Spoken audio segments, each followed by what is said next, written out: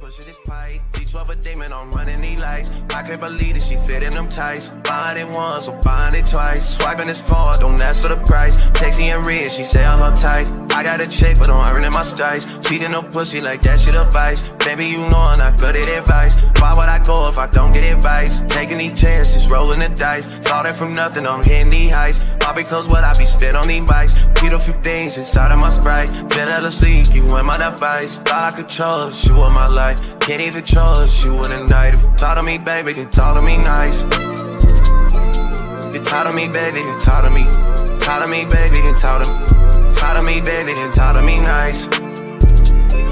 You talk to me, baby. You talk to me, baby. You talk to me, baby, then talk to me nice. You talk to me, baby, talk to me, baby. You talk to me, baby, then talk to me nice.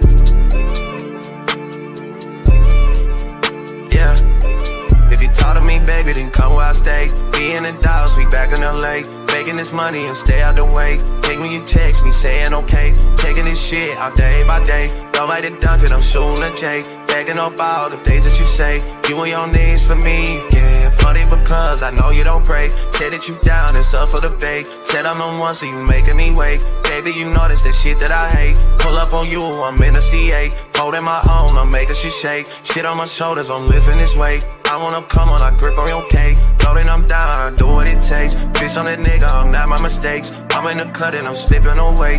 Niggas I know, they moving real fake. Funny how love can turn into hate. Funny how love can turn you away. Funny how love can turn you away. Funny how love can turn into hate. Funny how love. Funny how love can turn you away. Funny how love can turn you into hate. Funny how love. Funny how love can turn you away. Funny how love. They talk to me, baby, then talk to me nice. You talk to me, baby. Talk to me, baby. If you talk to me, baby, then talk to me nice. Talk to me, baby, then talk to me nice. Talk to me, baby. Talk to me, baby. Get talk to me, baby, then talk to me nice. Talk to me, baby. Talk to me, baby. If you talk to me, baby, then talk to me nice. Talk to me, baby. Talk to me, baby. Get talk to me, baby, then talk to me nice. Talk to me. Talk to me.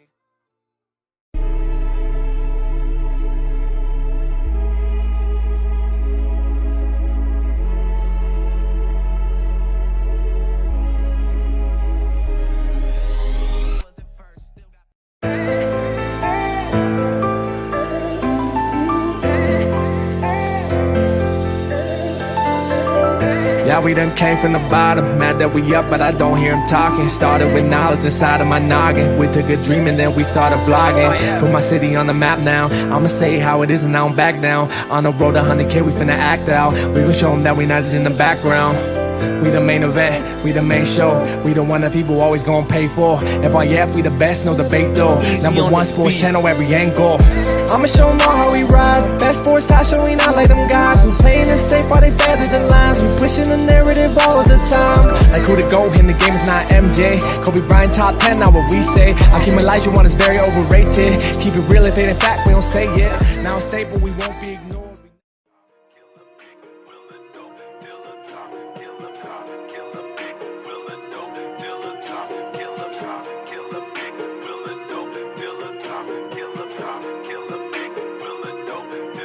It's facts over feelings, you talk about listery. Boys, you Scooby-Doo talking in mysteries. You is a puppet to ticket, that's misery. Said that you body bang, boy, know your history. It's facts over feelings, you talk about listery. Boys, you Scooby-Doo talking in mysteries. You is a puppet to ticket, that's misery. Said that you body bang, boy, know your history. All in your feelings, you gotta be kidding me. Bet for respect, but you only show jealousy. Wanted some status, but you making enemies. Talk about bro workout like you burn calories. Calling a bait cause he come with the cavalry. Caught another L, rated, took another casualty. Now you on the 2, talking like you had a strategy. Nah, that's just passion. We love the game. You already know what it is. FYF. You don't got tough skin. You might as well not even come on in. Talk to 'em. FYF, blow the the whistle, man, we too official. Better check the film, we not one of them. The greatest to ever ball above the rim. They wasn't with me shooting in the gym. Cut the small conversation, debate on major levels. This the playoffs, baby, bring that pressure, we never settle. Cross and spin, getting it in, I wanna win. That teamwork got us headed to the ship again. LeBron better than MJ, cut it out. Half these fans in the stands don't know what they talking about. Half-court jumpers, crowd going wild. FYF ranked #1, you better say it loud. Intellectual talk, but fuck your feelings. Elijah 1 too overrated, Kobe still a realist. Top 10 all time, now how they cut the line. Magic Johnson, Draymond Green, one in the same kind. Fuck your feelings, fast break, stop and pull a J. He got how many rings, nothing else to say. With the team, live streaming, play by play. This the dream, full steam on the road to 100K. FYF, blow the whistle, man, we too official. Better check the film, we not one of them. The greatest to ever ball above the rim. They wasn't with me shooting in the gym. Cut the small conversation, debate on major levels. This the playoffs, baby, bring that pressure, we never settle. Cross and spin, getting it in, I wanna win. That teamwork got us headed to the ship again. Started small, then turned into big dogs. They treat me like the GM, I just make the call. No matter who my op is, I'ma stand tall. Then pull up to the game, fresh like I just left the mall. 100K, 100K, 100K, check the score. We gon' bust the shot clock, fans running to the floor. All I hear is go this and go that. Man, your team suck, hang it up like a coat rack. I love the game, I admit it, I can't quit it. Step in front of me, man, your ankles gon' get the business. Been a legend like Moses Malone, way ahead of my time. This the greatest sports show ever, I just had to remind. FYF, FYF, blow the whistle, man, we too official. Better check the film, we not one of them. The greatest to ever ball above the rim. They wasn't with me shooting in the gym. Cut the small conversation, debate on major levels. This the playoffs, baby, bring that pressure, we never settle. Cross and spin, getting it in, I wanna win. That teamwork got us headed to the ship again.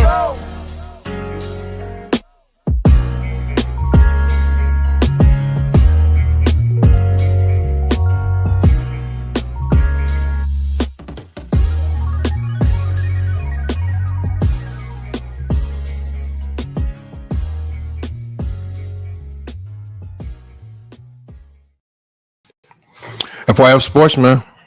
It's Lamont, man. We back. Another show, man. I told you guys we'd be doing another live stream today. To possibly extend and address this topic just a little bit further. You know, we talked about yesterday the Stephen A. Smith situation. Just from a generalistic standpoint, from the outside looking in. Right? We saw what Whitlock had to say. And then we saw Stephen A. Smith fire back with a scathing rebuttal. Really going after the man. Killing his credibility. Addressing his credibility amongst his contemporaries. Stephen A. Smith name dropped a number of people from people in production, to people in ownership, to people in journalism, even name drop athletes. He talked about the people that will no longer associate themselves with Jason Whitlock because of how toxic he's become for a wide variety of different reasons. We also yesterday, we just fact-checked a few things that Jason Whitlock said, just a few of the allegations. And when we fact-checked a few of the allegations, a lot of the allegations he was making in his attempt to target Stephen A. Smith just did not hold weight with regards to the facts. When we just talking about pure facts, right? Things that Jason Whitlock said versus things that Stephen A. Smith said, the things that Jason Whitlock was saying just did not equate to factual information. And then even for the information that we couldn't really identify or locate just because time, you know, for example, like box scores and things of that nature, even those things just did not seem to be supported by facts, just because a lot of the things that Whitlock's claim to be evidence just don't really seem to exist. But now this YouTube space has become so crazy. A lot of YouTubers have become big enough to where whenever they speak on these topics, their voices are heard. And now mainstream media pundits like Jason Whitlock, they get wind of when we talk about these things. And so yesterday I was made aware of the fact that Ticket TV did do an interview with Jason Whitlock. And I told you guys yesterday, I said, look, I want to talk about Stephen A. Smith and Jason Whitlock. I said, it's just too hard for me to speak on the Ticket TV interview until I watch it. Now, we could all take our guesses as to how this particular interview panned out just based on all of our own individual interactions with Ticket TV. But even with that, I still said, I still got to watch it. There were a few people that came up and said, Ticket TV didn't really challenge this man. Ticket TV didn't really put this man's feet to the fire. He let him off the hook for a few things.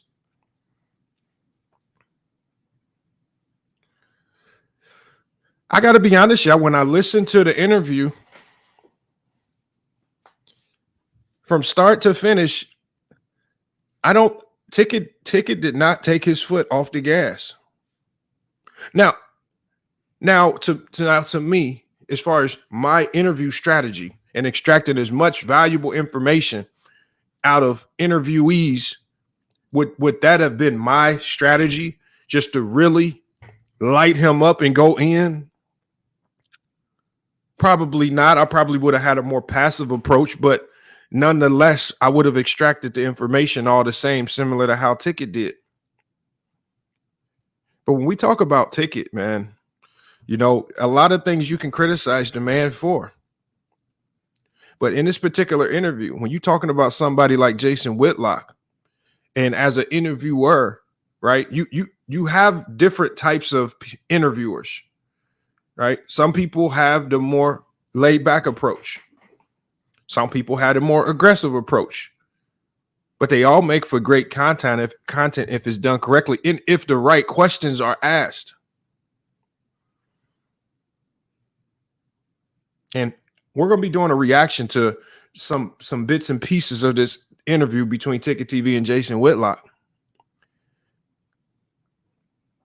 And I got to be honest, look, this is FYF Sports, man. Fuck your feelings, man.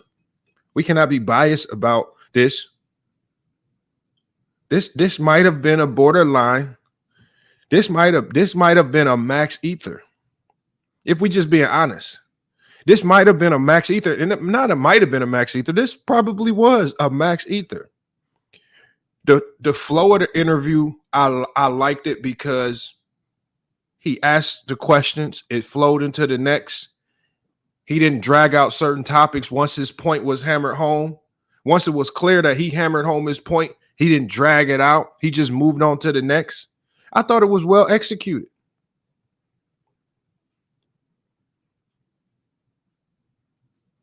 And Jason Whitlock, a guy who seems to be desperate to get his name back hot in these streets, especially with his random attack on Stephen A. Smith, is doing quite the opposite here. And there's a couple points in this interview. The crazy thing is there are a couple points in this interview where he's explaining himself, and we actually pulled up the facts already that showcase he's lying about some things. We're going to pull that up again for the people today.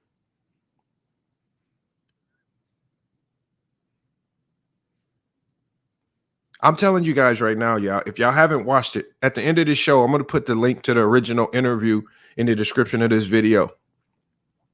I highly suggest you guys all watch it because just like I said yesterday, remember what I said yesterday about Jason Whitlock? I said we have labeled, just based on their sports takes, we've labeled Stephen A. Smith and Jason Whitlock shock jocks on this channel. But I said when it comes to Jason Whitlock, it's a gut feeling that I have about this dude that don't sit right. It's hard to explain what it is. Stephen A. Smith alluded to it, basically talked about how he backstab people, how he's sneaking, how he's conniving. And we started to see that yesterday because the man, and look, I'm just going to say it straight out. Jason Whitlock is just a liar.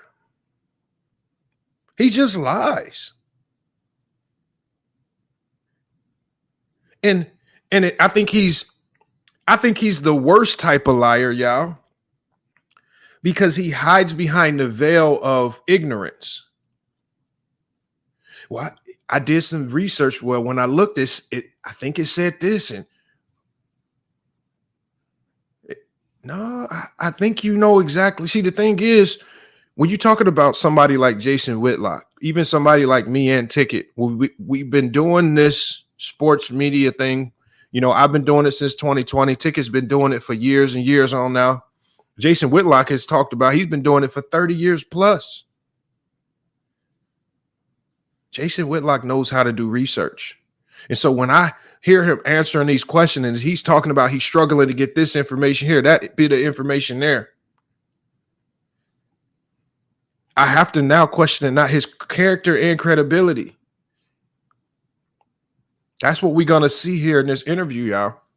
Like I said, the point of attack, how Ticket attacked this man, or not even attacked him, but just aggressively threw out the toughest questions, wouldn't have been my particular strategy, but that's okay. Because at the end of the day, you just want to make sure that the interview does its job. I was thinking when I'm watching the interview, I'm thinking there ain't no way Jason Whitlock stays on. There's no way this man stays on for the whole show. That's my biggest fear sometimes when we get people in these for interviews and we really asking them tough questions. I'm thinking to myself, how long can I keep them on? Do I have to hold the dogs back if we got people on the panel? Right? Do I have to reel back the questions and not and just maybe easily ease my way into the tough questions as opposed to just slamming you right with them out the gate? The unfortunate thing is, man. Oh, he says Whitlock quoted Stephen A. Book word for word, but he lying. Blazer Pip, I don't know what you watching, my guy. Jason Whitlock made himself look like a fool. Look, I'm just going to have to play the interview for you guys. I'm going to play bits and pieces of this thing, man. The man is just proving himself to be a liar. And I'm going to show you guys why as we get through this. Thank you, Keith Cunningham. He contradicted himself on multiple things. I'm talking, and when I talk about contradicted himself, it's like massive contradictions, y'all. These are not small little things right here. These are massive contradictions.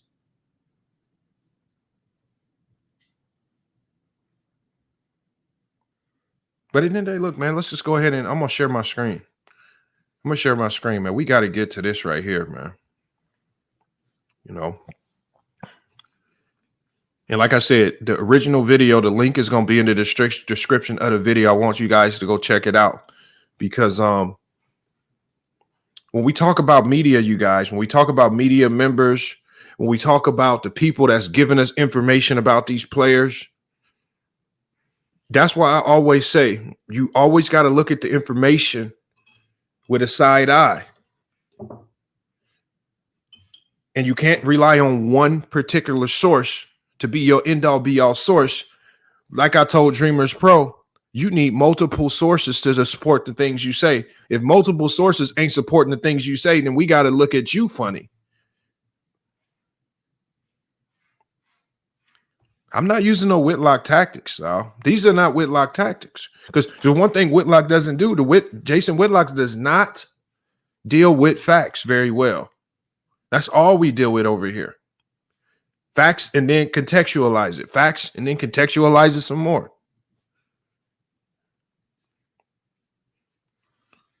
All right, y'all. We got this interview right here. Look, we're going to start it off right here. This is just the beginning of it. And there's multiple portions of this, man.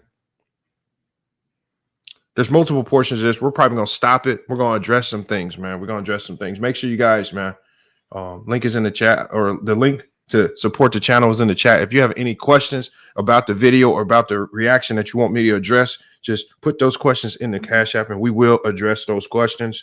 Salute to all the people that came through and donated to the channel yesterday. We had Slim 5 in the Cash App yesterday. We had Fontaine's 5 in the Cash App yesterday.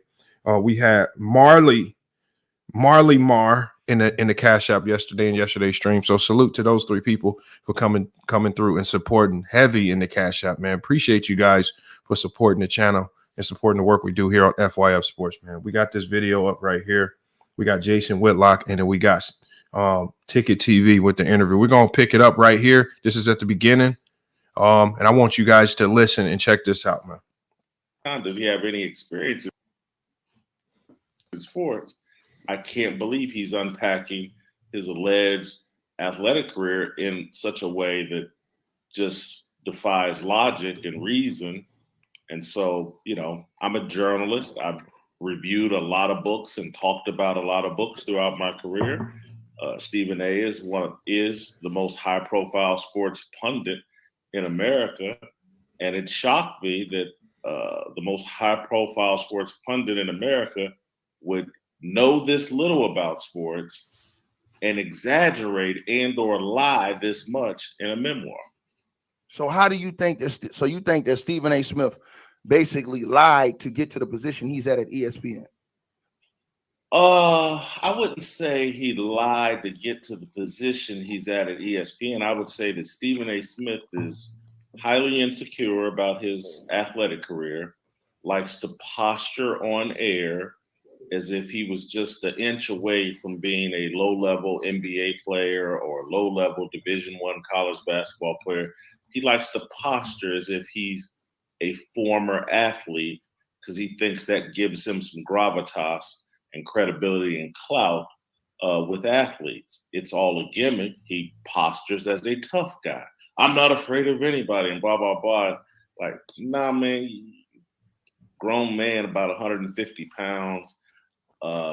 When you were a kid, you know, you said you came out of high school at 5'9", 130 pounds.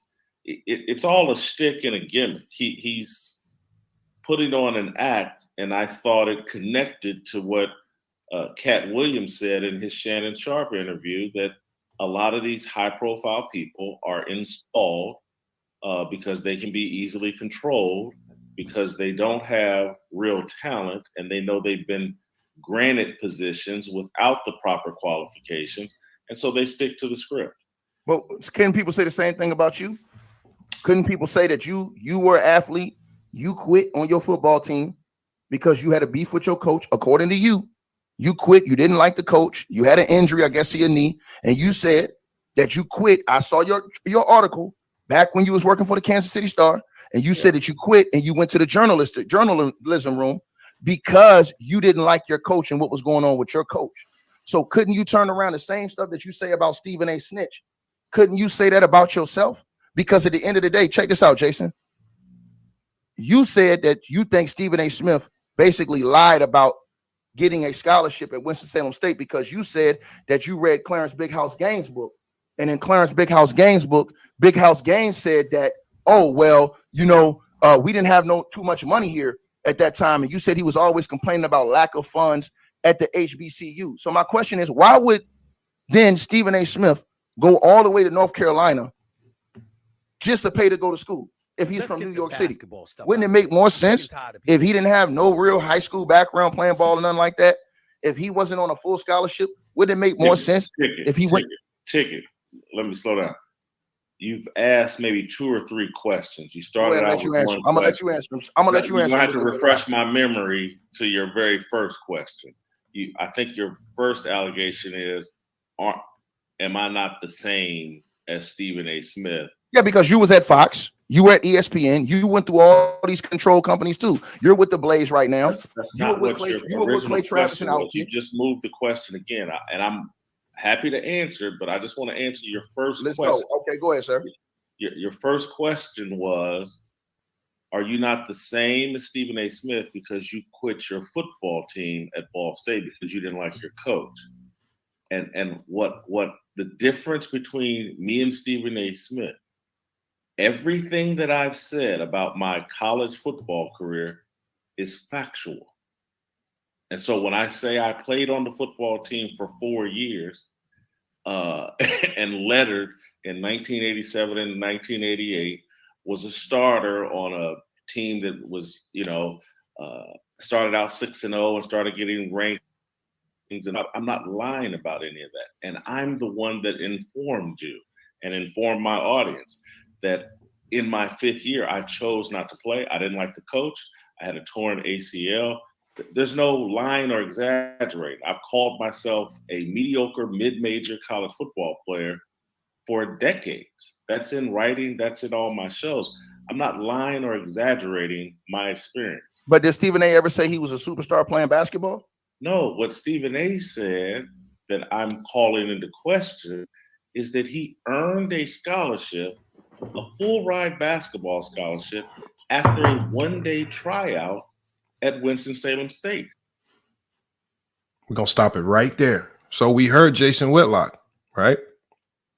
So he said, y'all, remember, this is about fact checking. He said, Stephen A. Smith said he made the basketball team and got a scholarship after a one-day tryout. This is what he said. He said also that Stephen A. Smith bloviates and glorifies his basketball career and teeters along the line as if he was one step away from the NBA. This is what he said. He said this is what Stephen A. Smith says about his basketball career. I'm going to give you guys a clip about what Stephen A. Smith said about his basketball career over a year ago. Here's the clip right here. This is Stephen A. Smith's words verbatim. Let's get the basketball. I'm sick and tired of people lying about my basketball resume. Ladies and gentlemen, when I say that I wasn't great, I'm talking about compared to great. I was good enough to get a basketball scholarship. I was good enough to get my education paid. They averaged 1.5 points a game. I saw some article on social media. That's a lie. It was less. See that? You didn't know I was going to say that, did you? It was less than that. It's a lie. How about 0? Because I never played, because I cracked my kneecap in half. I got operated on at Wake Forest University. They said I'd never walk straight again. My bone cracked in half. My first year at Winston-Salem State. I still have those knee pains to this very day. You want to sit up there and think, I just ride the bench. I couldn't play. Ask people who played against me whether or not I could play. That's what Stephen A. Smith said, you guys. That don't sound like a guy that's teetering and borderline and basically saying he was in the NBA.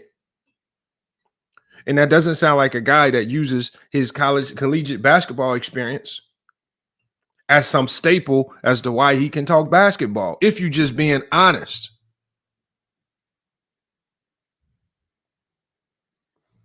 See, Monright, here's the problem, Monright.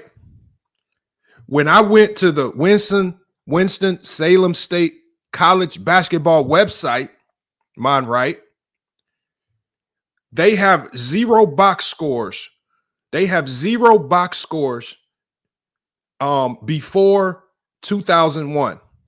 The Winston-Salem State website, the college basketball website, they don't have any box scores for any of their games prior to 2001.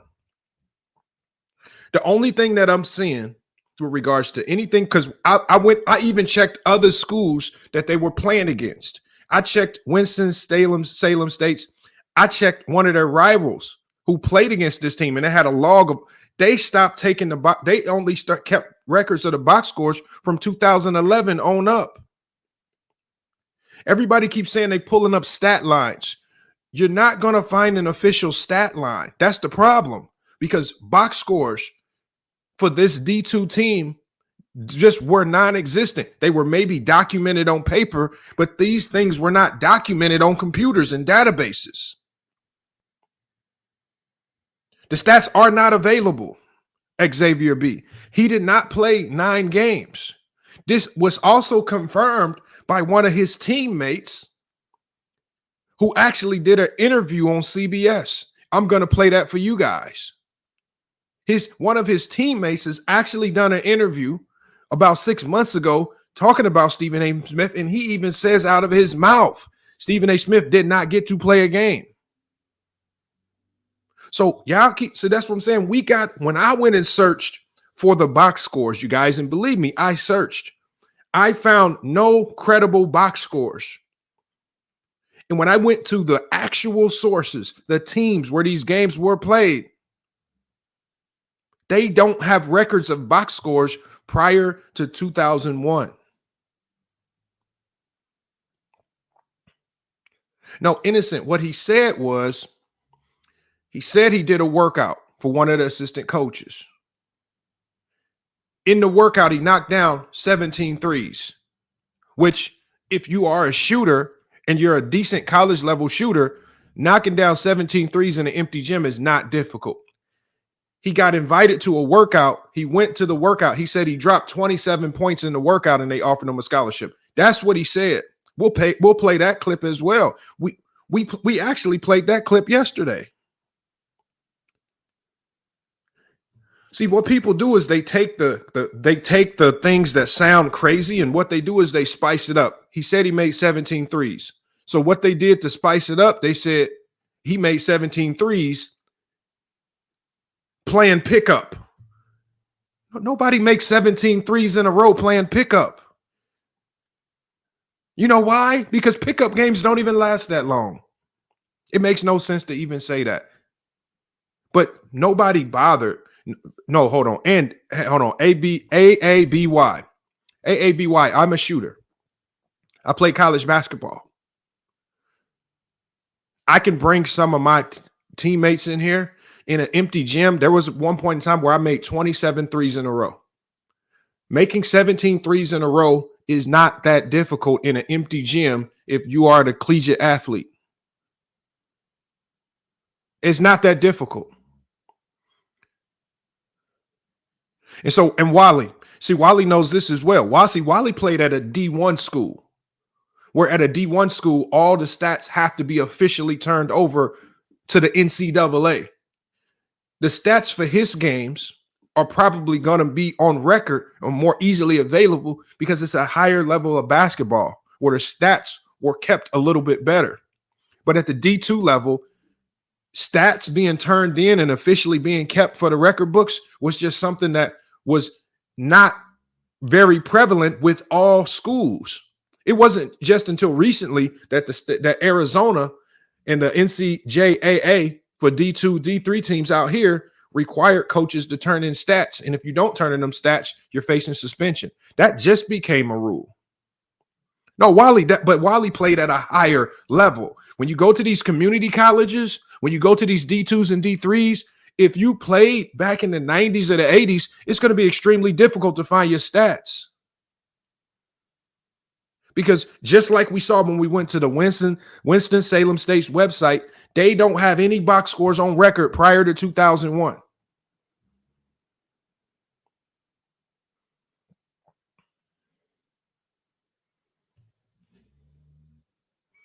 Doopy says 17 threes in a row isn't easy. Doopy, I promise you, Doopy, 17 threes in a row is not as hard as it sounds in an empty gym with good shooters. It's not that hard. I'm talking about you got guys putting up 500 shots, 1,000 shots a day over the summer. See, this is why I always respect these athletes, y'all. This is why I have a extreme respect for guys that played D1, guys that played overseas, guys that played in the NBA, because they do this. They make things like hitting 17 threes, D2 guys that stay in the gym. They make those things look easy. It's not that far-fetched. Now, when you talk about in the 90s, where three-point shooting wasn't that prevalent, if you have a kid come walk in the gym, in an empty gym, and he knocks down 17 threes in a row, he very well might get a scholarship offer. Three-point shooting just wasn't that prevalent back then. But we'll get to this. Let's get back to the interview. But look, y'all, we just fact-checked one thing. We heard exactly what Stephen A. Smith said about his career. Stephen A. Smith does not bloviate about his career and uses it as something to justify why he talks basketball. But this is what Jason Whitlock propose to the people. We just heard what Stephen A. Smith said over a year about his career. He does not use it as some highlight to hang over people's heads.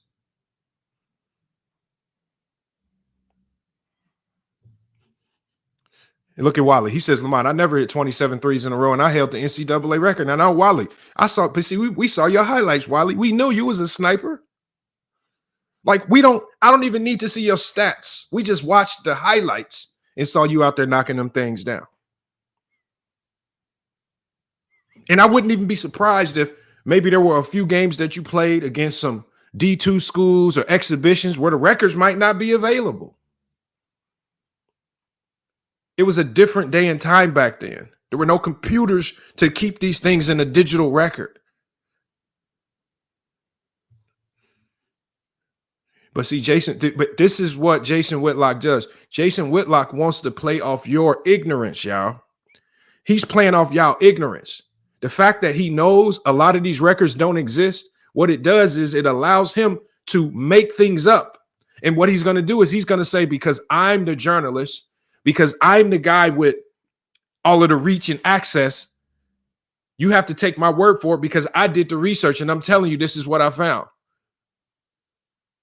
I want Jason Whitlock to show the box scores written down that he found. I want him to showcase it. He said he found them. Show the receipts. I would bet money he does not have them. You guys want to know why I know this? Because this morning when I called over to the Winston-Salem State Athletic Department, they said they don't even have the records. They said they only have official box scores from 1998 on up that are documented in their files. They don't have an official box score for any game before 1998 on record. This is when I called Winston. See, so if Jason Whitlock says he can produce receipts of some box score that says certain numbers, he's lying. I called the athletic department this morning. This is something that you guys can do too. I'm not capping. See, the thing is, Cliff, y'all so hell-bent on being on one side or the other. This is a channel where we've called Stephen A. Smith a shock jock.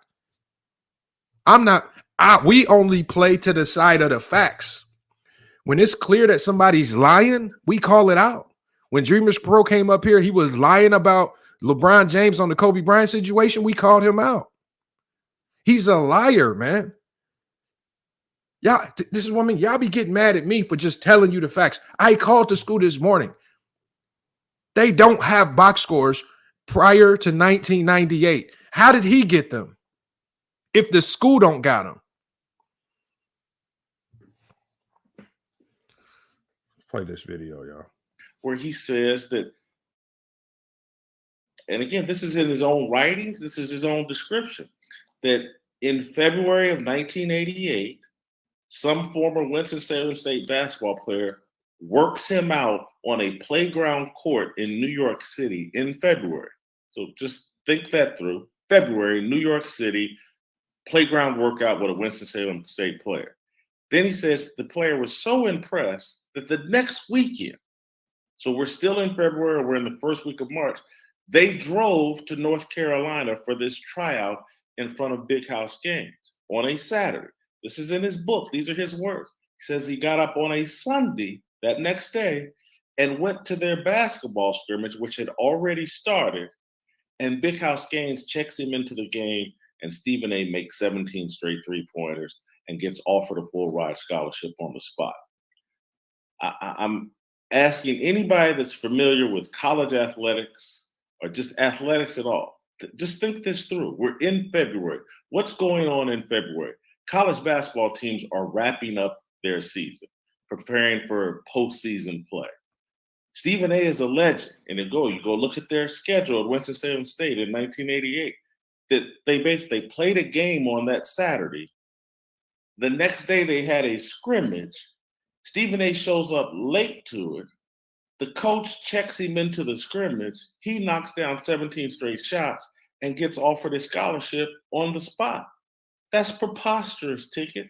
I disagree, and I'm gonna tell you why. And I'm not saying for that situation, but I'm telling you why. Hold on, because you said anybody been in that situation. I have seen guys that have been walk-ons walk in the gym when we're playing pickup or where we're playing. Where's this walk at? in the gym. Where's hold this on. I'm telling you what I've seen with my own eyes. I've seen guys walk in the gym. Hold on. In college. Hold on.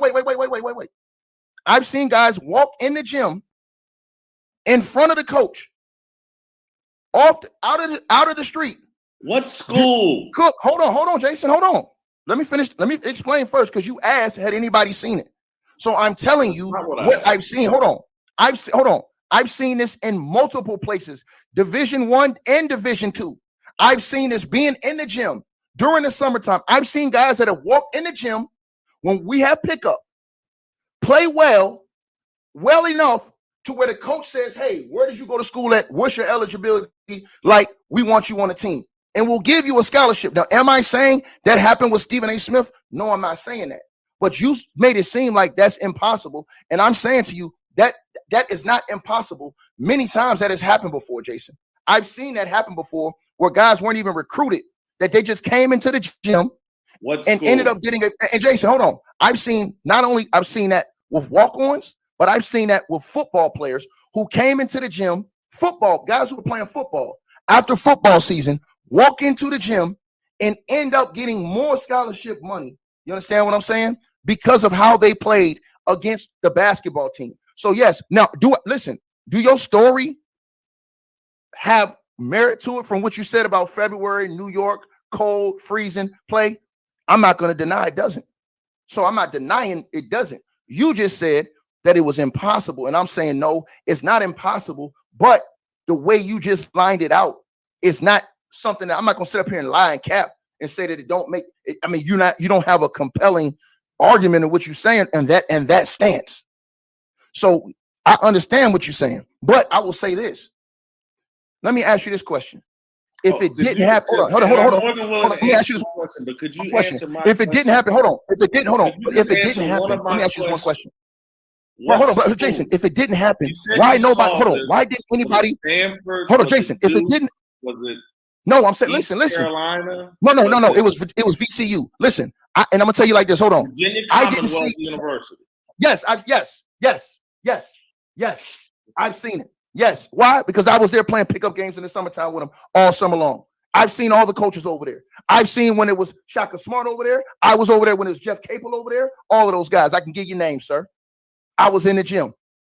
I was in the gym with big fella, Big Larry, who played over there. I was in the gym with Eric Maynard, who played over there during the summertime.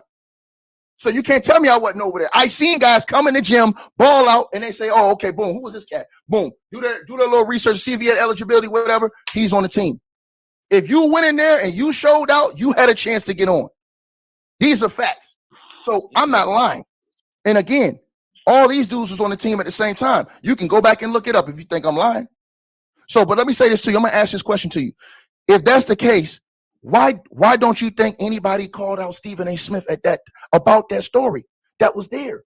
If Stephen A. was lying, don't you think somebody that was at Winston-Salem State, one of his teammates, or somebody would have came out and said, man, he lying, man, this ain't true. He fabricated that whole story.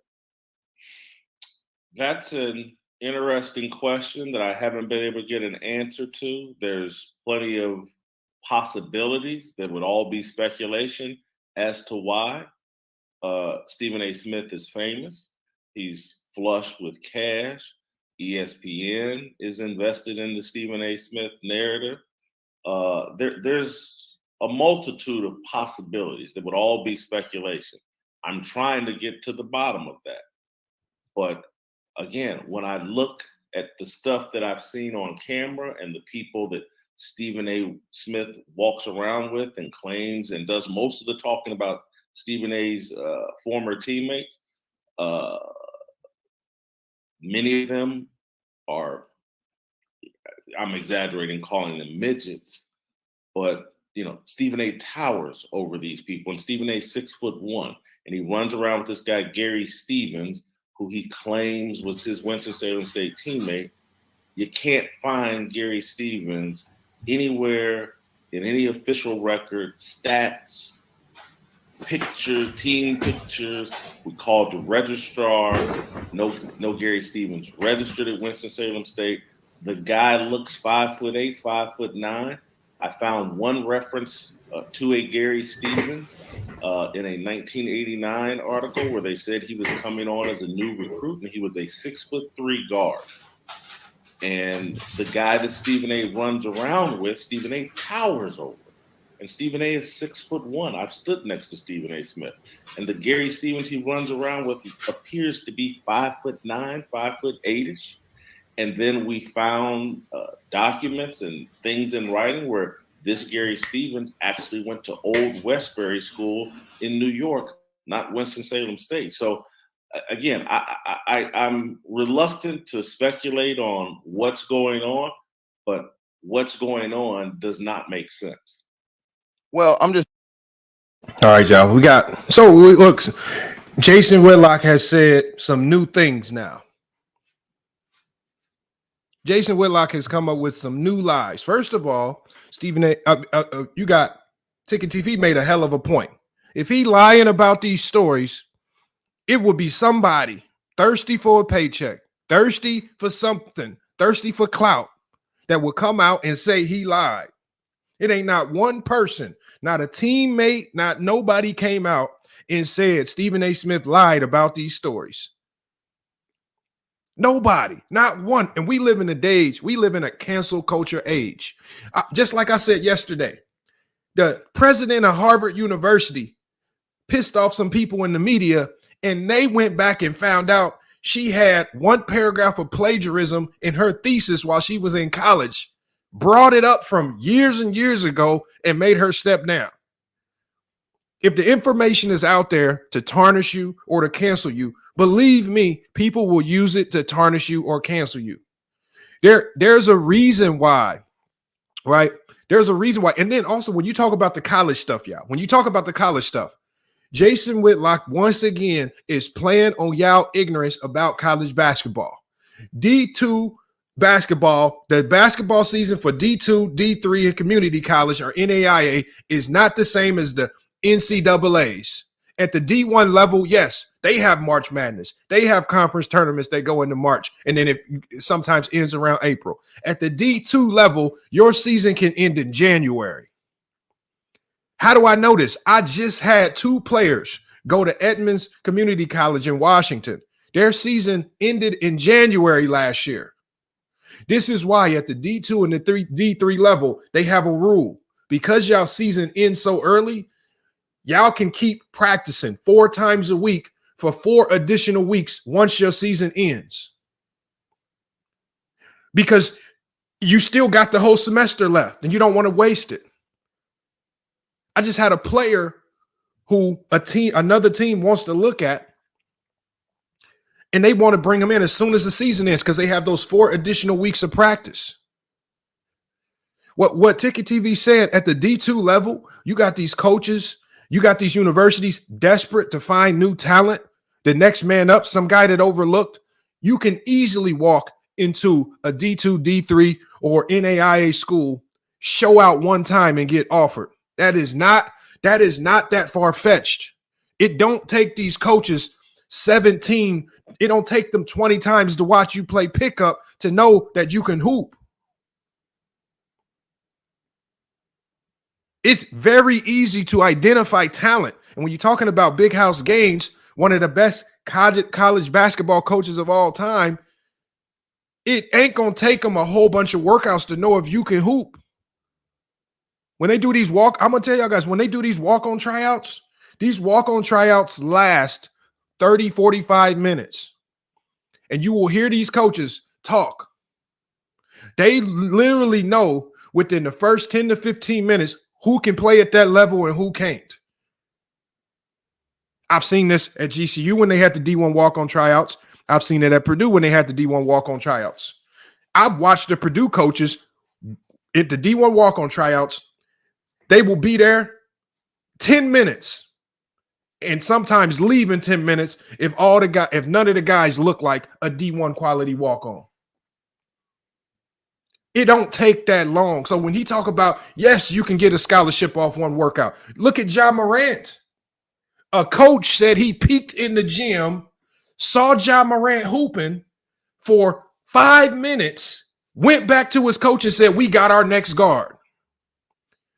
That's how Ja Morant was discovered. It don't take long to identify talent. See, but Jason Whitlock likes to play on people's ignorance about the game of basketball. He likes to play like you guys are stupid. He likes to make it seem like this thing is that complex, and it ain't. Y'all go look up the story about Ja Morant. There was a tier 1 gym with all the elite players. There was a tier 2 gym. Ja Morant, because he went under recruited, he was in the tier 2 gym. Coach said he peeked in, saw Ja Morant, ran over to his coach and said, we got our guard. That's how quick it took.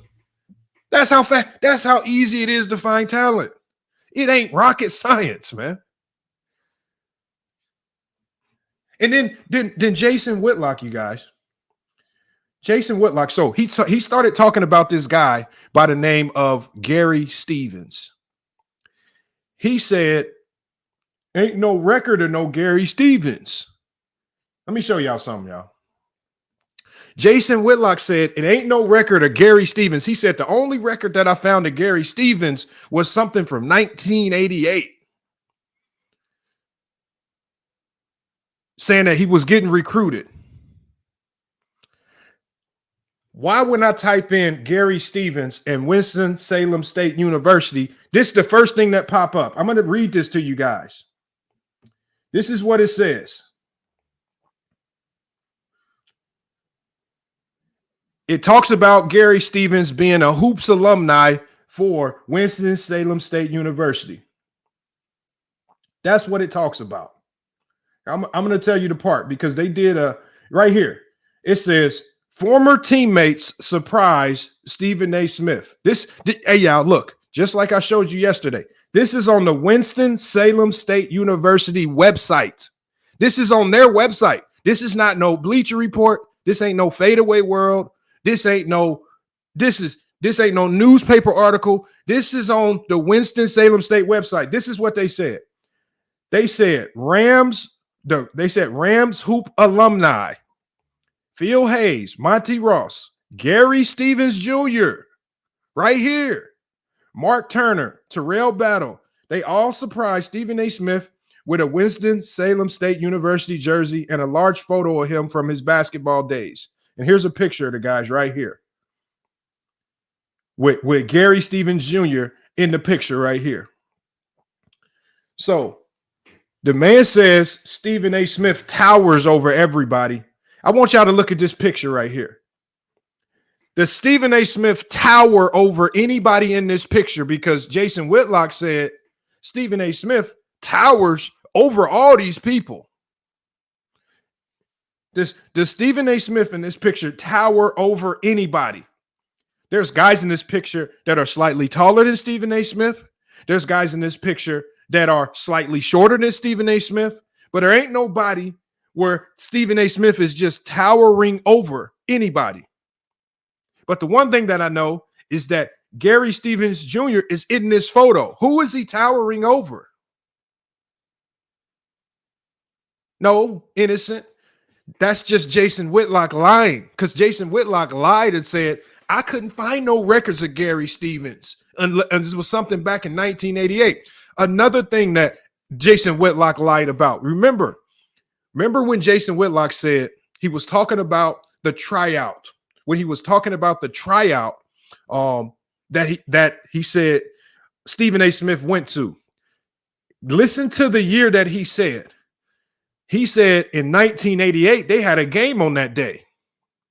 This is what Jason Whitlock said out of his own mouth, y'all. He said in 1988, they had a game on the day that Stephen A. Smith said he was having a workout. What a problem with that statement, Jason Whitlock, is that Stephen A. Smith joined the team in 1987. So when Jason Whitlock is running around looking up their game schedule in 1988, trying to match up days with this so-called tryout or workout time, He staring down the wrong year. So he tried to say, oh, they had a game that day. He said they had a workout. Yeah, in 1988, they probably did have a game. Unfortunately, Stephen A. Smith probably had that workout at the beginning of 1987, going into the 1987-1988 season. So unless if he would have said they had a game in 1987 in the 87-86 season, that would have made more sense. But unfortunately, Whitlock is a liar. Jason Whitlock said in 1988. Go look it up, y'all. I got Stephen A. Smith's college resume right here and put it on the screen. It says Stephen A. Smith. Let's zoom in on it. Stephen A. Smith, college, Winston-Salem, 1987 to 1991. So you got Whitlock talking about the workout was in 1988.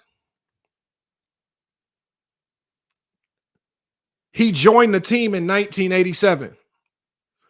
See, Whitlock be saying this stuff, y'all. Let me scroll up so y'all can see that. It says right here, Winston-Salem State, 1987 to 1991. Stephen A. Smith joined. So how did he do a workout in 1988? He misquotes things and lies intentionally, y'all.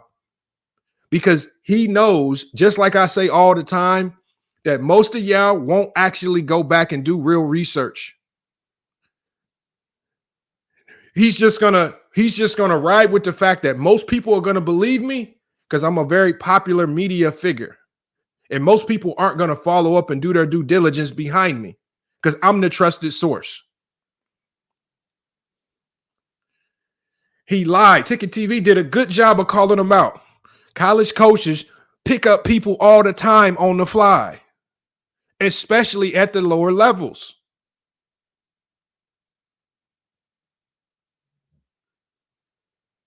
I don't know what he's talking about. That's just how basketball works. I mean, even at my level at Grand Canyon University, if I see a nice player walk in, you can get a spot that same day. If you're willing to play, you're willing to get cleared, and you academically eligible, and Ticket TV said it right. The first thing a coach is going to ask you once they see you balling is, hold on, how old are you? What class you graduate? You play anywhere else? How many years of eligibility you got left? They trying to get to it right now. That's exactly how it goes down. If you nice, that's the exact questions the coach is going to ask you. They're not going to waste no time getting to the point. And nowadays, because they have something called the NCAA clearinghouse, it makes it much easier for these guys to figure out your eligibility. Base camp, that's what I'm saying. Like but see, what Jason Whitlock does is he playing on y'all, but he hoping that y'all are just some big time idiots. You can't get these. See, Ticket has been on that level. And so he knows, he's seen how players can get picked up or even kicked off the team in a flash. But see, Jason Whitlock and that's why Jason Whitlock, look at him. He was sitting there. Where'd you play at? Where'd you play at? And then when Ticket get to breaking down where he played at, then the man shut the hell up. And you're going to see this right here because it's almost insulting. So, because see, the thing is, and you can tell he's lying when you get that, when Ticket gets to asking him the tough questions, instead of answering the questions, Jason Whitlock, this is what he says. Well, where'd you play? Did you play at Duke? Did you play at anything? Now you get to try to, so the only way Ticket can know these answers is if he played at one of these universities. He can't just know these answers. He could have been an assistant coach. He could have been a video coordinator. He could have been anything. He could have been in any one of them gyms and saw these things happen. He could have had a family member that got picked up that way. But see, what Jason Whitlock does is he tries to take away from Ticket TV's credibility by asking, where'd you play at? He's hoping that he don't have no significant playing experience.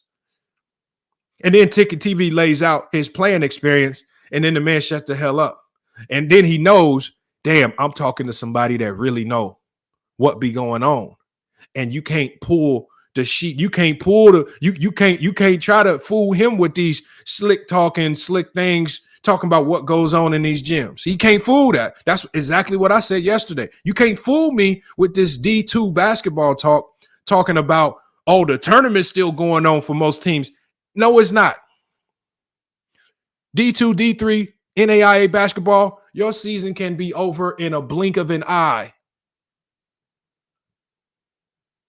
In a blink of an eye. And a lot of these teams, their season is over mid-January, early January, and they still practice after that. And they always doing workouts. And these coaches are always looking for additional players.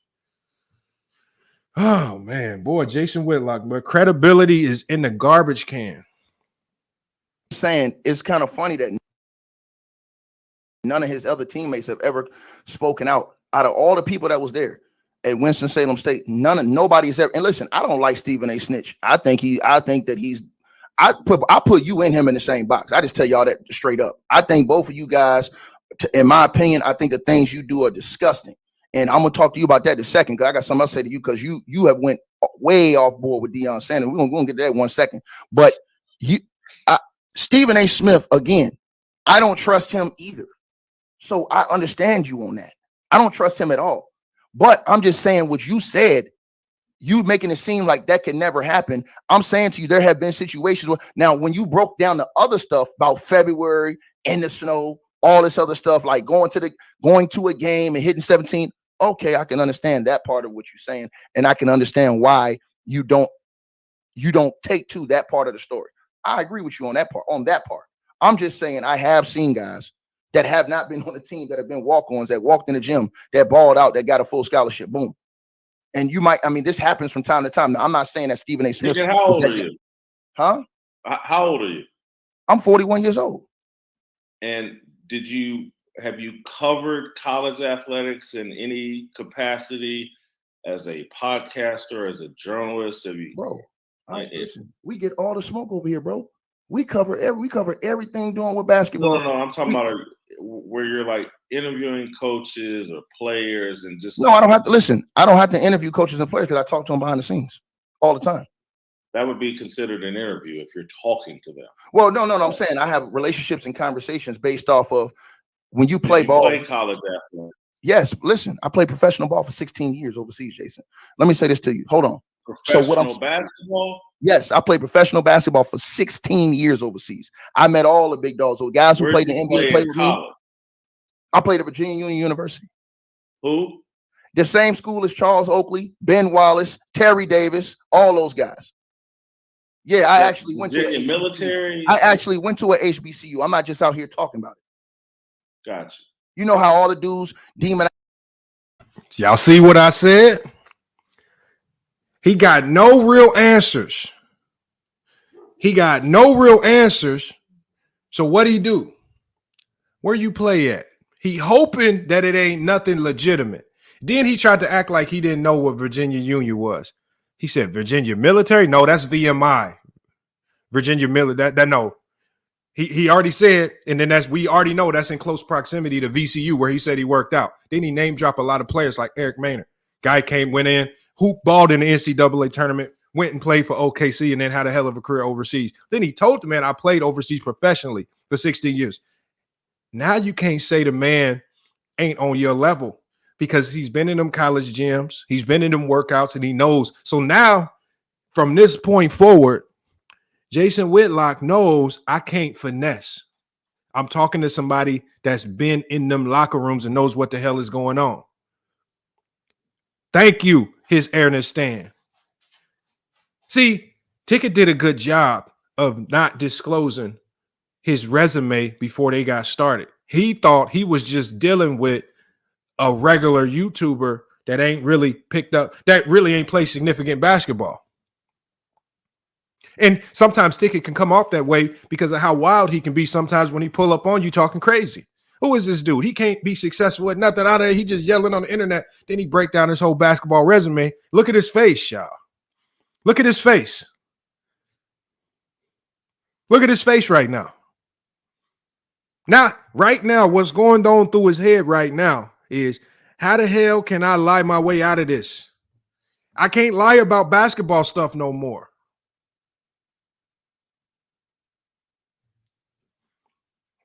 We got KW Films 909. Look, you can cry. We doing a breakdown of the film. We doing a breakdown of the film. If you want to watch the entire video uninterrupted, go to Ticket TV's channel and play the video uninterrupted. We doing a breakdown. Go to Ticket TV, watch the video uninterrupted if you don't want to hear my commentary on it.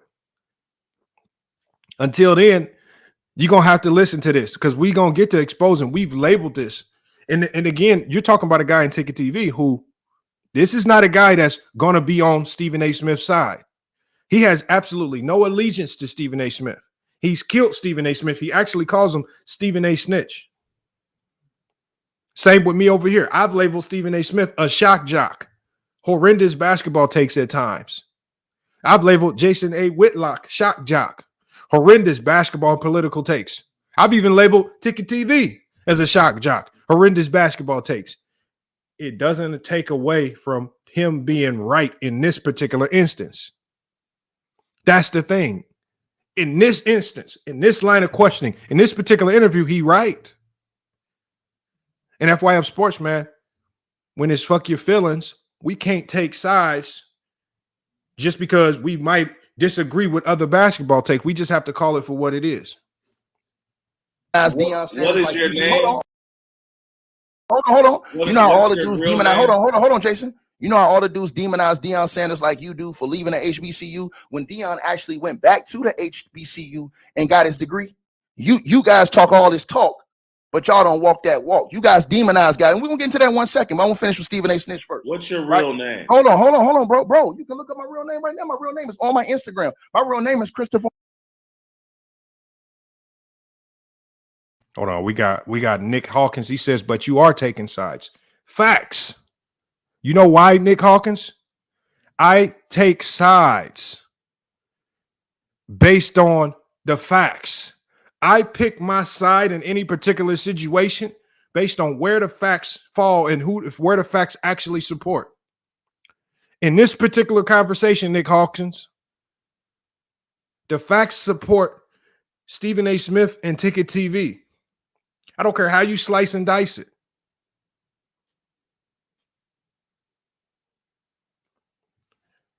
That's what we follow here.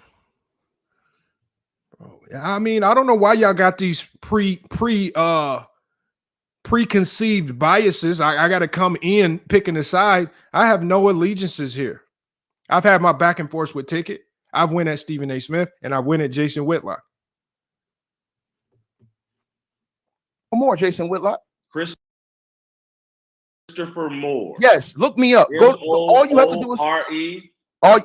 Yes, sir. All you have to do is go to Eurobasket.com where they have the registry for all the players, and you will see, sir. See, all this time you thought I was just one of these little dudes that's talking on YouTube. I don't know. No, sir. I am a hold on. I'm about to tell you right now. Hold on. I'm about to tell you right now. See, you, Jason Whitlock, and guys like yourself, sir. When you come into this arena, sir, you don't know who you talking to and who you talking with and who I know and the things that I have heard and the things that I've understood. Listen, here's the thing I do agree with you with. I do think Stephen A. Smith is a joke. I agree with you on that. But I think, sir, the things that you do and the things that you say are also destructive. That's what I feel about you. And here's why I'm going to tell you this, Jason. You would say all those things about Stephen A. Smith and how, oh, he's in the corporation and control. Jason, you were in that same machine. Were you not? Were you not in that same ESPN machine? Yeah. Jason, were you not in that same Fox Sports machine that you claim that Stephen A. Smith was in? And guess what Stephen A. Smith says? You still want to be in that machine. You're upset. He said this yesterday on TV. You're upset because you're not in that machine still. To that, would you say what? That I made a choice to leave that machine. My actions tell you what I actually think. And so I would be asked to judge me on my actions. No, but he said you were ran out. He said you didn't ask me. But I'm just talking about what my actions show. I chose to exit.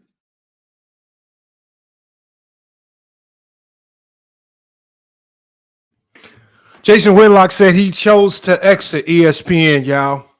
Official statement by the New York Post. It says ESPN said in a statement the split was mutual, but Jason Whitlock claimed, Jason Whitlock's words were, he was fired from ESPN because they didn't agree with his masculine reputation. Jason Whitlock once again lying. No, your ass was fired. You didn't willingly walk away from nothing. See, you want to switch up your takes to try to make yourself look better in a particular conversation, but you done got caught lying. ESPN fired this man, just like Stephen A. Smith said. He got fired for whatever reason. And Jason Whitlock can claim it's because of his masculine reputation. But his contemporaries claim it was because he was completely trash at his job. Lying again is right here on the screen. Fired. You didn't willingly walk away. Fired. Come on, man. Jason Whitlock got to stop, man.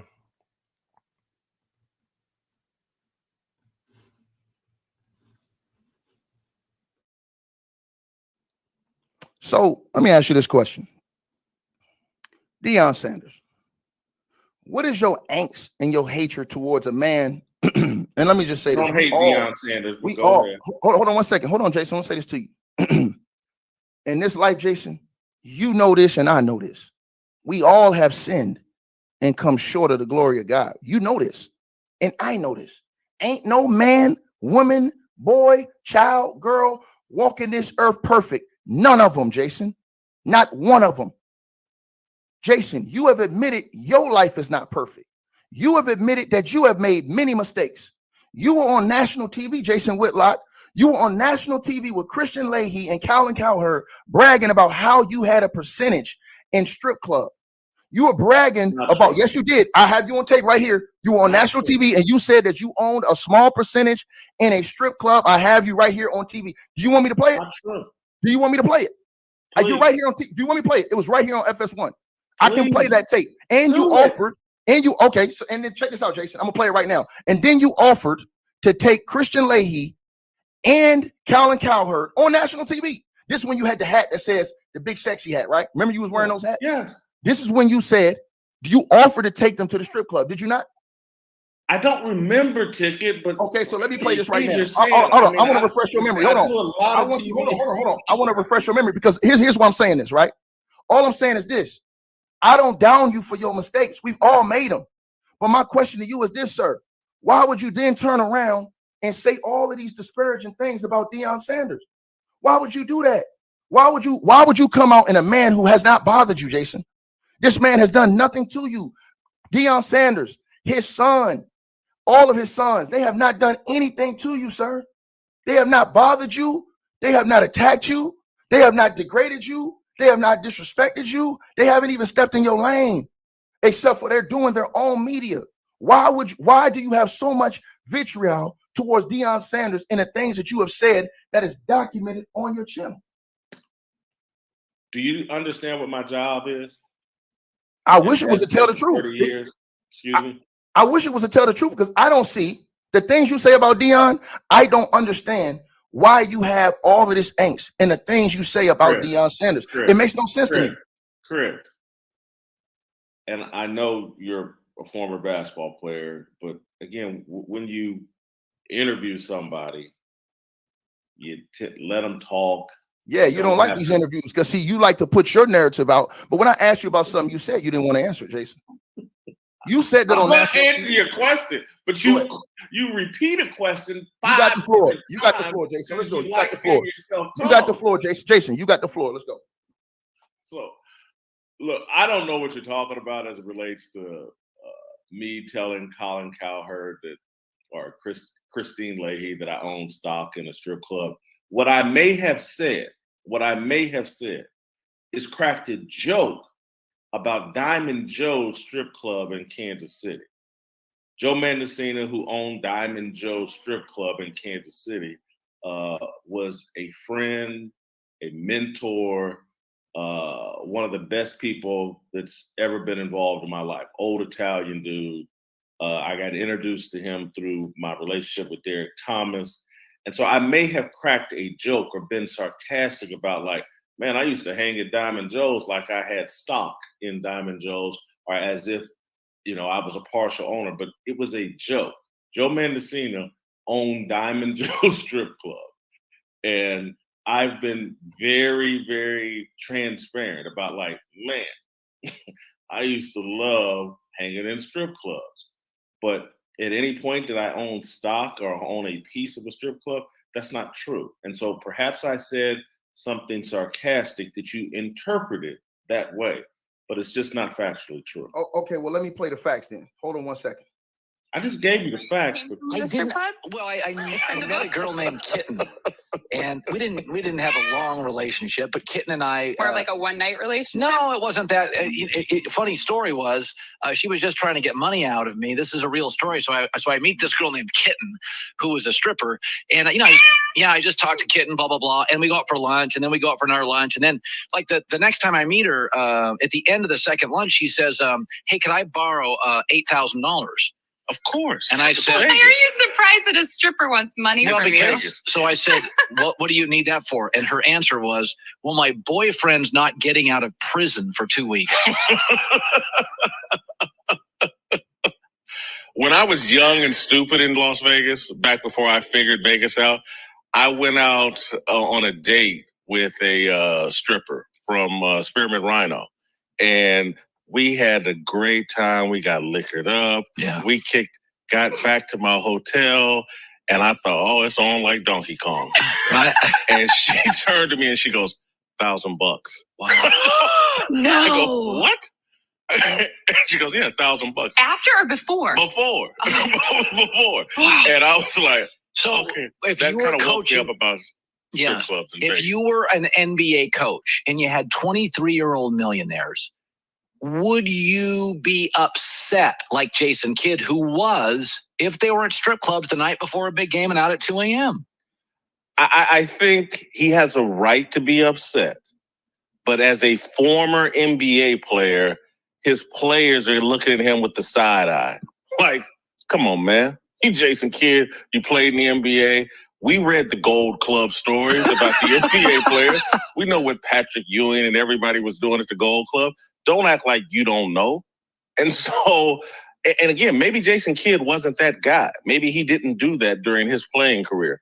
But I think it's safe to say that professional sports, strip clubs are part of the culture.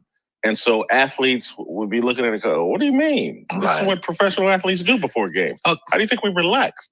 So that's the first part of what you said. Now, you basically, in that statement, I'm going to let you answer that. You basically condoned that type of thing, saying that, hey, man, this is what athletes do. I don't know why they would look at a guy like J. Kidd differently. You know what I'm saying? And then you bragged about dating a stripper in that video. And I have another video, too, with you basically saying that you own a piece of the strip club. I'm going to play that, too. Right? Because you said you don't remember you saying that. I'm gonna say that too. My whole thing to you is this, Jason. You have I want to understand, where is your anger for Deion Sanders? Where does it originate from? Like, what did Deion Sanders do to you that? See, this is where I feel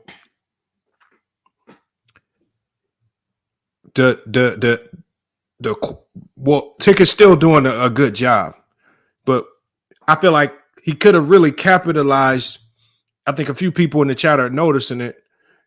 He is kind of bouncing multiple topics and throwing a lot of things at Jason. Nonetheless, I don't necessarily mind the strategy. I probably would have done it a little bit differently, but he's still doing a good job of calling some things out. And ultimately, I think he's going to do a good job of getting to all of these things. But like I said in the beginning, as he does more interviews, I expect him to rewatch this and probably go into his next interview a little bit better. Just like for me, when I started and I did my first interview, when we had Corey Kispert on, right? When we did things with former coaches, right? As you do more interviews, you just naturally get better, right? And then also when you're interviewing a guy like Jason Whitlock, you're thinking, I probably need to get all of this out, because how much longer is he going to stay on and take this beating? How much longer is he going to stay up here and just completely get embarrassed and destroyed? Is he just going to dip out and leave?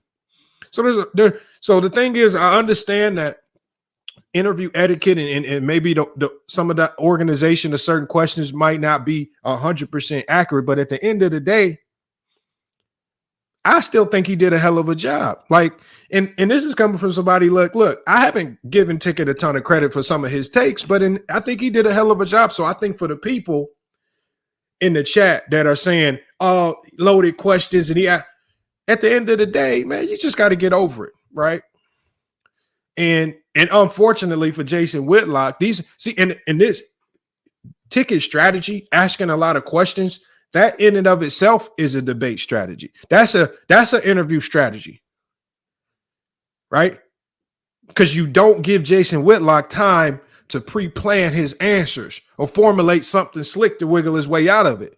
You give him 4, 5, 6 things to consider. Now he don't have time. He just has to splur out and spit out the truth. He don't have time to sit here and conject or conjure up a lie to wiggle himself up out of it. So conversely, it could also be the best strategy because you're really dealing with a master manipulator in Jason Whitlock. This guy's literally tried to wiggle himself out of almost everything that Ticket's brought forth. And even when the facts are put in front of him, he still tries to keep wiggling. He's never conceded on anything. He never conceded on any of the Stephen A. Smith stuff. He lied about a lot of the Stephen A. Smith stuff. So again, Ticket might have accidentally or even intentionally used this strategy to make sure Jason Whitlock don't wiggle his way up out of this jam. And he jammed up right now. Y'all can see it in his face. The sly smile, the frown at times, the confusion at times, faking like he don't remember these things when he remember. It's very odd, man. Let's get back to it. You feel like deserves this much criticism? So as I tried to state earlier, it's my job to analyze the sports world. That's what I've been doing for 30 years. Deion Sanders, Sports Illustrated, called him the Sports Person of the Year. He was the highest profile, most talked about person in sports throughout 2023. Everybody, including you and a bunch of people in corporate media, talked about Deion Sanders last year. And so I gave my analysis of Deion Sanders and why I thought it wasn't going to work in 2023. And while everybody was, oh, they're 3-0, they're 4-0. And I was like, nah, this ain't built to last.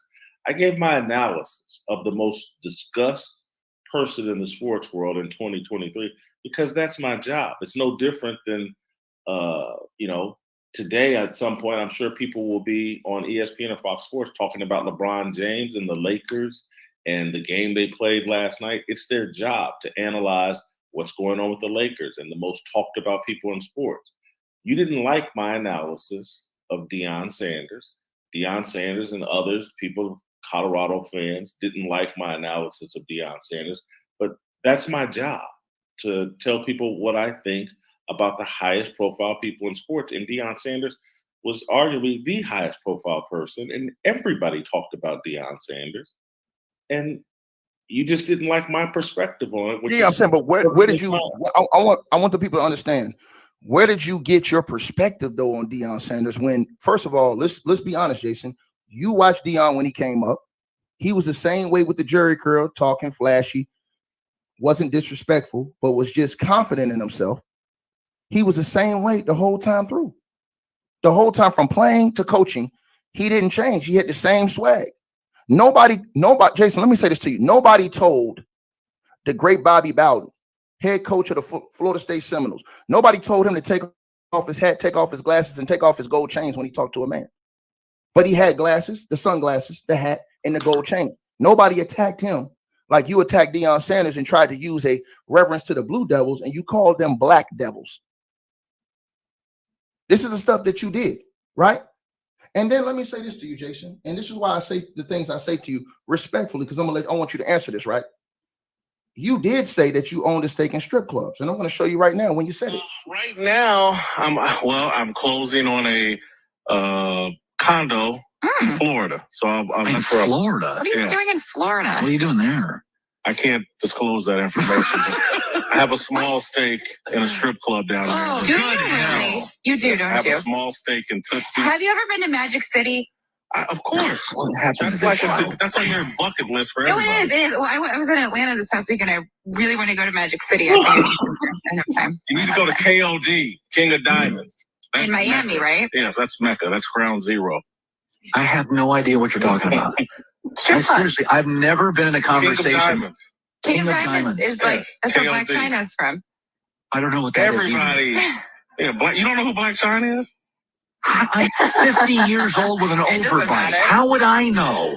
Wait, A few less tats and Black China is about as Go, good as what it the gets. hell's going on to this show? where should I go in Vegas, Jason? All right, Experiment I ride. have, before I lose if you're our going- FCC license, I'll come over to Vegas. I'll chaperone you experiment how ride. about king of advertisers instead of king of diamonds? Back in a second, the herd. Now, Jason, if Deion Yeah. Sanders would have said that to Christian Leahy on national TV, you would have went off on your channel. If Deion Sanders would have told that woman, I'll chaperone you and take you to the strip club. If Deion Sanders would have said that I have a small ownership stake in a strip club called Tootsie's, you would have destroyed Deion Sanders. You just came on here and denied that you even said any of these things. You didn't recall saying these things when you have. And here's my whole point to you, bro. My whole point to you is this. Deion Sanders has never came out here and proclaimed to be this savior, this oh so great man. He's actually done the same things that you have been doing recently. He gives God the glory. He says that he loves the Lord. And he says that he reverences, has respect for God and for other people. So why do you have so much of a disdain for a man who does? Deion Sanders don't attack people. He don't bother people. His family not out here bothering people. Jason, you did videos where you talked about how his sons and them got when they got targeted in that game by Colorado State. You did videos on your channel attacking the kids on his team. You had somebody come on your channel trying to talk against Deion Sanders. What did Deion Sanders do to you? And you said it's your job. Your job to do what? What did Deion do? You did the same thing to Kobe Bean Bryant. Before the late great Kobe Bean Bryant passed away, we all remember the disparaging things you said. And look, y'all, again, you got to give credit where credit is due. All right. The transition, how he correlated, because a lot of people were saying the strip club stuff is off topic. But look how he transitioned the strip club stuff into one of the seemingly other topics that he wanted to address. The transition into how Jason Whitlock is on a public media platform, bragging about hanging out with strippers, bragging about buying steaks in strip clubs, bragging about dating strippers and bringing them home, right? Bragging about he'd take Christian Leahy to the strip club. And then he correlates it to, okay, you've been so slanderous of Deion Sanders for every particular thing. And we all know if Deion Sanders did say anything to that degree publicly, Jason Whitlock would probably be one of the first people up there trying to lambaste him for it.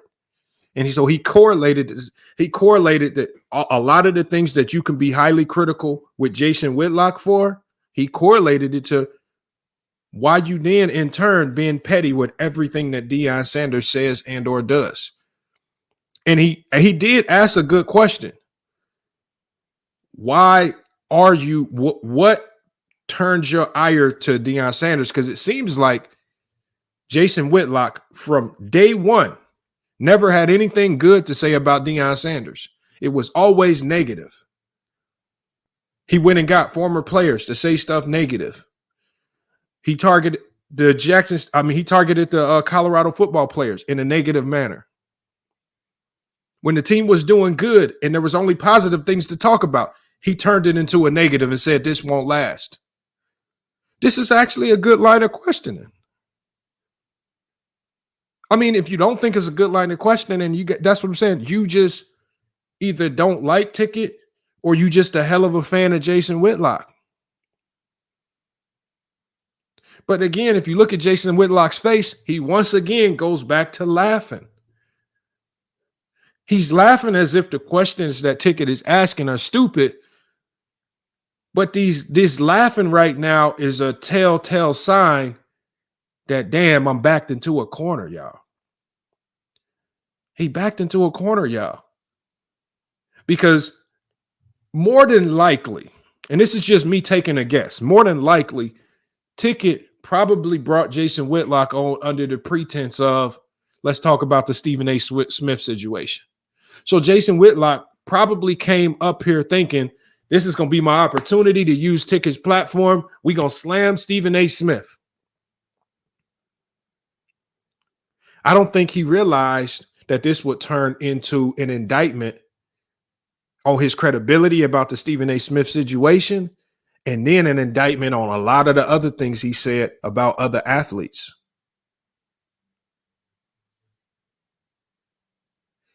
And I'm just taking a guess, Wally. I'm just taking a guess because I just don't see a guy like Jason Whitlock just voluntarily walking on. And the reason why I say I just don't see him voluntarily walking on the Ticket platform, because the last interaction that Jason Whitlock and Ticket TV had some years ago, he was calling Ticket a buffoon. He didn't want to talk to him. He walked off camera. Get this dude off the screen. He didn't want to have nothing to do with Ticket. Borderline cussed the man out. So it's just odd now that he was so willing to come up on this platform. And did y'all see how engaged he was? Did you see how connected he was when he thought they were talking about Stephen A. Smith? But then Ticket TV backdoored the man. Oh, you thought it was just going to be a Stephen A. Smith a slam party. Nah. He said, I put you in the same box as Stephen A. Smith, and then proceeded to challenge him on things that he said about other athletes and other black sports figures. That's a hell of a strategy. Now, again, when you're talking about interviews, is it the greatest interview etiquette? Is it going to help you get interviews in the future? Well, probably not. But this is Ticket TV we talking about. And if you understand the way I understand, sometimes you got to take this route when you know this might be the first and last time you have a conversation with this person. So you got to get everything out when the opportunity is put in front of you. And Base Kev said, I'm giving Ticket hellified credit. It was a hellified interview. Like, y'all, we want me to lie. See, y'all want me to lie. I get on Ticket and I get on him when he has a horrible basketball take. But I can't come up here and just lie when I see an interview. Might not have been executed the exact way I would have done it, but nonetheless, it was beautifully executed. So I don't know what y'all be wanting me to do. See, because when I do the videos and I'm killing Ticket's basketball tape, you use Ticket clap tape. But then when I actually agree with something, like, I can't win for losing. So all I can do is just keep it pushing and give the takes as I see fit. That's all I can do. That about Kobe. And I remember, and I think I know why you got off Kobe. When you had that interview, I think it was at the All-Star game when you asked him that question and Kobe gave you that cold answer. I remember everything, Jason. And my whole point is to you is this, Jason. Listen, you said on your show when you were talking with Warren. Yeah. I'm breaking down what you said because I want you to remember Jason. I want you to remember what you said when you talk about all these people, because you said it's your job to talk about these people. But I'm just saying, in the way you talk about these people, man, I don't understand, because I want to understand from you. And I'm being honest, Jason. I'm not trolling you or nothing. Because you know what? I'm gonna be honest with you, Jason. You have done Jason, I want to say this to you. You have done a great job at taking yourself to the level that you have gotten yourself to. However you did it, you got there, sir. All I'm asking you is this. I want to start with Deion Sanders. What is the problem? And I really want to know, the viewers want to know, what do you think is the real problem with Deion Sanders that you have to attack this man like this? Check it out. Chris, I'll answer that question. Can I just put into context the totality of the conversation Christine Leahy, Colin Cowherd, and myself were having on that day?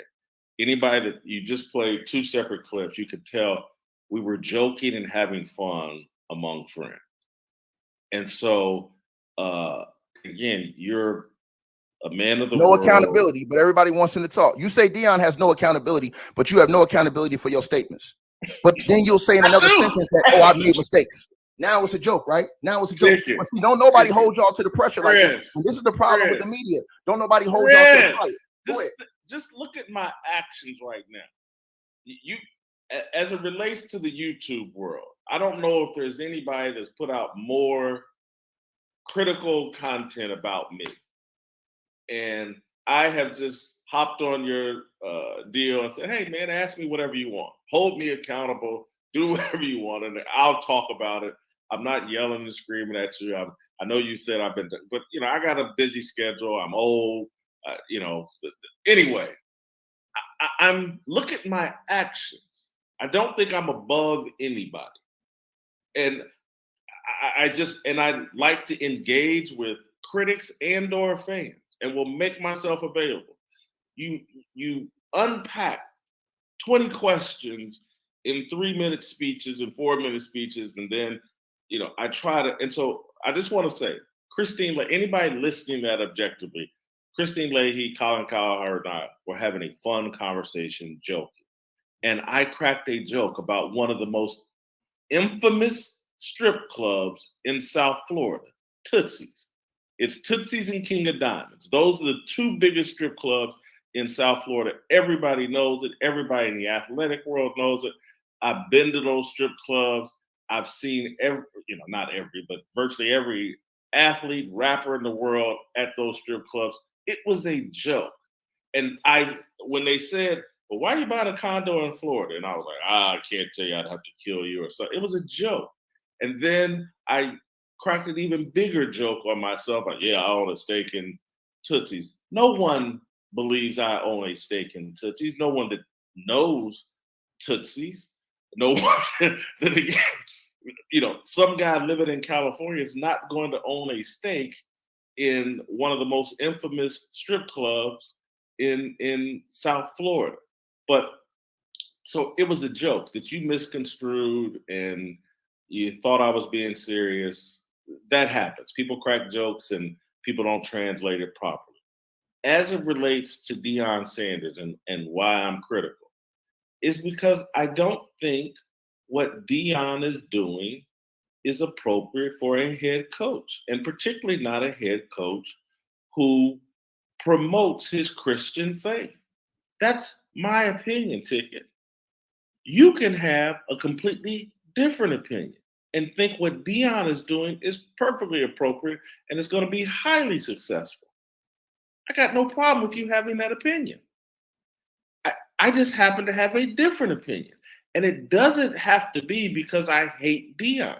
My life experience might be different than yours. And that might be why we have two different opinions on Deion's approach. He's already, well, let me say this to you. You make it seem like he just started coaching. Deion Sanders has been successful in every coaching level he's been on moving up. You and I both know that a coach doesn't come and change a whole organization or program in 1 year, but you criticize him as such when he went to an organization that won 1 game and the next year they won 4. In his first year, they won 4 games. He attacked by the media. And here's the thing, Jason, you say all of these things about Deion and what he didn't do and how he's going to come up short. He's a peewee coach.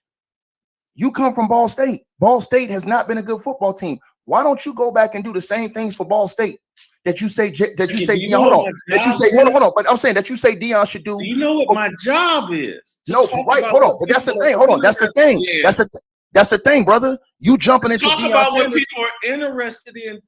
No, I'm saying, but you're jumping into people Deion Sanders. Interested in Ball State football. But no, so but you're making it. Hold on. But hold on. But here's my problem. Here's what I'm saying. You're making it seem like Deion Sanders has been a failure when he hasn't. Deion Sanders has won coaching. Hey, y'all, isn't that fair game? See, earlier in this interview, y'all, Jason Whitlock was sitting here asking Ticket, did you play? Did you coach? What school you go to? You play professionally? Where you play at? See, earlier, Jason Whitlock was trying to qualify Ticket, not by the fact that Ticket's a YouTuber And a guy that's on the internet doing a sports interview, he tried to qualify him by talking about where did you play and all those things. And so now when the shoe is on the other foot, and now he's bringing up Jason Whitlock's Ball State football years. Now Jason Whitlock is saying, do you know what I do? Now all of a sudden, it ain't relevant no more. And see, that's where Jason Whitlock, y'all, loses credibility, man. That's where he starts to lose credibility. The way he attacks Deion Sanders. The man just came up here and said,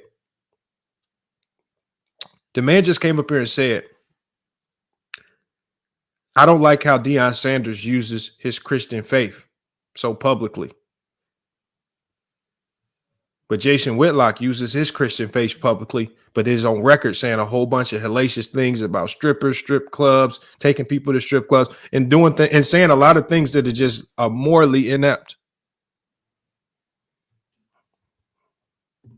And you know, Base Kev, that's probably not the direction I would have went. Right?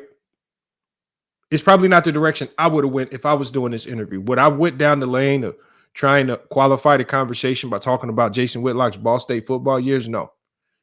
I don't think that was the best angle in this particular, as tickets, they're about halfway through the interview. That's not the route I would have went. But that's the route Ticket went. I don't mind it.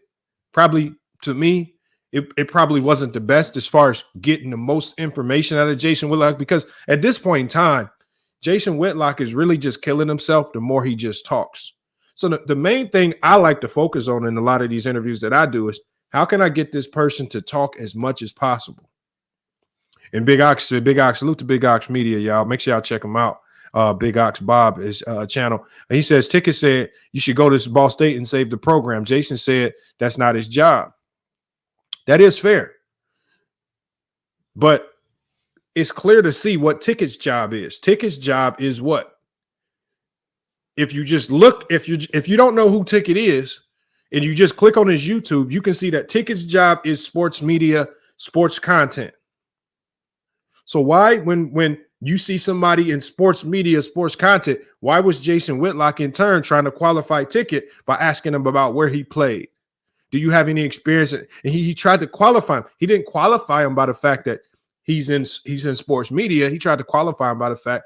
So again, once you open that door, you open that door, and you can't criticize how somebody else tries to open that door back on you.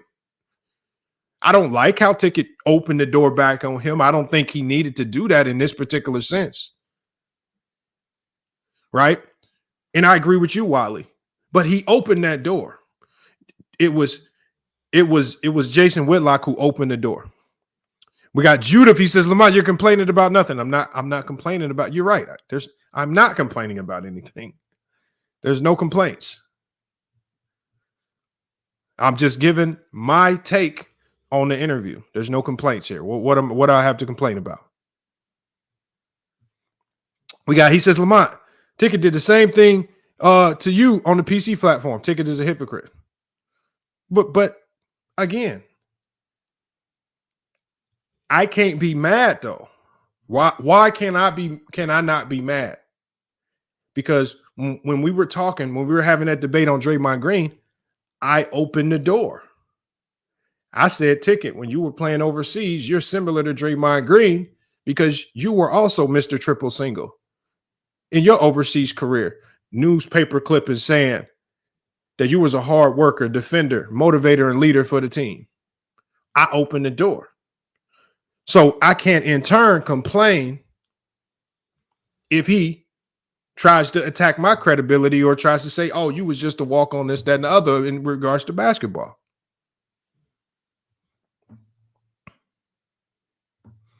You see what I'm saying? See how that worked? That's how it worked. If I open the door, I can't complain when it's thrown back at me. We're going to reject just maybe a few more minutes of this, and then we're going to drop the link. I'm going to get you guys up here. At the high school level, he won coaching a championship when he was at the HBCU school, he won the championship as a head coach. So yes, you don't count that because he wasn't. Hold on. You don't count that. You guys criticize. Hold on. You guys criticize Deion, and y'all call him a sellout for leaving the school after he won the chip and fulfilled his contract, right? So that's what they do. That's what they do to Deion Sanders, right? He won the championship at the HBCU as a head coach. Dropped the ball in the end zone, but he won the championship. No, he won the championship. Deion Sanders won the championship at the HBCU. These are facts. He was on the stage after they won the chip. Now he's at the major level of football. In his first year, you criticize him, man, and say, oh, well, you went in the transfer portal and you went and got all these players in the transfer portal. Jason, the thing you failed to say is every other coach in America has access to the transfer portal and uses it. So why didn't you use all the other coaches to the same standard? Why didn't you criticize the head coach from Michigan?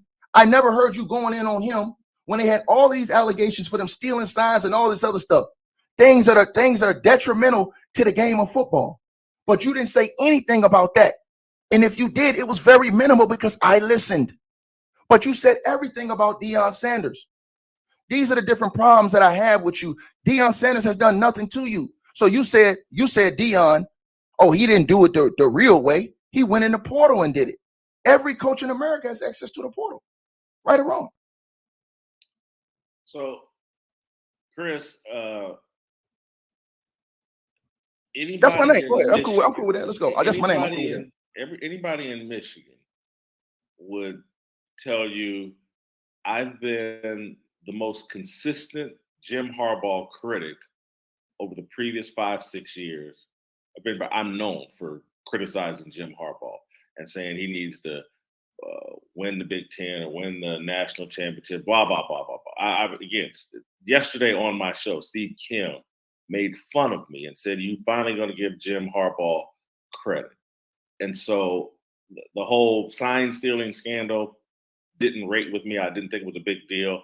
But in terms of criticism of Jim Harbaugh, I'm not sure if anybody in the national media has been more critical of Jim Harbaugh. All of his recruiting tactics, when he didn't he do a slumber party at some recruit's house or went up in a tree? All this, hey, look at me stuff that Jim Harbaugh was doing. I was critical of it on Speak for Yourself. Again, I've just been known for years as a Jim Harbaugh critic. You're not a fan of Jim Harbaugh, so my criticism of Jim Harbaugh doesn't trigger you. It doesn't affect you. It doesn't. It just goes over your head because you don't really care about Jim Harbaugh. You seem to care a great deal about Deion Sanders, and so my criticism of Deion seems to trigger you and upset you. Deion's a grown man. He's made millions of dollars. When you take on these jobs that he's taken on, criticism is part of the package. He'll be just fine. He'll be fine, Chris. Trust me. He'll get through whatever I have to say on my show. He will survive it. We keep denying people the motivation of criticism. Michael Jordan used to invent criticism to motivate himself. I just watched Lamar Jackson take people criticizing him and questioning him and the contract Baltimore gave him to put together an MVP season and to galvanize that team to where they're the best in football. There is a group of y'all that do content and think it's your job to shield whoever your favorite athlete or player is or coach or whatever from criticism because you think that's going to benefit them. I disagree with that. One of the reasons why, and I'm sorry for the arrogance of this, but one of the reasons why I've been, arguably the best sports writer, sports columnist of the last 20, 30 years, because people criticize me constantly and second guess everything that I do. And so it makes me try even harder and holds me to a standard like, man, my work better be top notch because I know they coming to get me. And so that's why I don't whine and cry about, you or anybody else that has something negative to say about me. I'm just going to use it as fuel to make sure that, I'm game tight and that I do my job at the best of my ability. I don't take it personally. I don't think that you have a hatred of me, but maybe you do. It doesn't. No, I don't hate. I hate the things you do, Jason. That's all. And the reason why I say this is this. And I'm listening to you. You can't say I'm cutting you off. I'm listening to all your points. The reason why I say is this: I hate what you do, because you'll sit up there and say all those disparaging things about Deion Sanders, but you'll have Brett Favre on your show on a regular basis, and Brett Favre has these allegations on him, and you won't ask him any questions about those allegations. But you'll sit up there and break bread with him on your show all the time, and I noticed that. I peep when you said I will never criticize Dwayne Wade, So let me because ask you I this. like Dwayne Wade. You said that on your own show. I heard you. I know. Let me respond to that. Have you ever seen me on TV with Michael Vick? You ever see me celebrate Michael Vick? And anytime I was on TV with Michael Vick, I didn't ask him questions about dogs and going in prison or whatever. Talk with him about football, and I celebrated Michael Vick because I really like Michael Vick, and I love his overcoming that adversity. I like who he has. Right there. Look, there were a few points right there, and I saw some of you guys saying that Jason Whitlock was cooking. In regards to the criticism, Jason Whitlock made some good points in there. I don't negate that. I think he did deflect a little bit from the actual question, but he did make some decent points nonetheless about the criticism. I think right here in this particular question right here, again, he's doing another way of deflecting by using a guy like Michael Vick as an example. Michael Vick is a poor example in this particular case because you're talking about a man who went to prison and paid for his crimes. He did the time. There's really no more talking. He pled guilty. He got found guilty on things. He went and served his time, and now he's on the road to making the most of his life after the fact. When you're talking about Brett Favre, you're talking about a guy who has some hellacious allegations pressed up against him from stealing a lot of money in the state of Mississippi. And he has, some civil litigation right now that's pressing and ongoing for sure, but he has not done any time for any crime. And a lot of people want answers. They want to know what was really going on. So I understand why some people would want answers in that particular sense. So I just think he tried to bring up the Michael Vick thing, and I don't think the Michael Vick thing holds weight. Brett Favre has an ongoing investigation against him about some very serious allegations. And the truth is, there are a lot of people, I believe, that are letting him walk, and he's getting a pass on having to address those things. But, again, it's on Whitlock. It's on Whitlock.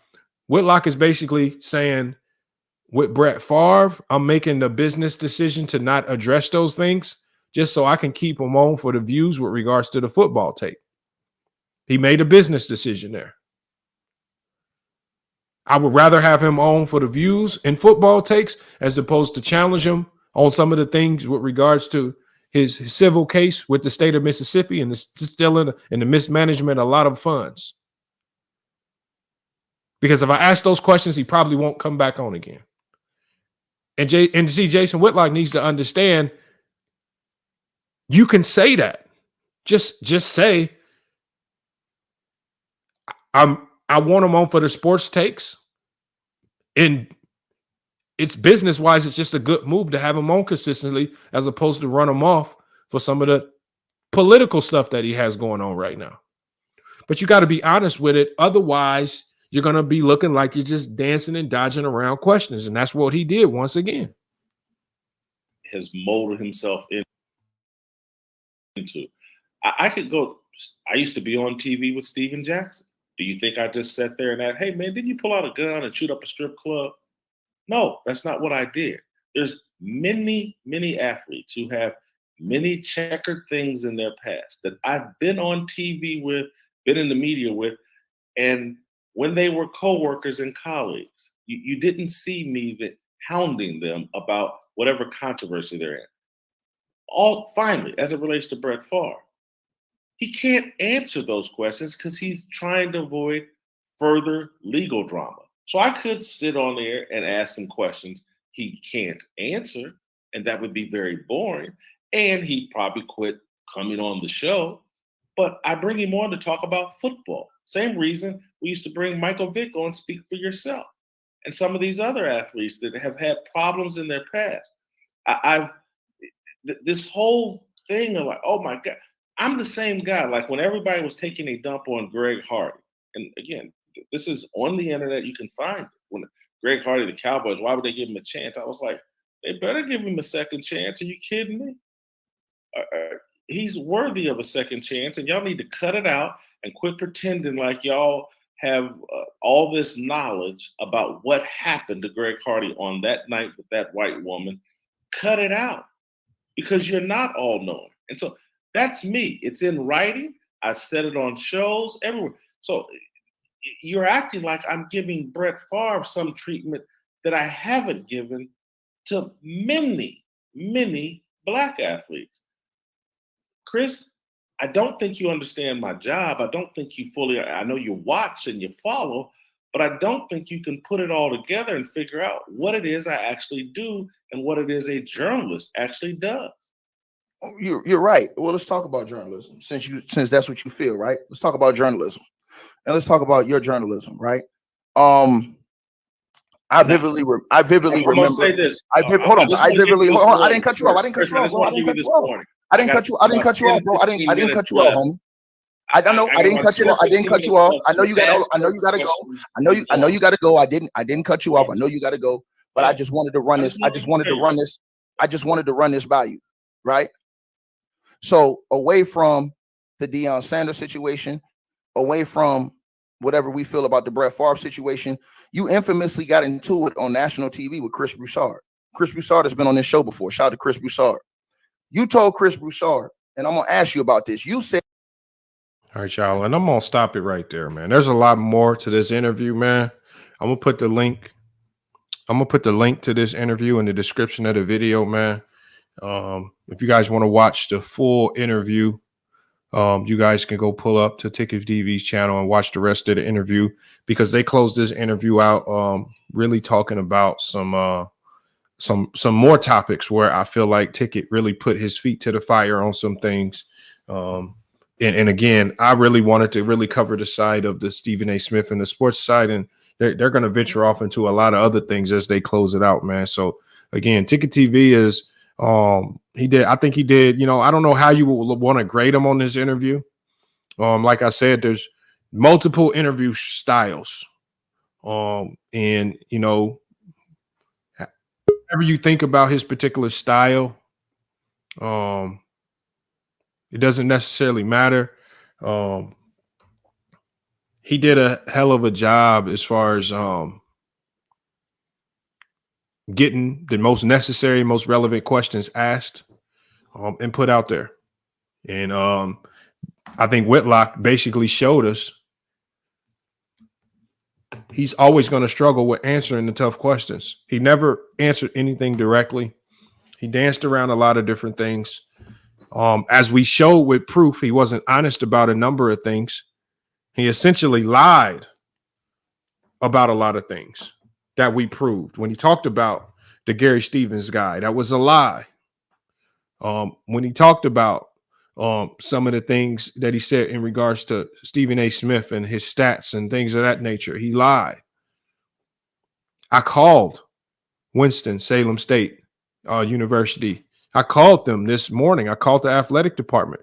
They do not have box scores on record prior to 1998. That's a lie if you say you have a box score.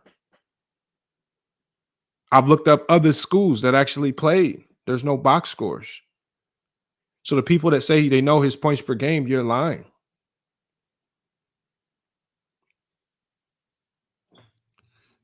But did we really expect anything other than that, man? Did we really expect anything other than that? All right, man. I dropped the link in the chat, man. I want some of y'all to pull up as we close this out, man. 700 people in the building. Make sure you guys smash the like on your way in if you haven't done so already. I dropped the link. I want to get you guys' thoughts on this particular interview. Did you enjoy it? Did you like it? Did you think it accomplished anything? And as always, you got to salute a guy like Jason Whitlock for even pulling up, having the balls to pull up. But I think Jason Whitlock thought it was gonna be a Stephen Smith party. I think he believed that he was going to be able to go up there and spew out all his propaganda about Stephen A. Smith. I believe that he did forget who Ticket TV was. I believe he might have been told that, look, this guy don't like Stephen A. Smith either, and you can get your rocks off about Stephen A. Smith over there. And a man that's really desperate to garner a little bit more attention to himself and maybe his podcast, I think this backfired on him significantly. This backfired on him. And I don't think it's a good look, man. We got Herm in the backstage. I'm adding him up, and we got Wally up here. Salute to both you guys pulling up, man. Salute. Hey, salute. Hey, what's happening, Big Herm? What's happening, baby? What's happening, what's OG? going on What's with you, happening? What's good, man? Hey, Lamar, I gotta give you credit though, because at the end of the day, we know you and Ticket haven't seen eye to eye in some years, but for you to still do it and still feel that he got the best of Jason Whitlock, that's 100 of you. You know what I'm saying? So shout out to you for being fair with the whole situation. I agree with you basically on all of it. I think it was a bad look for Jason Whitlock. I think the interview, it backfired on him that he had with Ticket. And at the end of the day, Ticket, his motive that he had for Jason Whitlock all along, he got it done. At the end of the day, whether people like the man or not, Ticket was able to get Jason Whitlock trapped up in what he wanted to the whole time. So ended up panning out for Ticket. He did cook him. It was a max ether. So at the end of the day, that's my quick thoughts on it. Hey, Herm, I gotta vehemently disagree with you, brother. First of all, I got to give you the facts. Now, shout out to YouTube, TikTok. Y'all have to ask my sons about all that other stuff. But these platforms have given people who are otherwise not professionals, right, to engage with professionals as to learn the craft. Ticket TV had an interview on YouTube, all right? He was overly emotional. He was in his feelings. He jumped all over this fence and that fence and back over that fence. But this is a good thing for people who otherwise wouldn't be able to perpetrate a professional career. Everybody's on YouTube now. I could start a YouTube channel and bring some people that I know in politics, in basketball, and football, and then I could be, depending on how many likes and views and subscribers I get. Now I'm an interviewer. I ain't got no skill set that qualified me to be an interviewer nowhere on the planet. But YouTube has provided a space, and TikTok, and like I said, I don't know what these things are because I don't get involved with it. But this guy, he did a terrible job. He misquoted the fact that Deion won the championship, and if they won the regular season championship, he didn't clarify it. I saw the game when the white boy dropped the pass. You can pull it up on YouTube. He dropped the pass, ball hit him right in his face. OG, that was a bowl game though. They won the SWAC and they won the SWAC championship. But maybe you might but they lost the bowl but game. Look, my point, I have to fact check it, right? But what I'm saying is, YouTube they did win the SWAC, Wally. I'm gonna let you have it. I'm gonna let you have it. But let me say, it's giving people to create their own delusion. People think they attorneys, man. People think they are academic advisors. Like this guy, Ticket TV, he really think that he's a sports caster, and he really thinks he's a newspaper reporter. He's a club reporter. There's no mainstream media in the world that would hire this brother. And I'm not casting no shade at him. He can't make $1. TMZ probably would though. He can't make $1. Hey, Herm, he can't make $1. Listen, Herm, let's keep it real, brother. If he come off YouTube right now, right, and he go to CBS 5, 4, 12, 7, 9, or even ESPN, ESNBC, CNN, they gonna tell him to kick rocks, man. What we talking about here? Wally, can I ask you a question though? Hey, Herm, let me ask you a question. Do you have a YouTube channel? No, I don't. Okay. I don't Now have let a me ask you plan. another question. Let me ask you another question. Because you agree with Lamont was saying. Do you think that you have enough intellect and enough experience in life where you could create a YouTube channel? Yeah, if I All actually right want to put then. the time That's what into that it, I makes you. would. That's what that makes you. That makes you whatever the hell you want to be in that space. All you need is a few interviews a week for some people that may know you can talk about anything. That don't make you what they call it, a professional on the subject. You're still a lay person. You see what I'm trying to say? So when I hear somebody talking and they're emotional and they're in their feelings, you see why? Did you see the tone in which Jason Whitlock was speaking? Sometimes my tone can be offensive, right? Jason Whitlock was talking in a melancholy tone. You know why?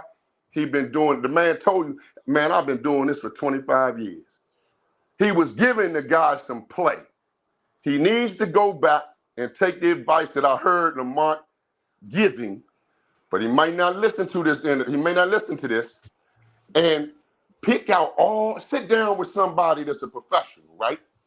And let them critique his interview so the next time he come up and try to perpetrate broadcast like Jim Brown for a CBS, he'll know what to do. And somebody might give him a hustle. Now that's a long shot, 1,000,001. But Hey, at while least, I'm gonna say this, yeah, Now, I'm gonna say this. Like a lot of your points, I understand. Like we had somebody like Lamont during the interview. Yes, Lamont would have been on the intellectual stage and would have just basically let Jason Whitlock cook himself. Cause that's all Ticket had to do.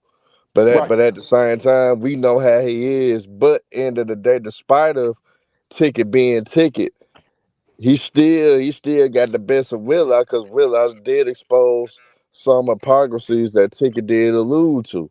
So at the end of the day, despite of some things that Ticket could have tightened up on, Jason Whitlock still got exposed to the point it was a bad look for him.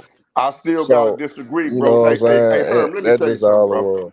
I shot a whole lot of 3-point basketballs, brother. All right. Do you know how hard it is to hit 17 3-point shots in a pickup game by yourself? If you running Well, up it and wasn't a down the pickup court, game. It was catch and whatever shoot it is, shooting. Lamont, me and you out there. I'm the point Hey, guard. Lamont, I You said running. drop the link. You No, no, running no. and Lamont, check it. You running, and all I'm doing is rebounding, and you spotting up. I got No, $100,000. You ain't gonna hit no 17 3-point shots in that with nobody in the gym, a person to no. count, me and you. And so Wally, what I'm saying is, what I said about it is, it's hard. You are It's correct. hard as hell, bro. But the one thing is, like, I vividly remember, and it's not like this is something happens every day. And when it does happen, you definitely remember it. But there was a time when I knocked down 27 in a row. One spot, I didn't move, catch and shoot, all one spot. So I got rhythm in one spot. If I was moving around spot to spot, it probably wouldn't have been in a row. I'm not Steph Curry, but I have done it. So, I don't know the Man, look, Lamont. circumstances. I'm Hold on one not second, trying to Wiley. discredit you because And I ain't never seen all I'm you saying shoot is, no basketball. I think Ticket even said, Ticket even conceded to the point where the things that you said about the 17 threes, okay, those things might be up for question because, again, there just aren't enough significant facts to support that it actually happened. But Ticket did also say a point to counter that. The problem is, with Stephen A. being such a big figure, it would absolutely be somebody out there from that university, from that coaching staff, from that school to say he was a liar if it didn't happen. The problem with Stephen A. Smith is he's saying these things, and in this cancel culture that we live in, there's nobody coming back to say Stephen A. Smith's a liar. This didn't happen. That's Hey, the Lamont, problem. let me push back a little bit on No, you. hold on. I'm gonna let you reply. And then also at the beginning of this, before we even started, at the beginning of this, I said, I don't think Ticket executed this interview maybe the way I would have done it. And I can't hold that against him. I have to try to see through how he conducted the interview, and I have to be able to get. No, hold on one second, Wally. I have to see through how the interview was conducted, and I have to start getting to the facts. And so I think if you get blinded by, okay, Tickett's not the greatest interviewer, or he might have ran off too many questions, or you don't like how he kind of, backdoored him with so many different things. If you get caught up in that, then you start to miss the point that it looks like Jason Whitlock might have lied about a lot of different things. And I think what Herm said, that's the whole point there. I'm not going to get blinded by how the interview was conducted just because it wasn't done in a manner that I would particularly have done it myself. I understand we all different. Like Herm said, give you some pushback. We all know I'm gonna piggyback off something you said. Mm-hmm. You said that when a guy comes into the gym, right, it's not going to take long for a coach to see them play and come to the realization, hey, we got us a player right there. Yeah. Okay. I saw Stephen A. Smith, right, hitting the pads and hitting the heavy bag as he was doing some arbitrary training, trying to stay in shape. Let me tell you something, brother. He looked like a non-athletic human being. That brother don't have a athletic bone in his body, okay? Based on what I saw. Now, somebody else may have seen him throwing those punches and hitting that heavy bag and thought it was impressive, okay? I've coached, Lamont, you coach. It don't take you 2 seconds when y'all, here we go, scrimmage, and they go up and down that floor. You already know, okay, he gonna be right there, you can see it, okay? I don't believe nothing to come out of Stephen A. Smith's mouth. Now, I'm not no fan of Jason Whitlock. I think he do a whole lot of undercutting, but with respect to an interview, this is somebody like most people doing, and I'm not trying to knock nobody on YouTube, because I can feel what they're trying to accomplish. That man can't work nowhere in mainstream media, man. He can't go and watch a basketball game.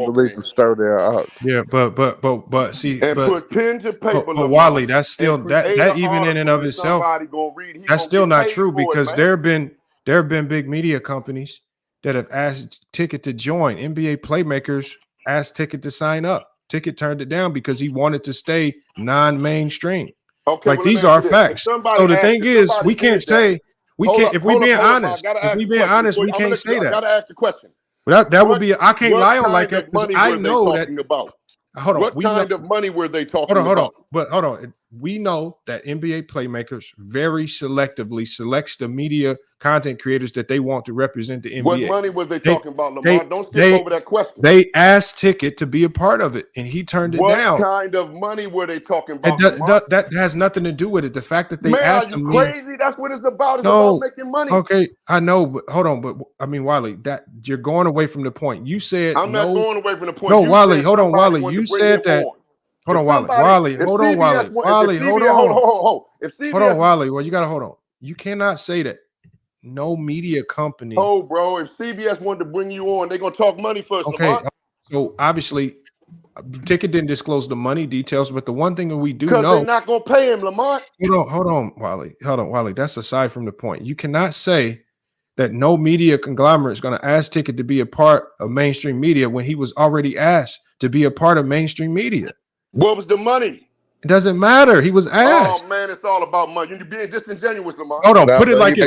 Put it being disingenuous, Lamar. It's all about money, man. Okay, put it to you like this. Put it to you like this. All the people that are a part of playmakers or were a part of playmakers, channels turned into over 1 million plus subscribers, and they're all millionaires. Just put it to you like that. Everybody that's in playmakers, that's who they turned into. And we can run down the names of Flight Reacts. We got the other guy, who's the big, tall, bald-headed guy that played overseas. How I forget his name. I don't know nothing about what you're talking about. But everybody a part of playmakers. I do know business, Lamont. Is millionaires. I do know business. And before somebody is brought on to any type of but you're getting into stuff that don't have nothing. It's not relevant. But Wally. You can't say that. You can't say somebody wanted that man. That's a service. But you lying. But Wally, you can't lie now though. He did get offered. He did get offered. Yeah, but Ticket admitted himself he didn't want to conform though. Where's the money? It's about money, Lamont. He said he didn't Are want to you doing YouTube for conform. free? He turned it down. Lamont, are you doing And the you- reason are why you I know doing it was YouTube for free, true Lamont? is because the guy that runs the NBA Playmakers program, I have his number. I talk to him No all the time, problem so with I that. know it was You true. may have all of that, but are you doing YouTube for free? That's what I'm asking.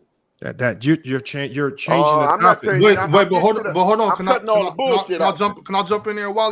Go ahead, Big Ox. Because just from my point of view, I got a much smaller platform. I'm basically doing YouTube for free. You know, you might enjoy it. I mean, I think Ticket enjoys it as well. I'm not doing nothing for free, bro. I ain't mad at you.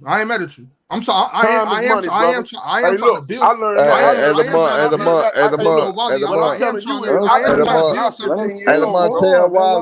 Tell Wally though. Hey Wally, it's about 6 or 7 figures he could have got from that, Wally. No, that's easy. I don't know. Sure. I don't know if he could, man. And if he did, I'm telling you, he could have got that. If he could have got 6 or 7 figures, and he not making that with his own channel, now you tell me. How do you know he's not making that? How you know? How you know that? He do get a lot of cash. So I ain't gonna cap. But hold up, though, Herb. If he could have got 6 or 7 figures, I think that's what I heard you say. How does that make sense? Look, hold on. You missing the point. You missing the point, Wally. He keep ownership in his own thing. You know what I'm saying? Yeah. He can do his own keep thing. ownership with his own program and still get paid with them. Y'all going too hard. Y'all going too hard. No, man's money. No, hold on. You cannot join. Hold on, Wally. You cannot join. Hey, my man, I don't want to check nobody's pockets because I don't want nobody checking mine. Hold on. You cannot join. I'm gonna let you go, Anthony. You cannot join NBA Playmakers and expect to have full control over your content, because the one thing you do when you join Playmakers is they're going to censor certain things. They're going to tell you can't say X, Y, and Z about the NBA. You have to talk about X, Y, and Z about the NBA. So they do censor that, and that's one of the reasons why Ticket didn't want to do it. And then there's also another YouTuber that left the Playmaker program. I'm gonna try to remember his name. I can't remember it because he said he was tired of them censoring the sports talk that he wanted to. So if you join it, you do give up some of who you actually are. So they wanted Ticket. They basically said, Ticket, we want you to join, but you got to change who you are to join. And he said no. Now, I've came out publicly and said if the offer was extended to me based on how my content is put out there, I probably would have joined, right? Because I know how to disseminate certain things about the NBA, whether it's positive or negative, without being highly offensive and really disrespectful to not just the NBA, but to certain players. So I might have been better suited for that. That makes sense. Ticket might have said, I know my content. I know what makes me tick on this platform. I can't change because that's who he is. So it's not for everybody. He made a business decision to stay away from it. But the thing is, if the question is, was he asked to be a part of more mainstream sports content? Yes, he was asked. He turned it down. And then Ticket is also, and this is something I've been a witness to, he's shown screenshots of how much money he's made on YouTube. And when you can make $40,000 in 1 month off YouTube, $20,000 off 1 month in YouTube, we could easily surmise that he made a shit ton of money on YouTube. And that's just the ad revenue. And these are screenshots that he showed me when I was on there. So, I mean, I can't kill him. I mean, we can't go pocket watch, but I'm out. If I had to guess, I would guess that he's making a lot of money off these platforms with all his YouTube channels and all the streams of revenue he has coming in. If you wanted to pocket watch and go down that route. Hold on, somebody has some noise in the background. I think it's Wally. Yeah, Wally, you got like some back feed coming out your mic. I had to mute your mic. Let me go to Anthony real quick, and then I want to hear from everybody else that pulled up. We got Sturdy, we got the Pope. Salute to the Pope pulling up. Avion, we got Marv back, and we got One Cool P. So I'm gonna go to Anthony.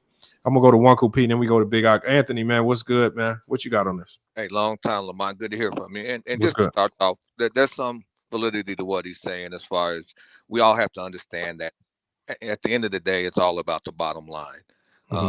And getting paid for it. But with regards to the interview, now the first thing is brother, we have to clean certain things up. Meaning he's interviewing Jason Whitlock, known figure. You can't do an interview and you have your hoodie on. I mean, there's just certain things you have to understand. Like Lamont understands the politics that goes behind the scenes. Now, what we have to understand when it comes to Whitlock is able to see certain things that we're not able to see with regards to everybody, Stephen A. Smith, even Whitlock, they're all characters. And they have sponsors behind the scenes. Now, when he's getting on Deion, what he's trying to, what Whitlock can't tell you is the reason why Deion is able to get Lil Wayne, all of these other rappers to perform is because they're all in the same clique. And that's what Whitlock can't tell you, but he's trying to communicate to you. So in order for you to get to a level of a Stephen A. Smith, you basically have to be sponsored. And that's what Whitlock is trying to communicate, but he can't just come out and say that. You just have to understand. It's called a three-dimensional way of thinking, meaning a two-dimensional way of thinking is you see things how they want you to see things. A third-dimensional way of thinking is you see things how they are. And Whitlock is gifted in that he's able to see things how they are, and he's trying to communicate these things to you, whether you like them or dislike them. Now, to truly understand, the powers that be control both sides. So you have Stephen A. Smith, you have Whitlock. Whitlock is quote unquote a conservative. Stephen A. Smith is just a company guy. That's all he is. He's just a company guy. He works for the company. But the powers that be control both messages. And that's what we're not understanding, meaning that there's certain information that they want to get disseminated, but they control that information. So that's what you have to be able to see. But you have, if you want to play the game, brothers, you're going to have to clean it up. You got to clean up the language. You got to be able to play the part. You have to be able to code switch. Because at the end of the day, like you said, if it's about the money, you got to be able to play the part. Now, Lamont, you look the part, you control the part. Now, like I said, with the brother, he may want to control his content, but at the end of the day, if they come and they offer you a contract and they say, hey, we want to pay you 7 figures in order to do what you do, well, you have to consider that, because at the end of the day, it's about monetizing your gift. And so once again, getting back to the interview, he just has to clean certain things up. It's like he said, Whitlock's done it for 25 years. He's calm, he's composed, he's been coached at these things. But the great gift about it is when you have the Whitlocks, when you have the Stephen A. Smith, that gives an opportunity for myself, Lamont, other people that are creating content, because we can see through the BS. And so what that does is Lamont's able to create a channel, he's able to monetize the channel, and then you're able to get followers that are willing to listen to you. And I'll end it on that note. And you know what? That's a good point. But my thing is this: the one thing I gotta appreciate out of this, and you have to kind of sit back and think about it. If you know you're sitting down and you're doing an interview with a guy that's an expert in media, highly media trained, you may have to approach it with an unconventional approach. Maybe this interview could have only been done like this by Ticket because he's so unconventional. Right? Whether you like him or not, whether you think he's crazy or not, his style on this interview was the complete opposite of how most people would have done it. And it threw Jason Whitlock off so much that Jason Whitlock, again, was surprised at the fact that this man was a 16-year pro that played overseas, that played college basketball. And so it caught him off guard. And so with some of you guys where you say Jason Whitlock looked composed, to me, it looked like he lost some of that composure as the interview progressed. Now, he regained it towards the end, but I think it got real dicey in the middle there, especially around the Stephen A. Smith and the Deion Sanders talk. I think he lost some composure because of how unconventional Ticket was. And Ticket is unconventional. He throwing out questions. He cut you off. He let you start back up, man. He going to switch topics on you every 2 seconds. And maybe that style was needed when you're dealing with a guy that's highly media trained. And I did see Jason Whitlock get rattled a bit. I mean, you can deny it, but he did look rattled. Sometimes that's necessary, but you got to take from it what you want. But let me go to Wanku P. What are your thoughts on it?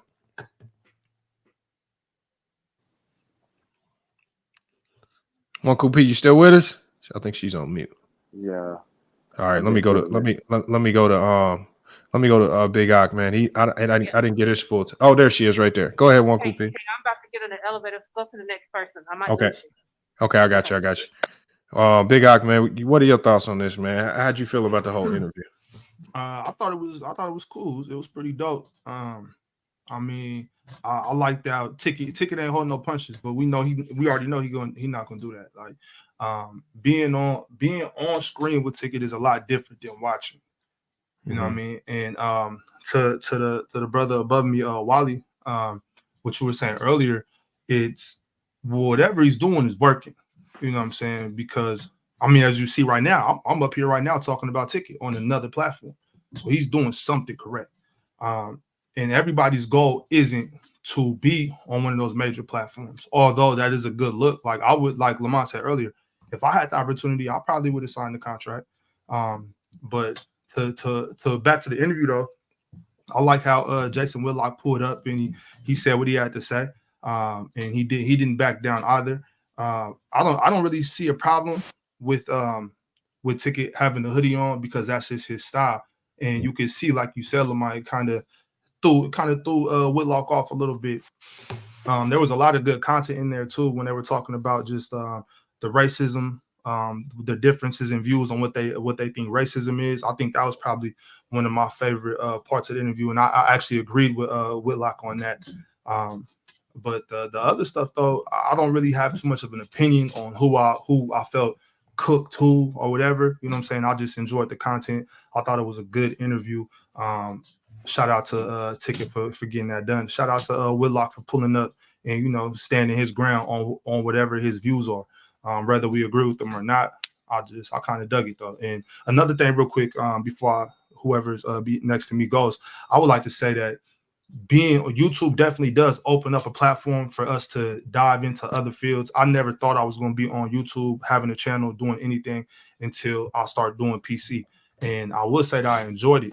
And when I do my interviews, I do interviews of all different types of genres, all different types of things, interview all different types of people. And I'm still far from a good interviewer. I don't think I've reached that level yet.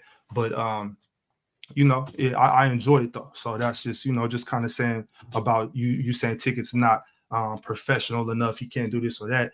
I mean, YouTube makes it to where we don't have to be what your standard of professional is. You know what I'm saying? We can get up here, and as long as the person that's on the camera is you know, hearing what we're saying, and we can go back and forth and have dialogue on this platform, you know, that's good enough. And you know, so we'll you know, people will get better. Yep, that's all facts. The Pope, man, appreciate you pulling up, man. The Pope, he's so crazy because I never know what he's gonna say, man. He's super. This is unpredictable as hell, man. Make sure y'all check out his channel, man. The Pope be Frank, man. I believe he's still producing content, man. What's your thoughts on this? I appreciate you, Lamont, man. So I just want to shout out too. I'm not even subscribed to none of Ticket TV's channels, but for him to come to, you know, from where he was to where he at now, interviewing Jason Whitlock, it's a good look, and that's what's up, man. I like to see people winning. So regardless, he took a contract or he doing his own thing, he winning. And then Jason Whitlock, as far as him, man, it's crazy because I never rocked with Jason Whitlock before when he was on ESPN or whatever mainstream media platforms he was on. But when he started doing the Dion content, man, he was on point. I couldn't hold him. He was on point with everything he was saying. It aligned with a lot. I seen exactly what he was talking about.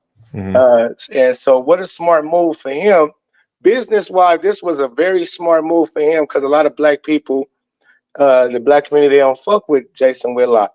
So for him to go on Ticket TV, who he knew, see, I think a little bit different than you, Lamar. I think he knew very well what he was getting himself into. This was a method to his madness, still to keep his composure, all that, and knew that Ticket was going to be Ticket, and he still just, you know, he still got through it. So I thought it was pretty dope.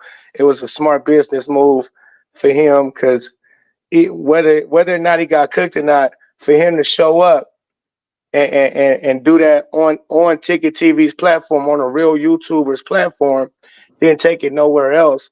And you know, that's showing he's in tune with the people. And so smart move on both brothers on both brothers' behalf. Yeah. And look, you know what? I don't think, like, I don't want to judge anything that he was saying about Dion, and I know Ticket was, but I think the point that Ticket was trying to make was he was basically saying the things you're criticizing Dion for are the same things that people could say about you. And I think that's the correlation he was trying to make. To me, that kind of made sense, which is kind of hypocritical, which is fine.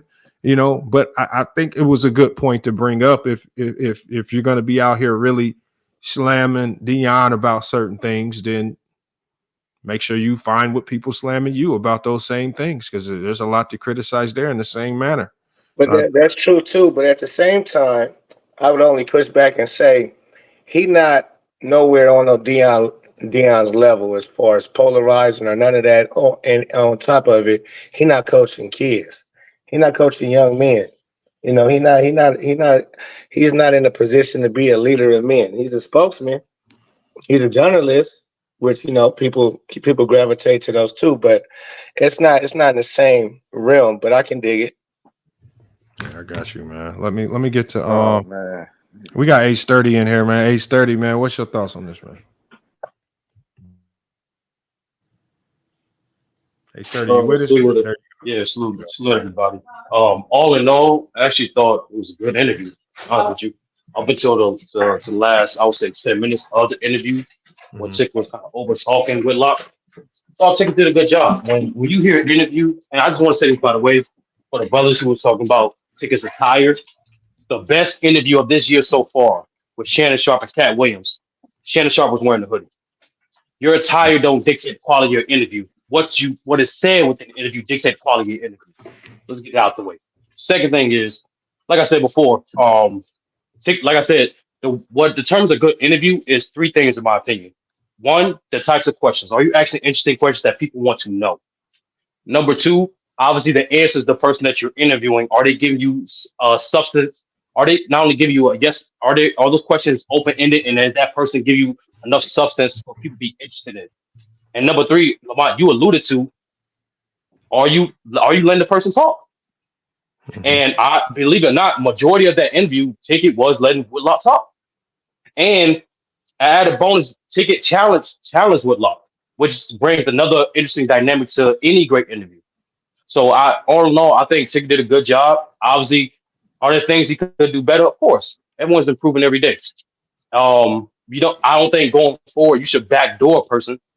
But even when Ticket backdoored Whitlock by introducing Deion topic, Whitlock was willing to still entertain that topic. It's just Ticket kept cutting them off and leading, and those questions for Deion was more leading questions than opposed to the Stephen A questions. I agree. But besides that, it was a good interview, and I'm not subscribed to Ticket's original channel, his second channel, or his third channel. He's showing you the beautiful women of the Dominican Republic on his own perspective. I'm not subscribed to any of those channels, but I'm seeing it what it is. That was a good interview, entertaining, and believe it or not, you learned something at least. The fact that Ticket shared his perspective as professional, you understand the validity to some degree of what Stephen A was saying. And Lamont, you spoke about it in terms of like, especially when you're below, and I know people personally who recruits for Columbia University and other universities here in New York City. When you're below a D1, you're constantly on a recruit. Yep. 365. Yep. Whether you're in the playoffs, whether your record don't matter, you're constantly recruiting. You're constantly trying to seek better talent. And the fact that you alluded to last stream in the late 80s, early 90s, if you're a guy who could show prolific shooting to some degree, it's going to help your chances. And I want to end this by asking you, Lamont, do you think, I started to notice this, do you think the trend for sports media is going back towards that medium of being both entertaining and credible? I haven't seen enough of it going back to the credible for me to say it's leaning towards credible. I think media is going for, I think it's more right now is narrative driven, and it's going to even is more and more narrative driven every time I look up, and it is less and less about facts, because what they're doing is the people that purport and push the facts, they're turning those people into they're getting labeled as boring or not as entertaining. And so when people try to get mad at Stephen A. Smith because he tries to add a level of, or even Shannon Sharp, where Shannon Sharp was criticized because he was on Undisputed, being entertaining with the Hennessy and all this stuff and the Gold James mask. right? It had to be more narrative driven. That's just the reality we live in. That's the content people want to see. And when you sit down and you just start talking facts, you start to bore people. Because people, like we've seen just in this chat, it's been a lot of people that just are so desperate to be on the side. They want to choose a side, right? There's people coming in. Before I even said a word, there was people in the chat talking about Jason Whitlock was right. And I mean, before we even broke anything down, like there was people coming in choosing a side. And I think the media is just catering to those people. I think that those people represent the masses now. They want to just be on the team. They want to be on the side so badly. And they don't care about real right or wrong no more. That's the reality we living in, man. But we got Marvin, man. Marvin pulled up again. He was here yesterday, man. What you got on this? Yeah, it just looks like you know, the bringing together of opposites in terms of the points of view. And I thought it was a pretty okay interview. I think that Ticket, you know, he's pretty good at what he does in order for him to gain traction. So I got to give him his credit for being able to get Jason Whitlock on there and for Jason Whitlock to come on there and give his take.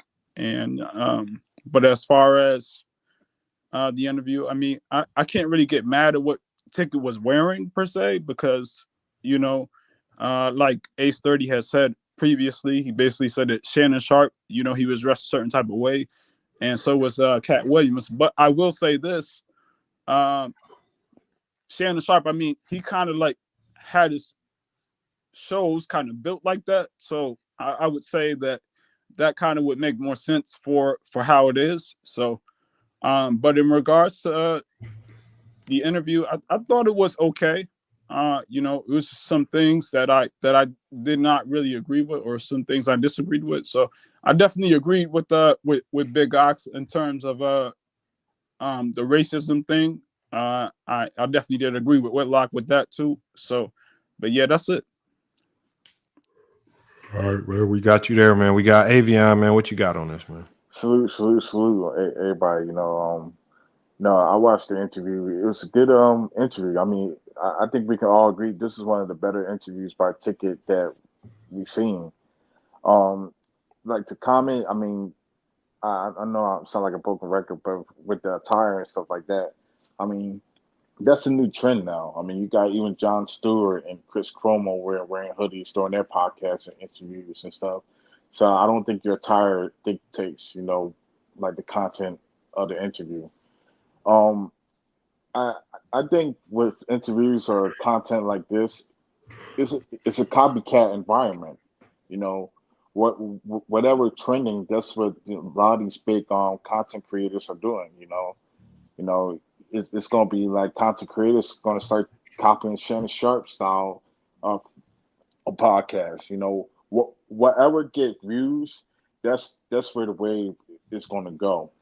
And watching this interview, I mean, people who sleep on Jason Whitlock, I mean, believe it or not, Jason Whitlock caused waves. A lot of people don't like Jason Whitlock. I don't like Jason Whitlock, but people are still gonna pay attention to him. Because it's like the Floyd Mayweather situation. A lot of people wanted Floyd Mayweather to lose, but they're gonna watch him anyway. It's the same thing with Jason Whitlock.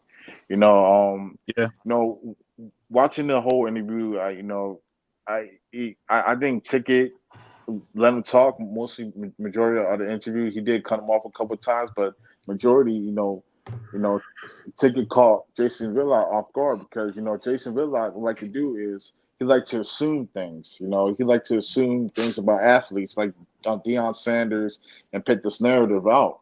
But it was good that Ticket held his cards to his vest.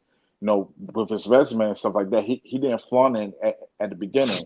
He waited until Jason Whitlock went to that, and used on him. That's what you need to do with people like the Jason Whitlocks or some of these other or Brady Quinns or people like that. But I thought it was a great interview. I don't agree how Jason Whitlock pictured Deion Sanders. I don't agree with the last guest when he said you can't pick Jason Whitlock, Deion Sanders on the same spectrum. Yes, you can, because I mean, they all on social media, and social media has influence, even over young men.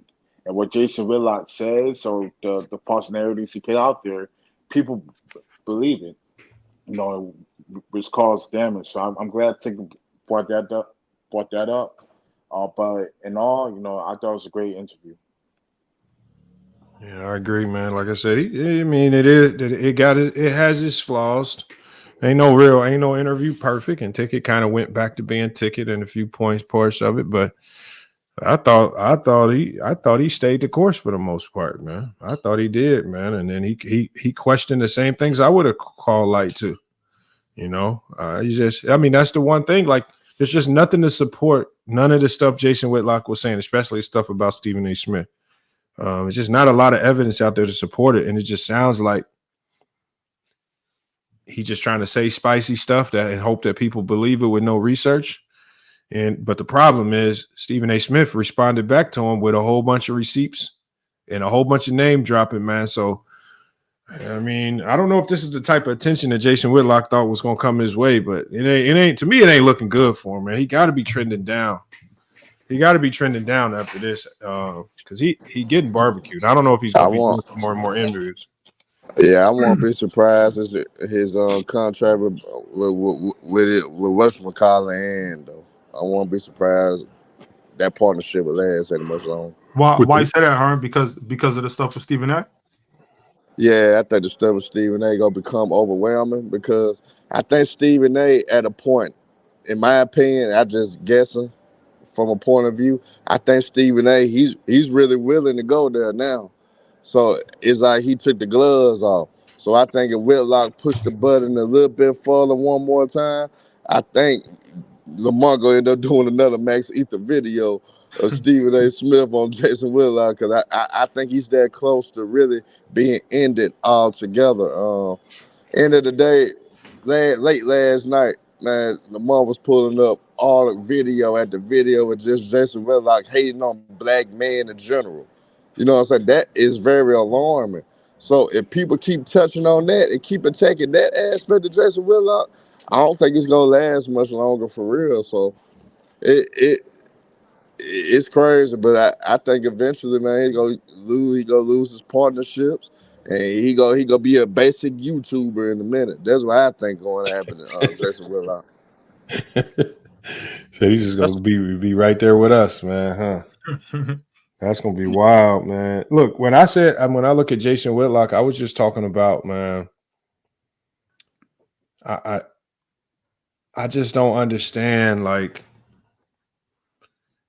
I just don't understand his angle. And like the one thing Stephen A. Smith said he aligns himself with like he gets in, like, I don't mind him going over to Fox News. I don't mind him going over to the Blaze Network. But he goes to these networks and completely just aligns himself with every single talking point that they got. And that's the problem, like, with me. Is like, I don't mind you going over to these conservative platforms, but you can't sit there and tell me you agree with like, he almost starts to sound like Jesse Lee Peterson with how much he agrees with. And it's just like, man, come on, man. You can't, and I think that's where he goes downhill, where he loses a lot of people, man. You gotta have some pushback. You can't be scared to push back against some of the stuff and some of the takes they say. And that's what Stephen A. Smith called out. That's what he called him, a borderline white supremacist, basically. Cause that George Floyd shit, the month that you were reading out late last night, bro, that was very alarming, bro. Yeah, the man dropped the video talking about his new evidence that came out that said George Floyd wasn't murdered. I mean, what you think, the video of him getting choked out? Like, I don't get it, man. Like, I saw the video. I saw the video.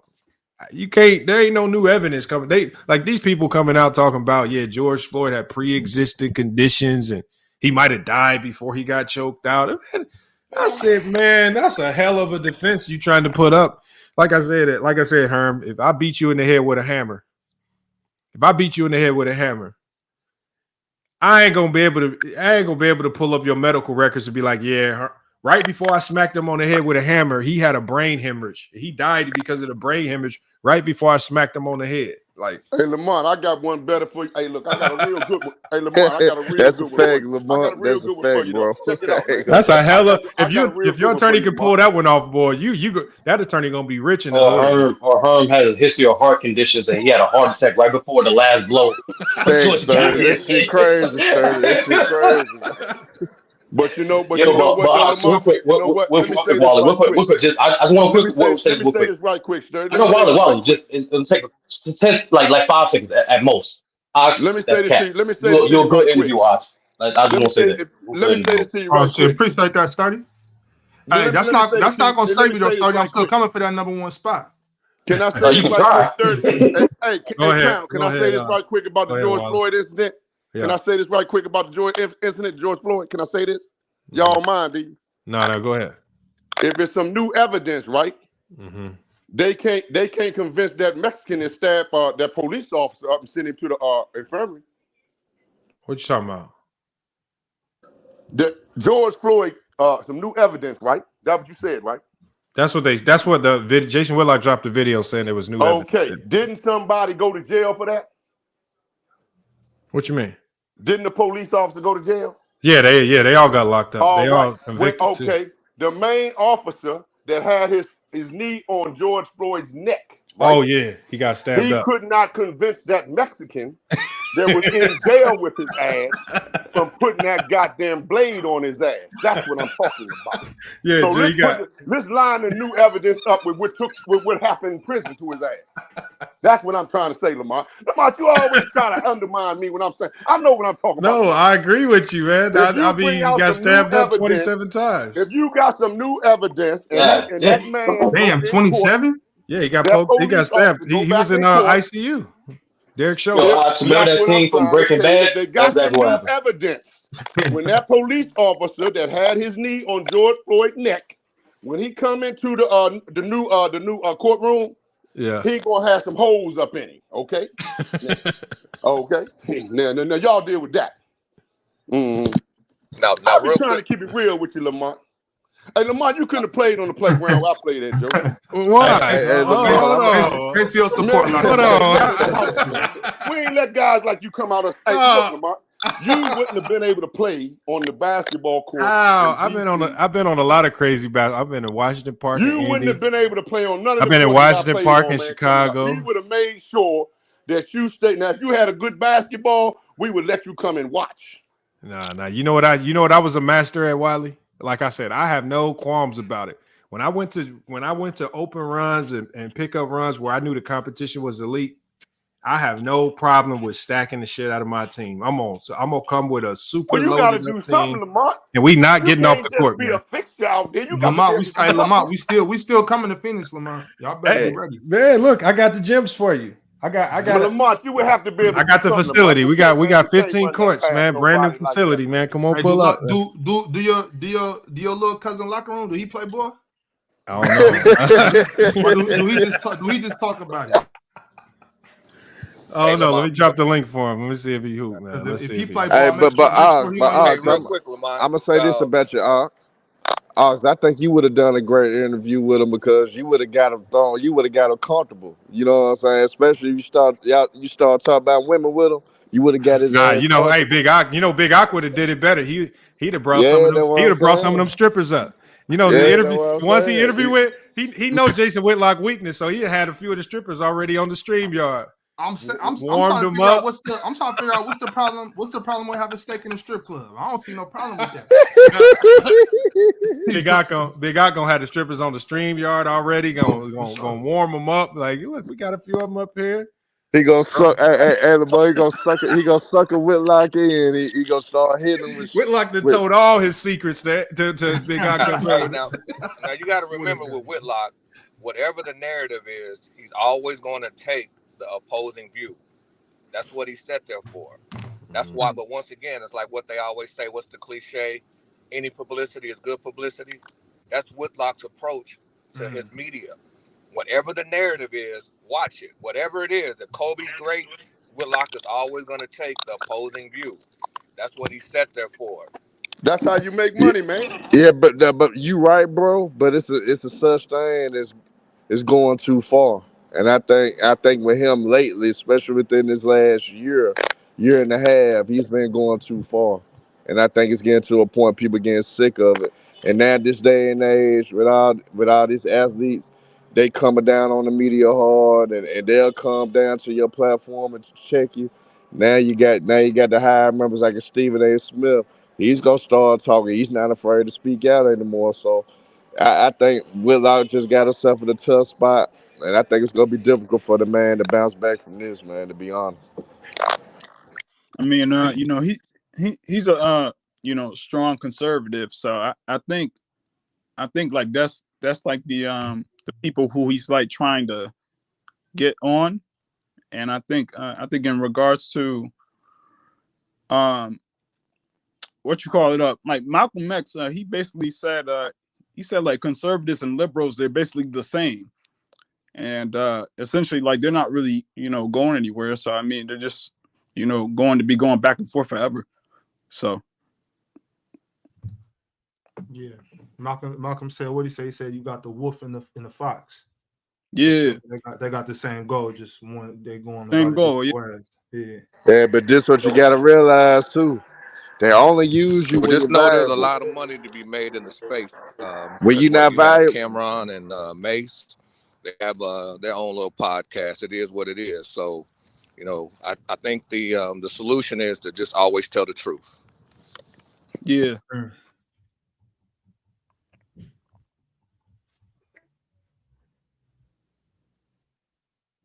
Yo, Ops, check your Telegram, bro.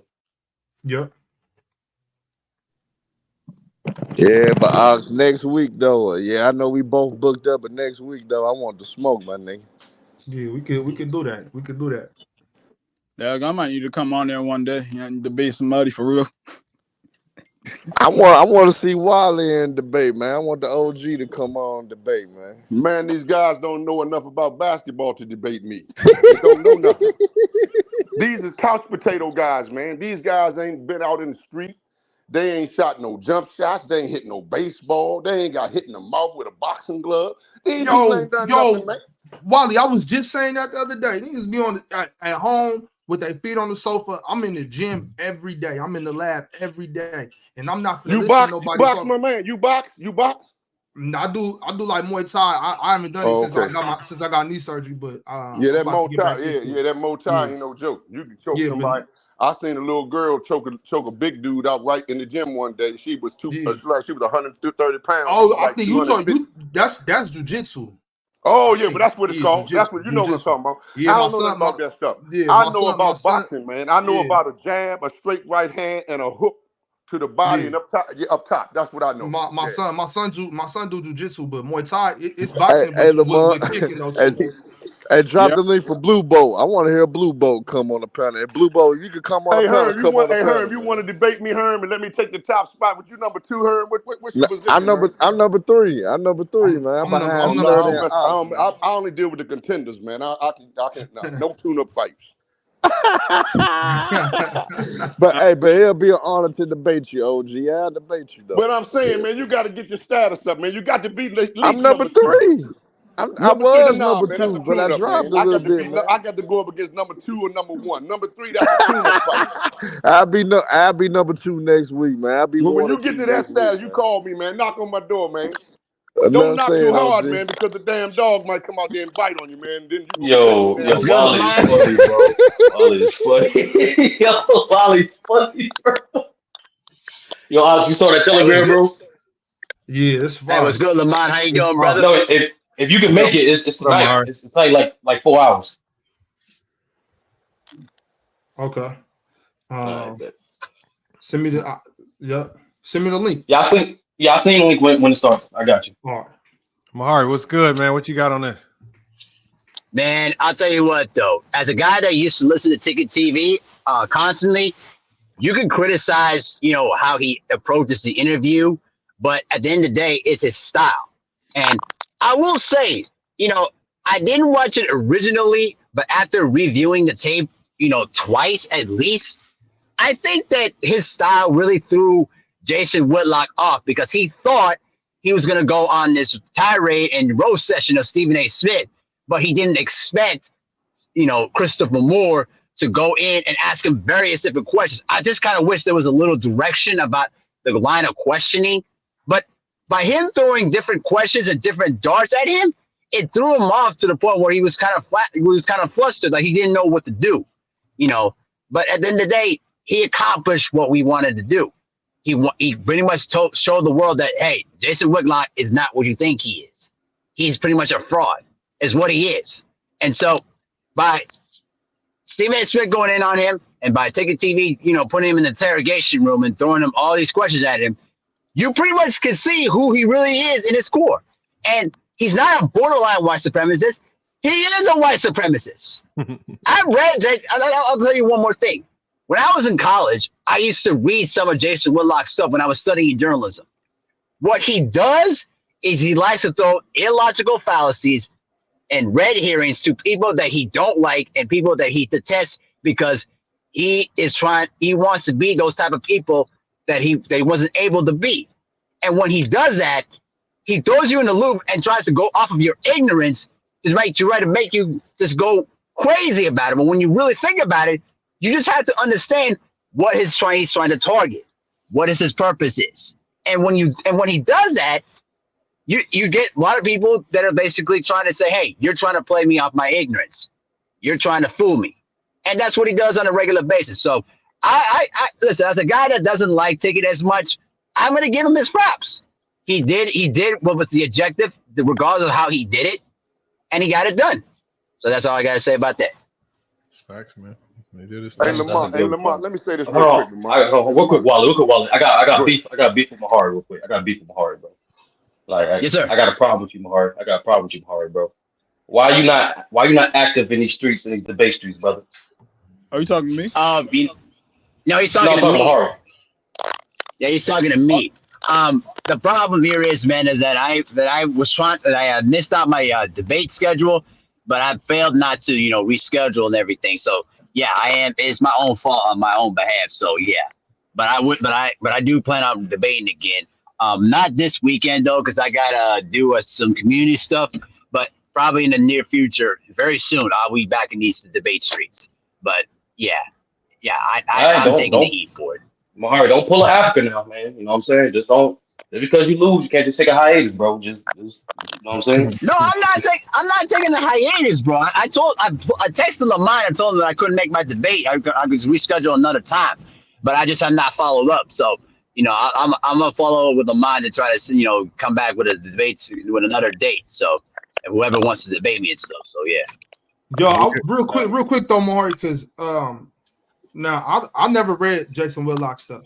I didn't really know much about Jason Whitlock at all. So what I want to ask you is, because sometimes we do have brothers that will see another brother doing something that he sees detrimental to us as a whole. And I see a lot of times where when we hold those brothers accountable, then we get called coons. We get called, oh, you don't love your people, you whitewashed, or you must be a Trump supporter, or this and that. Now I'm not sure if that's the case with Jason Whitlock. You say it's not. Could that sometimes be the case with some of these brothers, where specifically like Stephen A. Smith, where he was saying, I'm trying to tell these brothers to stay off the weed because it's messing up their contracts. Now I'm getting called a coon for that. Is that fair to say at all for Jason Whitlock or not? I don't know, because I've never read his stuff. Well, here's my thing about Stephen A. Smith. The thing with Stephen A. Smith that he's master of, he's a master of balancing both sides of the fence. He'll go one particular route, but then at the same time, he'll go to the other particular route to try to shift the balance and the narrative to what the way he wants to fit it, and what the people kind of objected to. With Whitlock, he stays on one particular side of the fence. And with him, he what he does, and what I notice when he's writing here is, he takes one particular side, or a particular side that he doesn't like or is he critical of, and he goes on a bash session. But at the same time, the way you can kind of counter his points here is that the way that Whitlock writes his stuff here is, he goes off of Deion Sanders, fine. But at the same time, when it comes to Jim Harbaugh and the things that he's done, he doesn't go in on that. And when he doesn't do that, that's why many of the black viewers call him a coon and things of that sort. And I agree with that, because the thing is, if you're going to criticize Deion Sanders, why you have not go in on Jim Harbaugh and the things that he's done in Michigan? You know, in terms of stealing signs, recruiting, but also in the fact that you say that you have to give an opportunity to, you know, let Mike, to, you know, give Michael Vick some forgiveness. But at the same time, you have Brett Favre on your platform and you never question him about all the things he's done in Mississippi, which is a far more egregious than what Michael Vick did. So with Stephen A., he keeps it at both sides of the fence and keeps it on the balanced scale. Because one thing about Stephen A. Smith is Stephen A. is an unpredictable character, but you have to be on guard when he goes on one particular side. With Whitlock, I already know off the rip what he stands for. He's a guy that does not like black excellence, whatever the reason he had. I don't know his personal life. He hasn't addressed that a lot, but that's what I look at it. Amari, how do you define a coon? To me, here's my definition. Here's my personal definition. My definition of a coon here is somebody that is speaking the lines of what the white supremacist, you know, rhetoric and what the person that supports white supremacy says all the time. You know, a lot of the white supremacy talking points. That's what a coon is, from my definition. Now, I know there's going to be people that have different definitions. That's my definition. What the problem I have with Jason Whitlock is he says the same things that white supremacy says all the time. It's not a coincidence that he goes on Sean Hannity, that he goes with Tucker Carlson, a lot of these conservative platforms, because a lot of these conservative people don't have any, you know, vitriol over black people. I mean, that's just what it is. So, and when it comes to other black people that are conservatives too, they preach the same white supremacist lines. So you can't. So the thing is, that's what Jason Whitlock likes to do. He plays off a lot of people's ignorance, and also the fact that he is more of a conservative, an extreme conservative, in terms of his writing. That's who Jason Whitlock is in his core. And me and LBZ talk about this all the time, because we say ABCD under supremacist rhetoric. Who you are. Oh, he in the Matrix. I can't hear him. Hey, Lamont, let me say something right Plus, quick, he man. supported Brett Favre. Go ahead, Wally. Go ahead, Wally. This is what I want to say. Because a lot of people are saying that the interview was was decent. They said it was pretty good, right? This is what I want to share, right? And y'all can take it how you want. And some people who are really trying to get into journalism, it's something that Ticket didn't do. And we talk about it with respect to basketball, right? When you're doing something and you want to be good at it, your preparation is key. Now, there's an interview that took place Shannon Sharpe did an interview with the guy, Cat Williams, right? And that interview, obviously he was interviewing a controversial person and whatever. But the people got to go back and look at Shannon Sharpe's preparation. Shannon Sharpe did his homework, and when he came to the interview spot, or Club Shay Shay, everything was set up pristine. They were sipping, they was toasting, but Shannon Sharpe had his cue cards. He had his cue cards, and he had his interview set up in such a way that it would flow in such a way that the public, some people who wasn't even interested, who stumbled on it, say, God damn, this is masterful. And with Ticket TV, if he come back and maybe any guys that just in journalism, sometimes people can interview and have a script, and then they'll know when this particular topic come up, they know how to ad-lib and pull off that, right? But in Shannon Sharpe's case, he had them cue cards.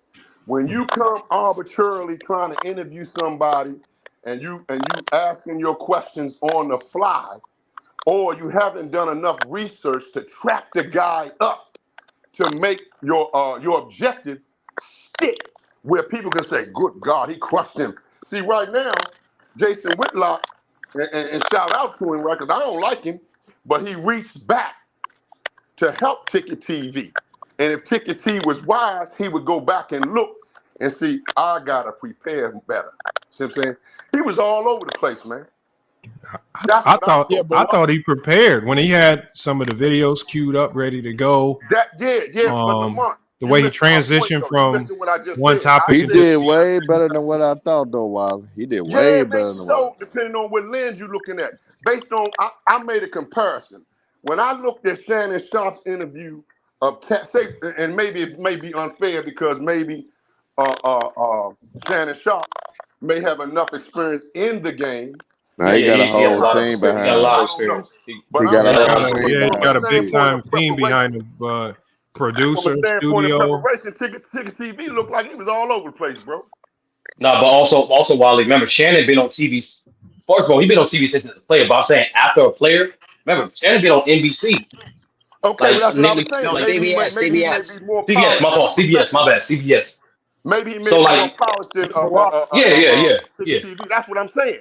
Yeah. He could have had his cue cards queued up in such a way. He didn't have to let the man Jason Whitlock in. He could have had him on his desk or whatever he was wherever he was at and slide it. And the man ain't got to see him slide it. That's all I'm saying. You're right, OG. The only thing I would say, Wally, is in today's like with social media and the internet, right? You can have a great interview without having that professionalism, journalism approach. You know what I'm saying? Like even with I'm not talking about so much. I'm not talking about I'm not talking about his attire and nothing else. I'm talking about his preparation with his line of questioning. No, I agree. Yeah, I agree. Hold on, because the brother right here, you said no, you can't. Why can't you? Because you have to be a student of your craft, meaning that if you want to interview individuals, go study people that have done it in the past that were successful. Okay, with regards to the Shannon Sharp interview, now it's his producer. Remember, Cat had made a comment about 2008 or something like that, 2018, and the producer came back and said it couldn't have been. That doesn't add up on the timeline. And Cat said, "Okay, you're right. It was 1998." But it was the producers that were behind the scenes. So I'm familiar with sports. I got my master's in sports administration. So when I was in Miami, they had a sport industry conference, and you had representatives from ESPN that were there. And I asked them, they did the analytics. I asked them about the on-air personalities. And when I got to Stephen A. Smith, they just put their heads down to no, he's not a good person to work with. And that's not a good reputation to have when you're out there. Once again, you got to clean these things up. And I'll use Kevin Samuels as an example. The reason why he was able to move the way he was able to move is because he studied his craft. He was a professional at sales, meaning that he knew how to pivot. Just like Shannon Sharp. When you slow the video down, he had no clue that Cat was going to say the things that he said, but he was able to pivot and allow Cat to say what it is or get off his mind what he needed to get off his mind. But the reason my man, what I'm trying to say to you, I'm in total agreement with you. I'm just saying it a different way.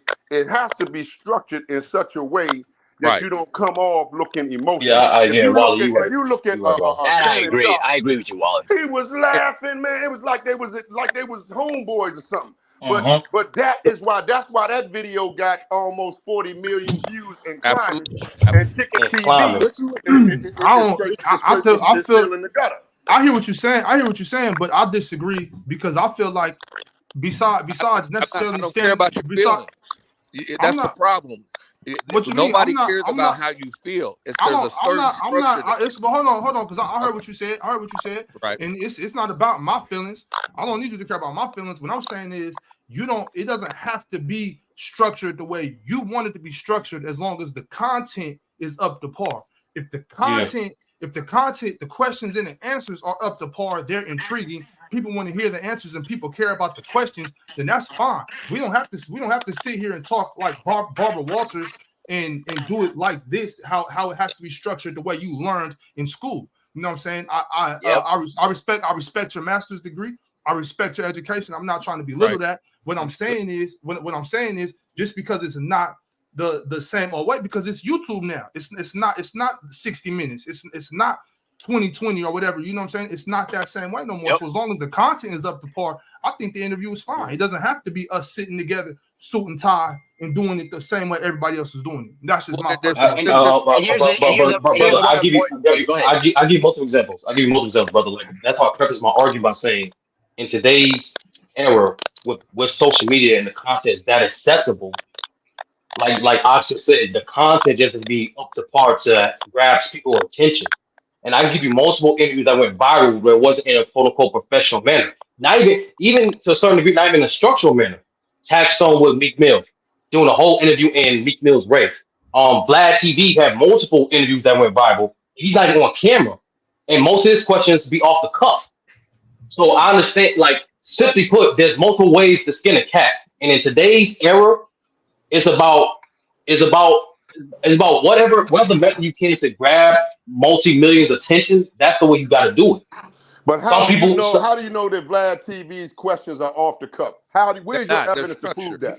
One, he said it, and number two, he breaks down how he interviews people. He literally said, you said he did what? You said he did what? I said he breaks down with multiple people. He said it on multiple interviews. One, how you break it down? I'm about to. What is the structure? What is the format that he used to break it down? Wow, I'm about to say it right now. Really, right now. What he said, and you can catch on many videos saying this. Appreciate you, Lamont. I gotta run. All right, big guy. All right, appreciate you. Catch you later. But like for example, he said multiple times. Last time, multiple times. He starts off interview by like you just suggested, like 5 to 7 structured questions, right? That's my point. And then when the set interviewer is comfortable enough, they tend to just have a conversation and let it flow from there. So it starts off structured, but sometimes, like Lamont alluded to earlier, when sometimes you let the interviewer talk enough, the direction interview can go wherever he takes it. That thing, as an interviewer, you gotta learn when to shut up and let him fly. Look, you gotta have some questions that's going to cause the person to talk. No, that's a fact. That's a fact. I'll give you another wild. For example, when Lamont interviewed P. Williams, right? Lamont had no idea that P. Williams felt the way he did about AI. Matter of fact, that clip was just Lamont asked, "Hey, how was it like? Because you played on the Bulls, you played with this team, that team. You describe the type of stars and players that you played with." And then as it was listing stars, P. Williams gave his own opinion to Allen Iverson. So you know what Lamont did? You asked him right there, he had no question about Allen Iverson, but he just followed up by saying, "Why do you feel this way?" And then P. Will gave him his whole spiel. So that's what I'm saying. As an interviewer, sometimes you gotta let the person you're interviewing take you to a direction that you ain't expect. But it provides great content. But what I'm saying to you is Lamont has been in this game long enough to when a topic comes up about basketball, that's something that he can easily adapt to. Absolutely. What I'm saying to you about this is what everybody's missing. This is what everybody's missing. Everybody is missing is that Ticket TV, he did not plan this interview. Okay, like this was spur of the moment. I saw from the beginning. And that's my point. And that's exactly my point, brother. And I'm not gonna cut you off and I'm gonna let you go. That's my point.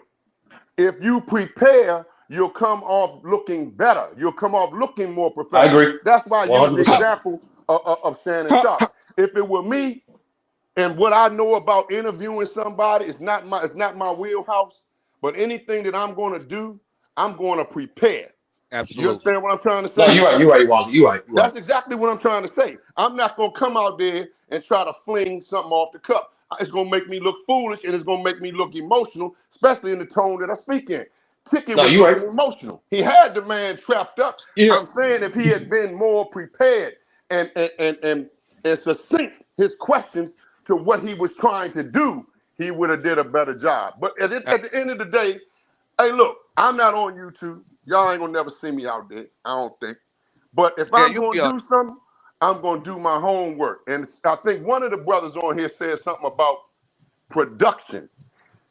And when Cat Williams answered that question wrong, the production team say, "Hold it for a minute. Yeah, I We remember don't that. want no misinformation coming out there because this is a big money making scheme right here. Right. Let's clear that up before he opened his mouth and say another word. And they cleared it up. Absolutely. See, this is what I'm talking about, preparation. You got to have a team. You got to have some people around you that when you speak out the side of your neck and lie, because your credibility is on the line. You see, I don't understand why you Yeah, people but it don't was get preparation, man. That's And, why and y'all real, No, I can't said play you're no right. sports. Yeah, I I see said why you're right. y'all can't yeah, play but no sports. and real quick, it wasn't as if real quick. So don't take hold it the on. wrong. Don't take it the wrong way. It's like when you study photography.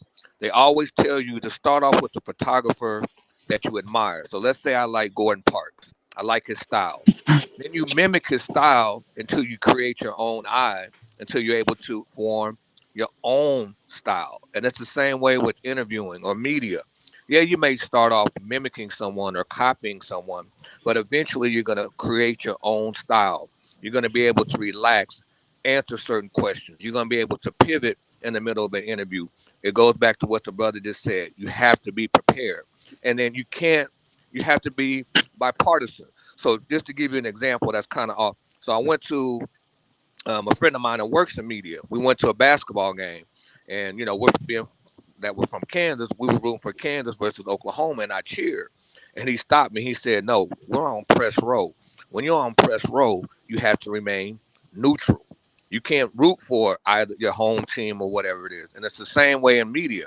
You have to attempt to remain neutral. You can't say, okay, well, I'm taking this person's side or this person's side. To come off to be the most effective, you always want to try to or attempt to remain neutral. But the key is be prepared. Study your craft. Find someone that does interviews, kind of mimic their style, and then eventually you'll create your own style. How are you supposed to? What I was saying, but you shortened it up. You shortened it up. How are you supposed to how are you supposed to go in prepared, and the person was not aware of the person showing up to the platform to give the interview in the first place?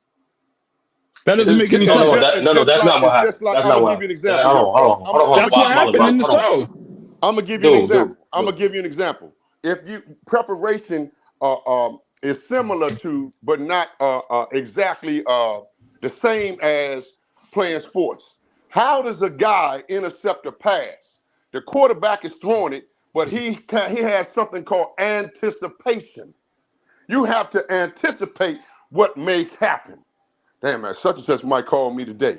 I shot him an email. He ain't hit me back, but he might come up here, unexpected. You still got to prepare for that. You got to anticipate something good might happen. And Wally, all I'm saying is, well, then basically he did an okay job for what he did.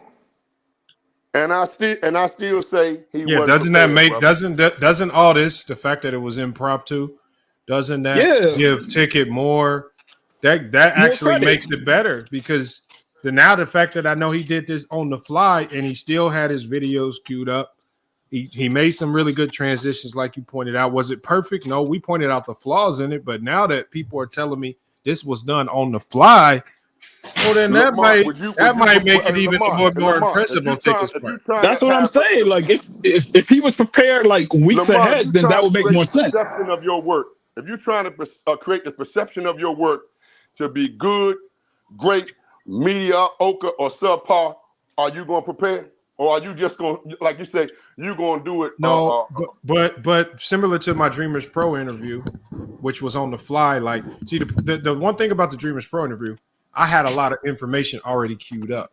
So my preparation. Because you're a sports guy. No, but what I'm saying is for Jason Whitlock to just appear and then the interview kind of just evolved out of thin air with little to no preparation on Ticket's part.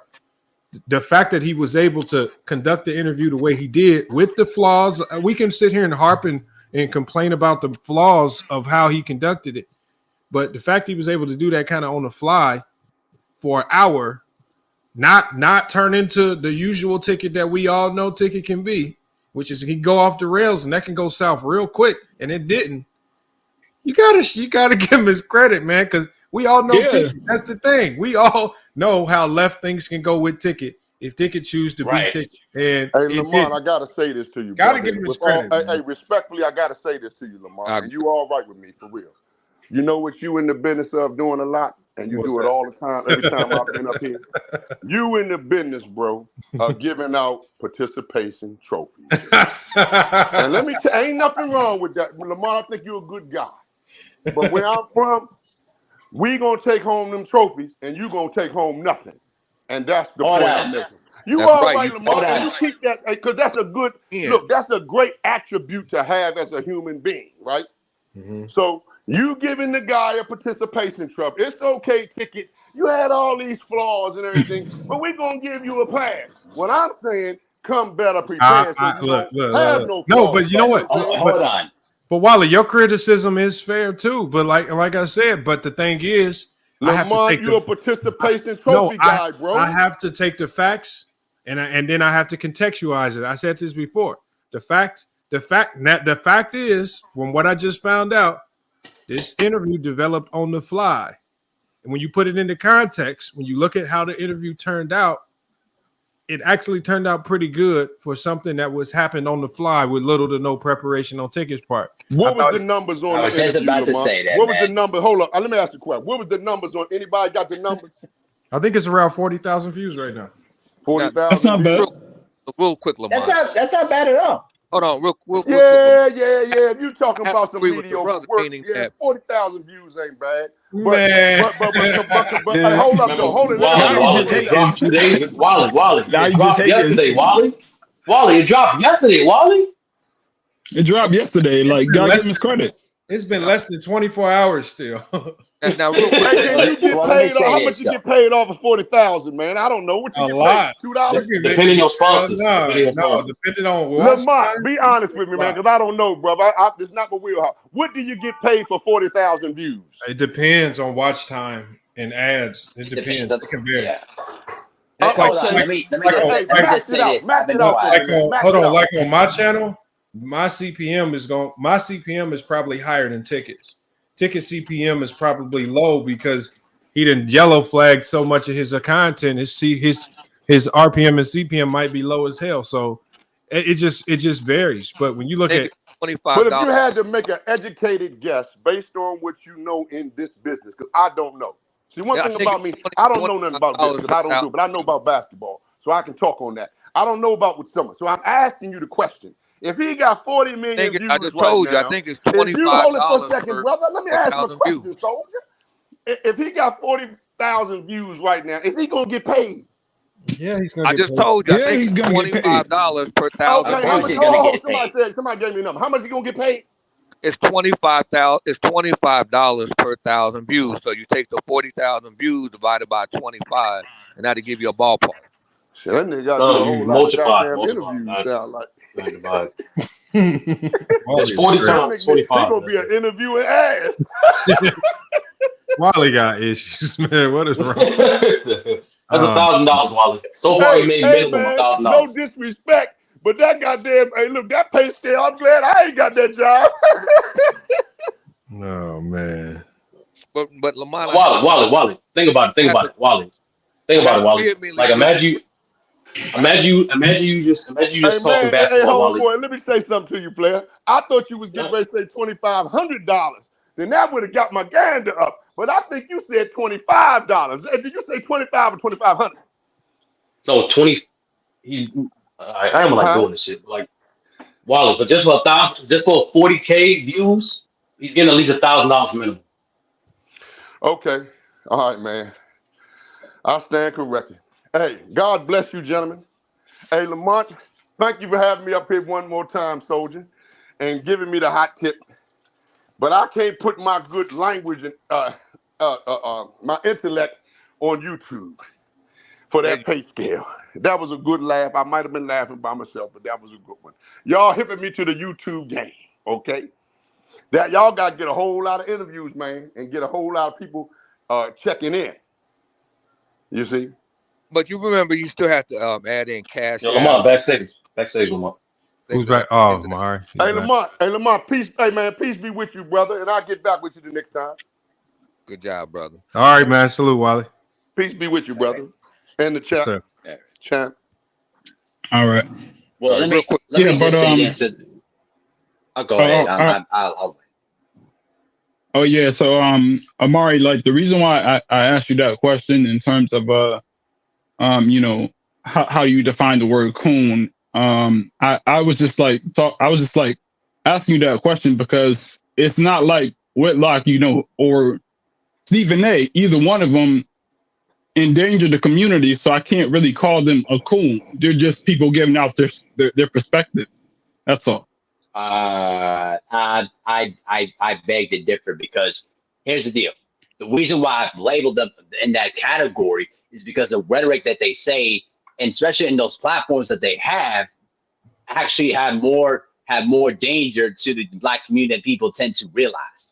It's one of the main reasons but why how? I mean, because the thing is, there's a lot of issues in the Black community that people are starting to fight for, and people like Jason Whitlock, and I don't know about Stephen A. Smith. I mean, I've had my issues with him, but I'm not gonna put him in that jacket. But with Jason Whitlock, he says things that are endangering to people that have been needing, you know, issues like reparations, you know, crime deals, and he goes against those kind of things, and that's why he gets labeled that category of a coon. That's why. Yeah, but So- like but like I said, all he's just doing is giving his perspective. Somebody to me who endangers the community is the drug dealers, the gangbangers, all that type of stuff. Like those people are people who are literally endangering the community. So those are the real coons. That don't make any sense for you to call Jason Whitlock a coon, and really he's just somebody who has a job doing what he does. That don't make any sense. Hold on. That does not make any level of sense. Now listen, I'm telling you that a lot of the things that Jason Whitlock says is white supremacist based. So that is a lot. And how has that how has that affected you specifically from you getting to your goals specifically?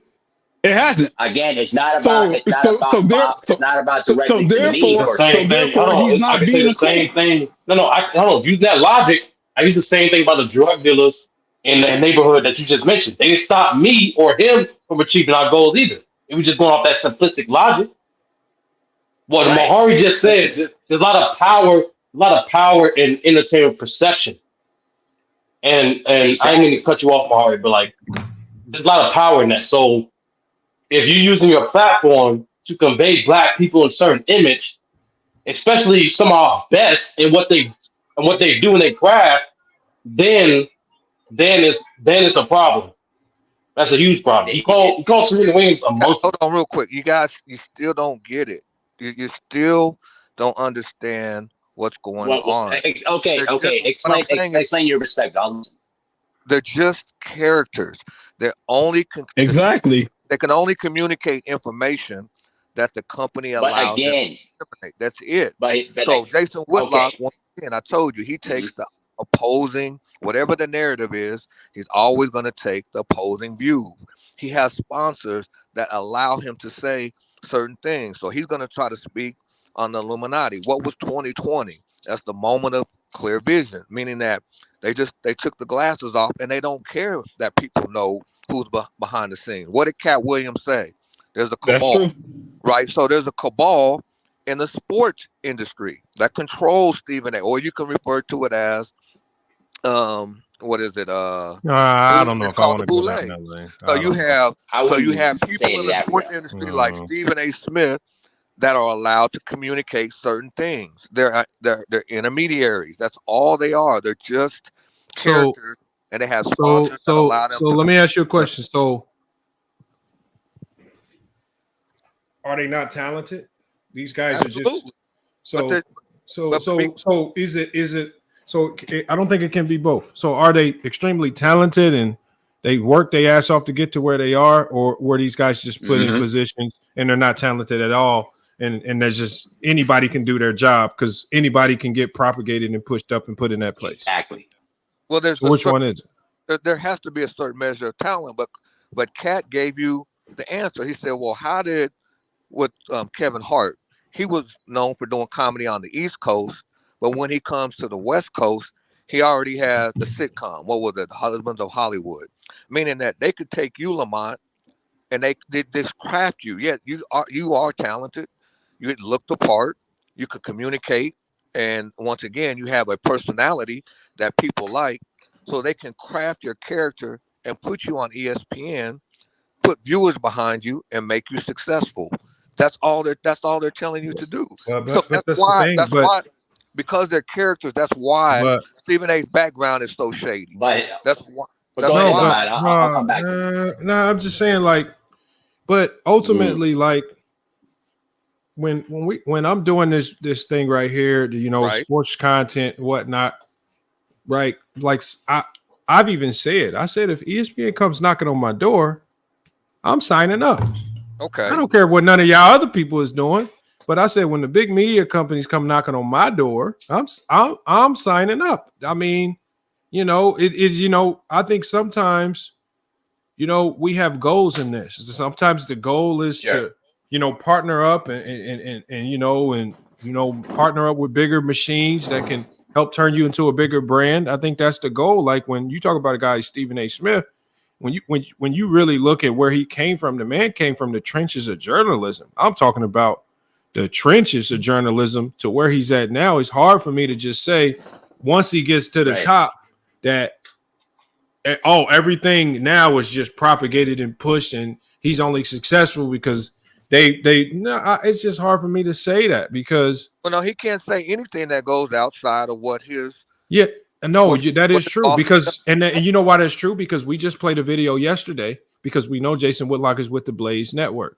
right? He has more leniency there because he just in his initial response to Stephen A. Smith, he said literally on his show something that Stephen A. Smith was a part of was gay. You can't say that on ESPN, on the Disney network. Right. He literally said that so the thing is, we know that censorship on certain platforms exists. When you're dealing with Disney and ESPN, there's certain things you can and cannot say. And this is why Stephen A. Smith has said there's certain things about Jason Whitlock he'll address on ESPN First Take, but there's other things he's going to take to his podcast that he addressed on his podcast and keep it separate from ESPN. And just like he said in his response, he said, look, I told my partners at ESPN, this is the video I'm going to be doing. He said, I just made them aware, but I can control the content over here. I can say what I want over here. On ESPN, you can't. That just comes with the game. That's just like any job you work. Now, remember when any job you work is going to come with, like, certain jobs might require you wear suit and tie.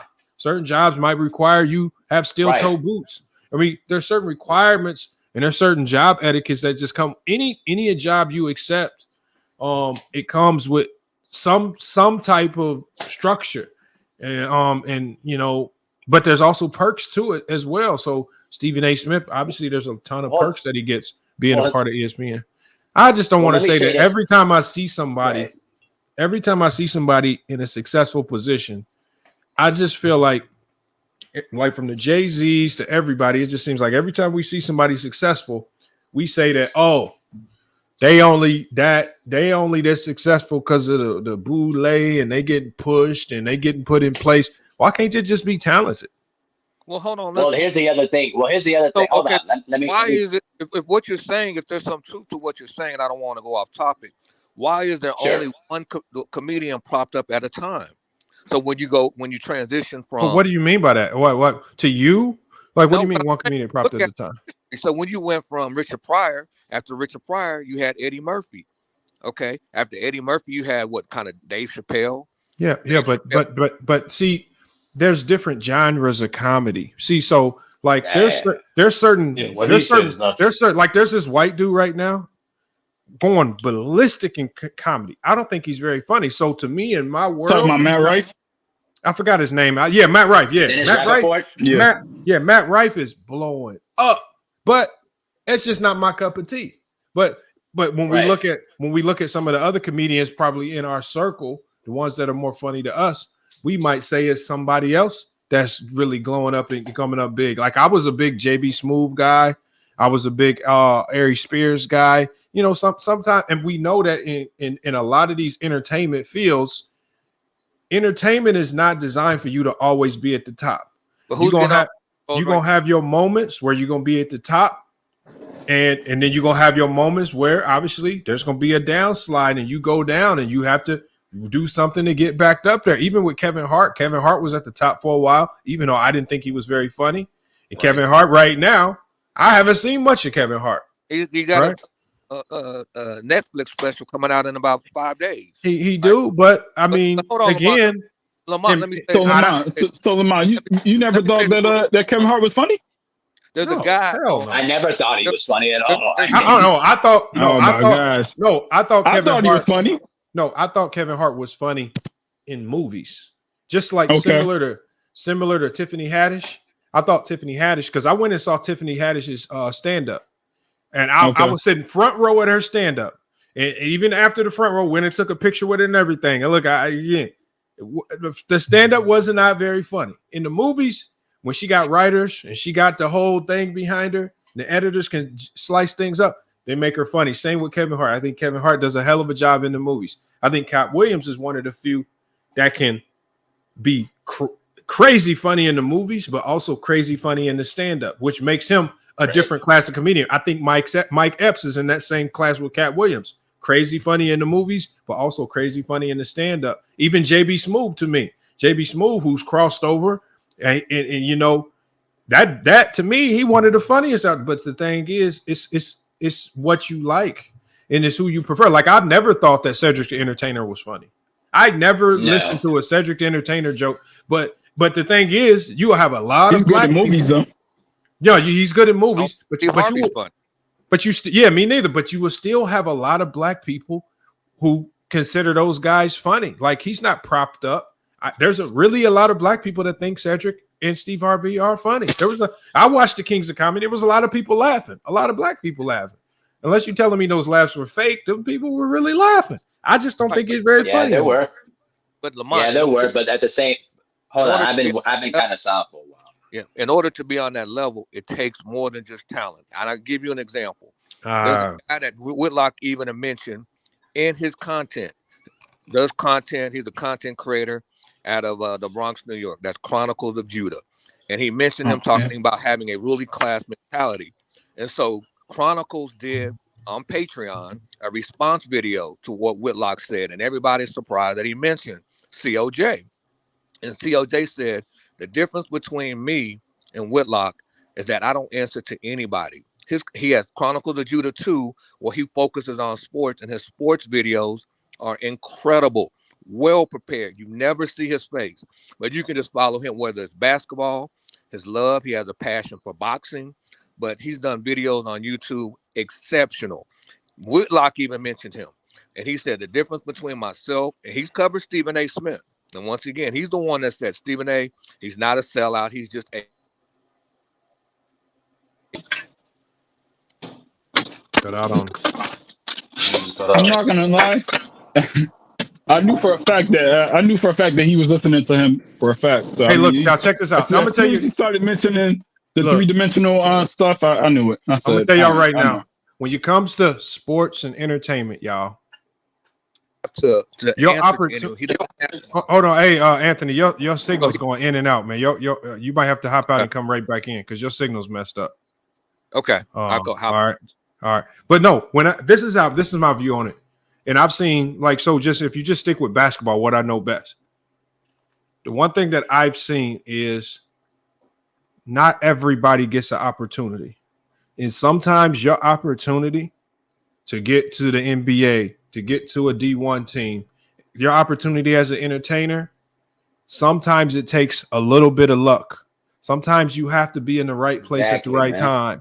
And so the thing with Kevin Hart, I don't know what circles or what people he put himself in front of, but sometimes you can be in the right place at the right time and your opportunity can come. Because I promise you, in some of these comedy clubs that you go to, you're going to find some people that's way funnier than the Cat Williams, way funnier than the Kevin Harts. But the problem is they haven't showcased that at the right time in front of the right people, or maybe they don't have the right people pushing them on social media. I mean, sometimes it takes marketing budgets. Some people don't understand the value in spending $10,000 on Facebook marketing to push your comedy, right? Some people don't understand the value in that. So some people will never blow up because they don't understand marketing. So I'm not gonna knock people. I know that when you talk about some of these comedians like Kevin Hart, I know he's not the funniest. I know he's not the greatest stand-up comedian. The one thing I do know is that he did his thing at the right place in the right time and took advantage of the opportunity that was given to him. And every time somebody takes advantage of the opportunity, it's not my place without having the facts in front of me to say that opportunity was only given to them because somebody wanted to propagate, push them, and use them to push some type of narrative. I just can't go for that right there. Let's look at an example. I would say one of the funniest that I've seen him several times in live at comedy clubs, and that's Corey Holcomb. So how come Corey Holcomb chose a different path? He owns 5180. He may not go and make like Jason Whitlock even went at Corey Holcomb. And Corey Holcomb was like, I don't know you, Jason Whitlock. And Whitlock criticized him, saying, yeah, with his little platform, he may make $500,000 a year. Well, maybe Corey Holcomb said, the fact that I don't have to compromise myself, I own my content, I own 5150, and I'm comfortable making $500,000 a year. It all depends on what level that you want to be at. But once again, no, I totally disagree. These people were selected. They didn't. Hold on. Do you believe? I want you to ask yourself: do you honestly believe Corey? Like, so when we look at the things that make Kevin Hart great, Kevin Hart is a great actor. One. So maybe somebody saw him. Maybe somebody saw him and said, as an on-camera actor for some of these movies, he's the personality. He's the face that we've been looking for. When you look at a guy like Corey Holcomb, I said this similar to Whitlock. I said sometimes your opportunities can come and go. If you're a bit overweight, you're not gonna get asked for certain movie roles. If your face is just, if you ain't got a face that could be liked by the masses, you might not get certain roles. You know, there's certain opportunities that are given to people just based on looks. And, you know, maybe somebody in Hollywood thought, okay, we can sell Kevin Hart better than we can sell a Corey Holcomb. We can sell, like, if you look at a guy like Ari Spears, does it surprise you that this man ain't had no mainstream media acting roles? When you look at him, now Corey Holcomb, eyes, he's bags not under his good. eye. No, it's not even that he's Corey not Holcomb good. No, think like hold a on. man, and Hold on. Who's the light-skinned guy that's on the Old Spice commercials with the curly hair? What's his name? Who? The light-skinned comedian. Oh, I know you're talking about Deion Cole. Yeah, Deion Cole. But hold on, when you look at Deion Cole, the light skin, the good curly hair with the solid hairline, right? A comedian who he's definitely not funnier than a lot. He's funny, but he's not funnier than a lot of other comedians. But the thing is, somebody looked at him and said, not only is he funny, but it's the optics we can also sell. Am I gonna look at Deion Cole and say just because he's not as funny, he only got his opportunity because he sold out? Or maybe somebody said that this is something we can sell. The light skin, the curly hair, he can actually act. He's more than just this comedian. So, I mean, it's hard for me to just put on all these people that have been successful that is directly tied to somebody saying, "Oh, we're gonna put you in this spot," and it like that gives the impression that it takes absolutely no hard work to get there, and then you take away from what these people get to that level. To get to that level, the same with people in DC, in Congress. To get to the highest level of anything, in any field, you need networking, you need talent, like Lamont alluded to, you need hard work and a little bit of luck. You need a combination of all those things, right?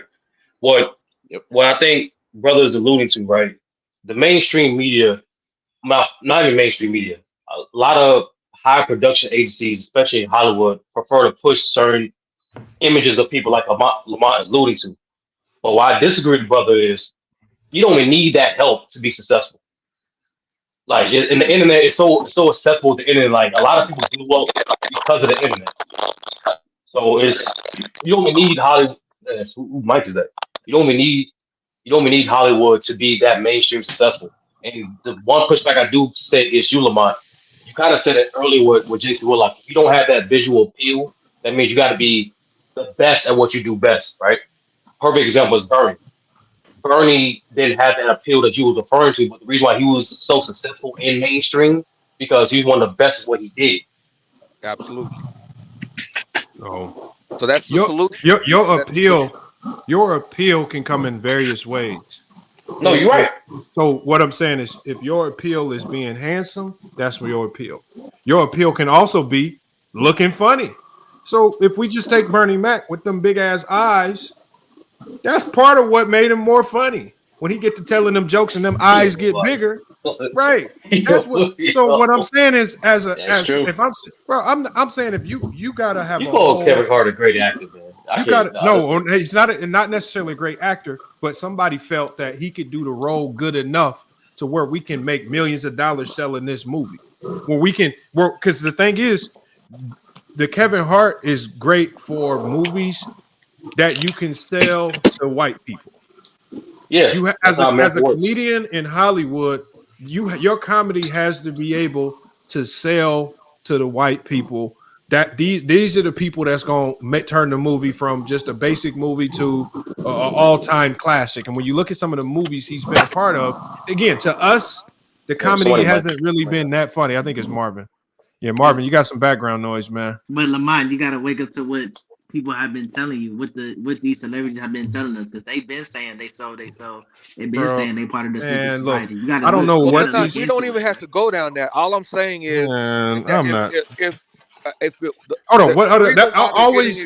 I'm still always gonna ask y'all, what is selling your soul? Is it literally signing a piece of paper saying your soul is sold? What is it? Because nobody's still everybody has this weird definition of selling your soul, and nobody and it's never a concrete definition. This person over here got fucked in the butt. This dude over here sacrificed his mama. This dude, like, everybody got some brand new version of selling your soul, in Hollywood. So basically you got some weirdo in Hollywood sitting up somewhere basically saying, oh, you gotta have your mama die before you can be successful in Hollywood. But Kanye West said it himself that he sold his soul to the devil. He said it himself. All right. So if Kanye West, if you feel like he's the credible, if he's that credible to you, then you ride with that, man. Come on, man. He's a puppet. Because if you're going to accept that from Kanye, make sure you accept everything he says. That sounds crazy. We don't have put the truth in plain sight, bro. I'm about to tell you what. I'll tell you what. Even if you're ugly, you still got a chance, though. No, I'll tell you what. Hold on. This is something that I told them I said this about a month ago on my show. If this so-called supposed selling your soul can get you 200 million, I need to be signing up. I need that 200 million. If anybody listening, no, this is a public announcement. If you in the business of so-called buying souls and all, I need that 200 million, y'all. I'll take it. I'll take the 200 million. All these people that acting like part of the club. I don't care. You might get it. Look, this is what I'm saying. Hold on. You know what, y'all? If I somehow pop up with the Lakers head coaching job and Darvin Ham gets fired, then y'all know what happened. Y'all know what time it is. Hold on, Lamont. The only way that can happen. Hold on, Lamont. The only way that can happen if you willingly go to a Diddy party. That's the only way that can happen, Lamont. All your dreams can be fulfilled if you go to a Diddy party. You are missing something critical that you probably know about, but you miss it. Listen, a lot of these actors, when you look at them from that perspective, a lot of them had to do drastically things to get to those positions. Okay, hold on. See, that's the thing. So hold on. So okay. You know that. Okay, so hold on. So let's go. Let's do it. Hold on. Let's do it. So y'all, first of all, y'all. Do y'all know? No, direct to me. Do you know any person that you can call up right now that can come onto this live and say, "This is what I had to do to get my success. I had to take it up the back end. I had to do X, Y, and Z. I had to sign this." Outside of third-party stories or stuff that we see on YouTube, that's generally garnered just to get. Because no, hold on, you're just saying names. But what happens is people say things to get ton of views, and it just seems like all the information y'all getting is coming from people on YouTube with the sole purpose of saying something with shock value just to give Lamont, views. you're not looking at No, that's not Terry Crews. That's not Terry. Hold on. Let Mahari respond. Let Mahari respond. Let Mahari respond. Time out on the floor, because here's the thing, though. Listen, I don't look at shock value and think that's the absolute gospel truth, because then that would look like a hypocrite. I look at the consistency of the story and look at the authenticity of the stories to formulate a assessment of what I think of people. See, I'm not a person that's going to look at shock value all the time and think that's the undisputed truth. That's stupid. But at the same time, when I reflect back on the Cat Williams thing, he reflect on something that pretty much most people already know about. Right. Most of these actors, for example, took roles as dressing up as women to get to where they want to go. Listen, Tyler Perry would not be in his position where he is now if he didn't dress up like last. How about this? How about this? I mean, How about this? How about this? You know the simple answer for that? Go ahead. Say you know the simple answer for these men being in dresses?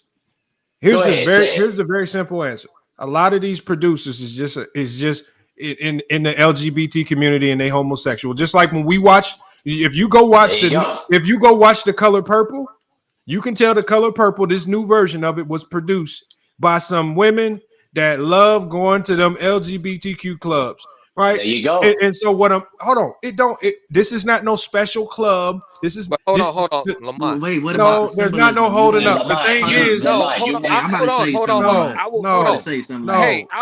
on, you guys. Gay people, y'all be turning. Hold on.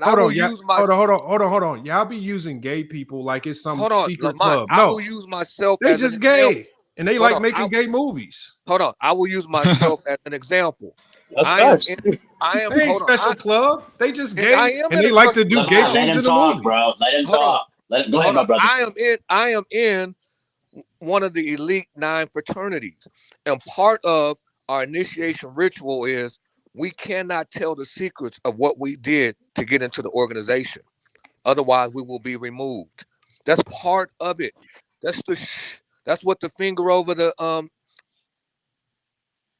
tell the secrets of what we did in order to get. I'm in a fraternity, so I can tell you that part of being in the organization. And how do we know? Is that what you did to stay in it? How do we know? How do we know part of being in that fraternity? How do we know part of your job ain't to come up here and mislead us and think that these secret societies is some big deal that's running the world? How do we know that then? How can we This trust is what it? I'll tell you. So if this is what I will guarantee you, I can promise you this. If you and I, similar talent, we both had an interview at ESPN, okay, and I indicate to them, hey, I am a member of Alpha Phi Alpha fraternity, and you mentioned that you're not a part of any fraternity, I will get the job over you. That's called Especially networking. That's networking. That's just networking. That's networking. That is just networking. That's networking. No, That's all it is. So you're saying that That's all it is. all the things he was doing. Hold on.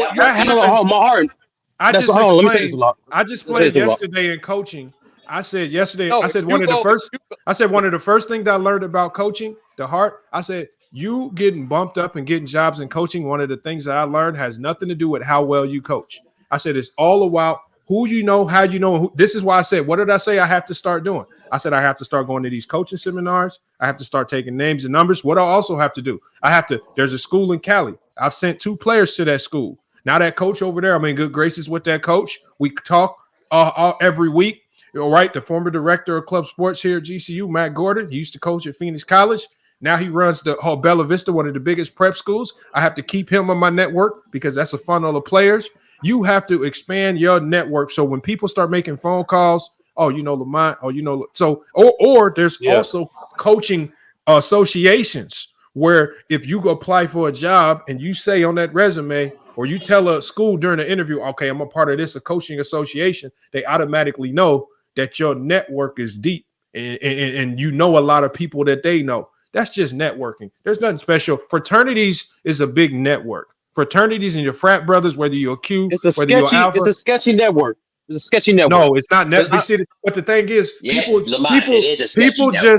just refuse to accept that. A lot of people get hired. Hold on, Mahari. Hold on. If people refuse to accept the fact that people getting hired and fired for the most part, has always been about who you know. And they try to say is no, a lot of times when some of these white companies, they hire all white people or they bring in some young kid who's now your boss and you've been working there 19 years and you got some people crying, oh, there's racism. No, it's because that young kid is in a network. Maybe he's families with the boss up top. You can say it's sketchy, but this is how the world has worked since existence. It's about who you know. It's about who you know and what network you're a part of. That's a fact. Let me take it. Let me take this real quick. It's not sketchy. Most people. It's a lot of jobs that people have gotten without being qualified. It's about who they know. That happens in the NBA all the time. You have to do your research. You got to look for Let me respond. Listen, here's the thing, Lamar. Here's where you're really missing this whole situation. You're right. It's about what you know. But at the same time, the basketball world is also sketchy too, because there's going to be a lot of people, a lot of snakes out there who claim, oh, I know this person and that person, when in actuality, that's not true. When it comes to people in Hollywood, there's a lot of people in sketchy places in Hollywood that will get you where you want to go, but you got to do dastardly things to get where you want to be at. And that's what Cat Williams was trying to address in that interview. What I'm saying is, no, Mahari, hold on, Mahari, look, we don't have to look, we always known that sometimes, and this is the shady side of things, that casting couches have always existed. And the thing is, it's just a part of business. And whether it's a casting couch for men or it's a casting couch for women, people just don't like admitting it. But the thing is, we know that there's been some, like even with some women, we know that some women. Harvey Weinstein. When you start looking at certain, at the top of the hold on, when you start looking at certain positions, there's some people like who's our vice president right now? Kamala Harris. Do y'all really think she became the vice president because she's the most intelligent person in the world? I don't think so. No. I'm honest enough to know the election is scripted. I'm honest enough to know that it was some sucker who was thirsty, and she said, "You know what? I'm about to hop on this casting couch, and I'm about to get to where I need to be." Now, whether you say that's right or wrong, I just accept it. I just accept the fact that I know people, and sometimes you can network using sex. Sometimes if you want to get to the shady side of networking, you can work your way up to the top with, for example, with some women, with your body and with sex. Just like that Fannie Willis, that DA in Atlanta. Now she's getting caught up because now all of her sexual affairs is getting her caught up with the Trump case, and it's getting exposed now. It was getting caught up. It was getting exposed with the YSL case. So what I'm saying is, we see a lot of people climb to the top using that. But the thing is, when you generally use the shady side of networking to get to the top, it gets exposed in an ugly manner at times. And that's because when you do it that way, you leave a trail. And if you leave a trail where, again, you're dealing with shady people already on that casting couch, they can use that to expose you or to exploit you to a certain degree. But if you network the right way, let's say through a fraternity, if you network the right way, let's say through a coaching association, right, or Actors Guild or something like that, then when you network the right way and you get to the top, there's really not much to expose when you get to the top. So because a lot of rappers, there's a lot of rappers who would probably sat on Diddy's casting couch to get to where they need to be. But there's also a lot of rappers who actually went in the studio, did their thing, right? Did it in front of the right people, and then and like the J. Cole's. Like, you can't sit here and tell me that J. Cole sat on somebody's casting couch. Well, J. Cole part of the secret society. Oh my God! See what I'm saying? Everybody great. Everybody great. Everybody great. Did something. No. Hold on. Jay, real quick. Jay, chill out. Jay, real quick. Hold on. Y'all all saying the same thing. Y'all know that, right? Y'all all saying the same thing. Y'all all agreeing with one another. But Lamont, you made a great point. Your last thing you just said. Some organizations and some shady networks, they get put into the dirt. That's what happening right now with Hollywood. Hollywood been having a strange culture for decades. That is Yes. not, Decades. but it's not strange. You The have to casting- sell your soul in order to be hold a on, the celebrity in casting- Hollywood. No, the casting couch is not strange. It's just a reality. Lamont, it's not just the casting couch. Bro, Go what watch- else is? hold on, What hold else on, is? I want to finish. That's what I want to finish. You have to go through Hold rituals. on, Hollywood. You have to No, not rituals. and- Not rituals. Not and how rituals. do not y'all rituals. know? And how do y'all know? And y'all still alive? Lamont. It's this simple. When any group or any company that people want to be a part of, right? They want to trust you. And most groups, in order to trust you, have to get some dirt on your name, right? Right. They can open your file. Hollywood for decades has been a culture known for drug addiction, all this other crazy stuff. Hold on, Lamont. Let me finish. Lamont, let me finish, bro. Let me finish. Y'all got this. Let me from finish, bro. movies, man. No, it's not a movie. No, listen, I'm not no Illuminati nigga. I'm not saying that at all. You gotta I'm shoot saying somebody, so I know you. With us. no. I'm not saying that Lamont, sacrifice so you're either. saying all those. Oh, go ahead, man. Hold on. What I'm simply saying is, right, y'all saying the same thing in regards to this. Just like a fraternity. I find it extremely weird the fact that they don't share how you get in the club. Like that's weird as hell. If I run a fraternity, right, and I tell you the best way you get in this fraternity, if it's a college, your GPA gotta be this, you gotta bag this many holes, and you gotta play a sport of some type of kind. I don't mind sharing that. There are requirements to get in fraternities that don't. No, that's what I'm saying. I got plenty of homies. I got plenty of homies. That's what I'm saying. I got plenty of homies. Lamont, I agree with you. Hold on, Lamont. That's what I'm saying. I know homies too. Like that's. Hey, Lamont, watch the Black Godfather on Netflix. I'm not watching that nonsense, bro. Who was Clarence Avon? I'm not. Hold on. One of the names they mentioned was Al Heyman. Al Heyman is the head of the BP. How did the society let Why are you guys talking about this? video? Hold on. This society that y'all say got so much power, how come they haven't removed this video off Netflix then? Listen, there is no society, bro. There's only a network. Is married to one of the owners of Netflix. Like, come on, you got to be able to. You have to be able to see the. That's networking. That's networking. God damn! And even on the Black Godfather, you had Barack Obama was on there and said, "Hey," he called Clarence Avon and said, "Hey, I'm number such and such on the Democratic National Convention to speak." Who do you think moved them up? Clarence. You know what problem? You know my problem with you conspiracy niggas. As soon as I saw you know my problem with you conspiracy niggas. You niggas say the most common sense shit in a different way. You think you're saying something different, bro.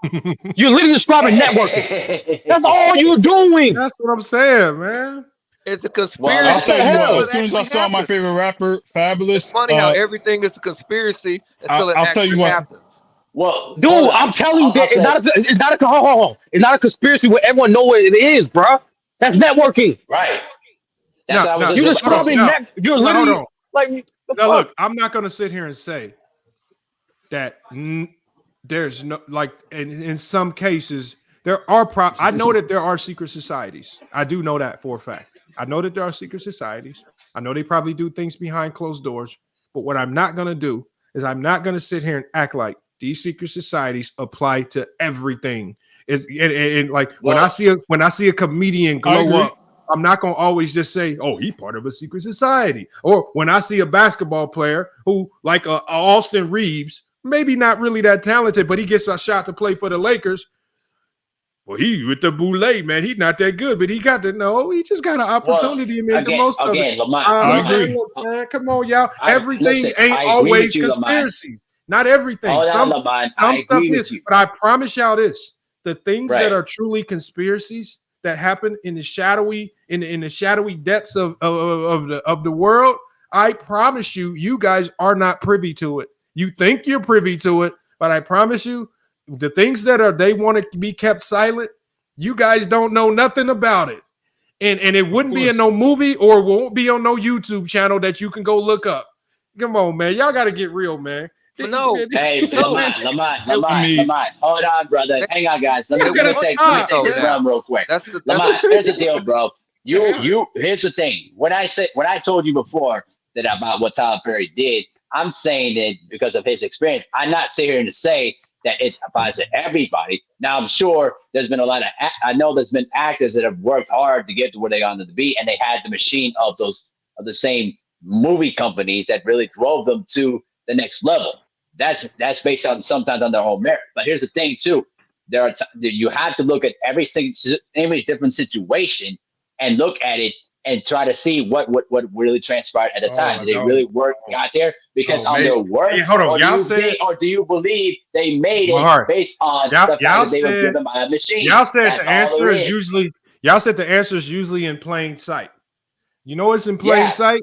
Is that a lot of these people are plain sight to you? A lot of these people are just talented. What's in plain sight to you? A lot of these people are just good at what they do. That's what it. That's what's in plain sight. And that's the case. I'm sorry to say, that's fine. Then that's the truth. If they made it based on their hard work, then that's fine. But here's the thing: not every single. Hold on, watch this. Every single thing. Hold on. Check this out. Hold on. And this is no shade to Jay. Look, Jay, and when I say this, Jay, hold on, Jay. When I say this, Jay, I promise you this is no diss or anything. But Jay, you came up here. Hold on, Jay. You came up here the other day. You dropped a freestyle.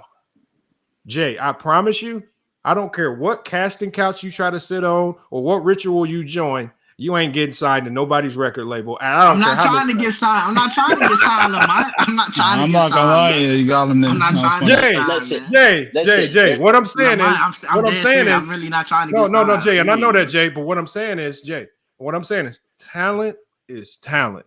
And what I'm saying is, when you got guys that are talented, every time somebody is talented comes up, we can't say it's a secret society because we know, Jay, the one thing we know is that I don't care. You can go sit on Diddy's casting couch. You can go to 10 different rooms at his party, right? Get worked over, get ran through. And I promise you, ain't no Rockefeller deal. Ain't no. So why people like Tekashi 6ix9ine famous then? You know why? Because when you watch Tekashi 6ix9ine's glow up, what did he do? He started off on promoting his songs and putting a lot of money, whether he was getting the money from the streets. He did massive marketing campaigns on Facebook. Massive. He was putting like $5,000 into pushing his music on Facebook and marketing dollars. So what I'm saying is, then why is Fabulous hanging out with Diddy then? Hold on, in the industry, this is where I say the industry is rigged, and the rigging part comes into this. So when you talk about the streams and the numbers being fake for certain artists, because again, once these music labels invest a ton of money into their artists, it's their job to then get their money back somehow. And if they got to get their money back somehow by faking stream numbers and using stream farms to run numbers up on Spotify or something, or to go get, they're going to do whatever they got to do to finesse to get their money up out of these people. Because generally what happens is once they get their money out of these artists, they done with them. And that's when you see the artists fall off. And then it's on but a lot of these artists, like if you take somebody like Fantasia, she lost the label backing, but Fantasia is still been able to make money as an artist. She's still been highly successful. She just don't have the label backing no more. But she's still rich. She still has a lot of money. She's still highly successful. But so the level of success and notoriety she has went down, but she can still do shows. She can do all that stuff. You can go all the way back to artists like Genuine. Genuine up there, dances looking broke, looking crazy, and still doing shows. Right? I mean, come on, man. Like if you talented, you talented, and people are gonna show up if you talented to a certain degree. If you have no talent, ain't nobody about to buy them tickets. So do you think? I agree with that. I agree that you gotta look deeper. You gotta look deeper. And look, and this is what I get tired of. There's so many people here talk about these guys wearing dresses. I know there's what 1, 2, 3, 4, 5. There's 7 of us on the panel right now, y'all. There's 7 people on the panel. If all 7 of us today were offered $50 million to wear a dress on FYF Sports tomorrow, all 7 of us are going to be up here in a dress tomorrow. I got integrity. I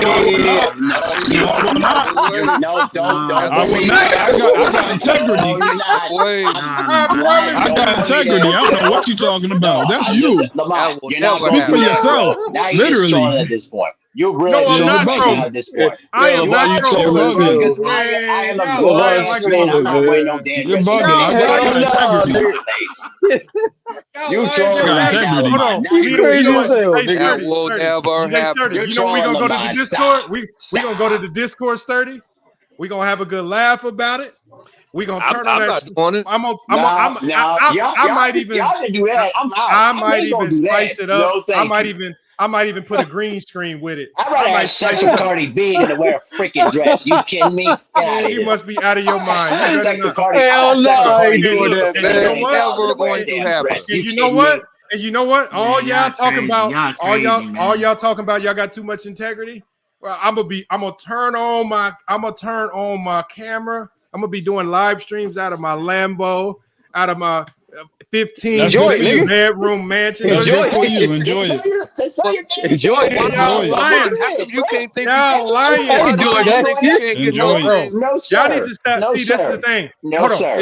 See, the thing, it's easy for y'all to say no now because there's no real offer on the table. But I promise you, and I would have still said no, even if what if they said, look, just to know we legit, we gonna drop 10 million in your account right now, just so you know we legit. Bro, I can't get $1 million without doing that. Y'all gonna be running. Lamont, hold on. In that case, y'all gonna be running to Forever 21 right now to go get a dress. Hold on, Lamont. In that case, if they just put 10 mil in my pocket, I'm walking away. Nigga, you just gave me 10 mil. No. Hold on. No. You give me 10 mil in my damn I ain't doing nothing, nigga. Hey, sir, you might as well just join. That's all. You might as well just join. That's all. That don't make no sense. That don't make no sense. You just joined. Lamont changed it up. He said to make sure we legit, we gonna drop $10 million in your account. Nigga, that's it. I ain't putting no fucking dress. Nigga, you just gave me 10 million. You technically just joined. They're not gonna. Thank you, sir. They're not gonna let you walk away with that 10 mil. They're not letting you walk away with that 10 mil. They're not. Watch me, nigga. They're not going to. It don't make no sense. Jay got something for us. What you got for us, Jay? I'm showing you it right now. Is this a coincidence? Looking good. There you go. Go ahead. I'm not gonna lie. I definitely saw Deion Sanders in the dress too. Hold on. I know your ass is hold on, Jay. So hold on, Jay. You telling me all I got to do is start doing this, and I'm gonna get a 50 million? That's the yoni. That's not what I'm saying. That's what they show. That's what they cash show. me out. They showing somebody cash me out, y'all. Every stream. If all I gotta do, your man's showing, get his ass. If all I gotta do every single stream. Lamont, Lamont, that's not what I'm saying. The issue is, Lamont, is that I don't think Stephen A. Smith or Jason Whitlock is more talented than me. Sign me up. Is this all I gotta do? Sign me up. Hey, Mr. Alligator, standing next to Lamont. Get his ass. Hey, alligator guy. You know the alligator guy that always fucking sing on stuff. Man, get his ass. If all we gotta do is this, I'm gonna have somebody build hands on the Fred's face, and Fred gonna be doing this the whole stream. Man, we both gonna be locked in right here. If that's all we gotta do. It's the Illuminati. My question is what happened a year ago? CGA said that a year ago, the powers that be came to you content creators, and they offered you the deal. Some of the guys took it, some of those didn't. Bro, I keep telling you, there's some truth to that because one of the main content creators. Lamont, you turned out a deal, Lamont? Bro, you turned out a deal, Lamont? Hold on, I keep telling y'all. One of the main content creators had over 1 million subscribers. Was he not removed?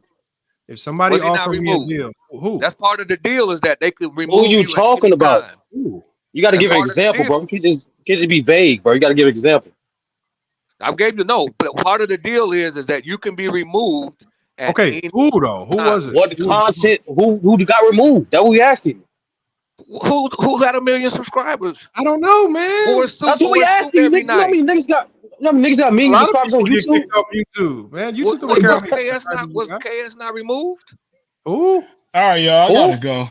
Y'all have a good one. Was not Kevin Samuels removed? Bro, the man was doing cocaine. That's part of the contract. Is that they can have you removed at any time. That's part of the deal. What? Part of the deal is that they can have you can be removed. You know what? See, this is the problem is. See, this is another problem. See, we can't accept. I'm confused at this point. I gave you an example. As great of advice as Kevin Samuels was given. Oh, he was great. I'm sorry. I promise you. But the thing is, everybody has their demons. And this is one of the reasons why the family did not want to release the toxicology report, is because all indicators is that the man died due to an adverse reaction to cocaine. Oh. And so, but the thing is, obviously the family with a Every reputation. movie star died because of drugs. Yeah, Right? but hold on, but yeah, because drugs is highly prevalent in Hollywood. In Hollywood, dummy. Yes. This is a man that owned 3 black belts and was the head of a spin And that don't class. mean he could. Hold on. What that supposed to mean? Hold on. Nigga, don't make you bulletproof. Hold on. Did you know, Anthony? This is crazy. This is the crazy thing, man. especially with the older generation of cocaine. My rest in peace to my grandmother. My grandmother was doing cocaine. You know how I knew this? I'm a little kid in Mississippi. We traveled to Mississippi. I'm not even little. I'm probably like 15. I got a toothache. Grandma, I got a toothache, man. Go into her bra. Dab some of this on it, man. That'll numb it up. What the fuck? What is this? My mom was like, nah, don't put that on your tooth, man. Don't do that. Just put an ice pack on your face. That's when I found out cocaine for that generation, the Kevin Samuels era, that was just y'all choice of so the cocaine was popular. Hold on, this era's choice of drug is weed. Kevin Samuels' era choice of drug, which was the weed of their era, was the dabble in the cocaine. My age group. That was y'all was the cokeheads. Yeah, y'all the cokeheads. Never touched it. Never. Yeah, I bet it's not popular to say it now, but back then, it was normal to be snorting cocaine. Just like at one point in time, doing coke on the West Coast was like weed use on the East Coast. So again, everybody has their vice, and when Kevin Samuels has his own vice, and when people start dying, all of a sudden he can't just die because he had a vice that caught up with him. He got to die because the people was after him. But ain't nobody got Tommy Sotomayor yet, right? Tommy Sotomayor just out here pissing the whole world off.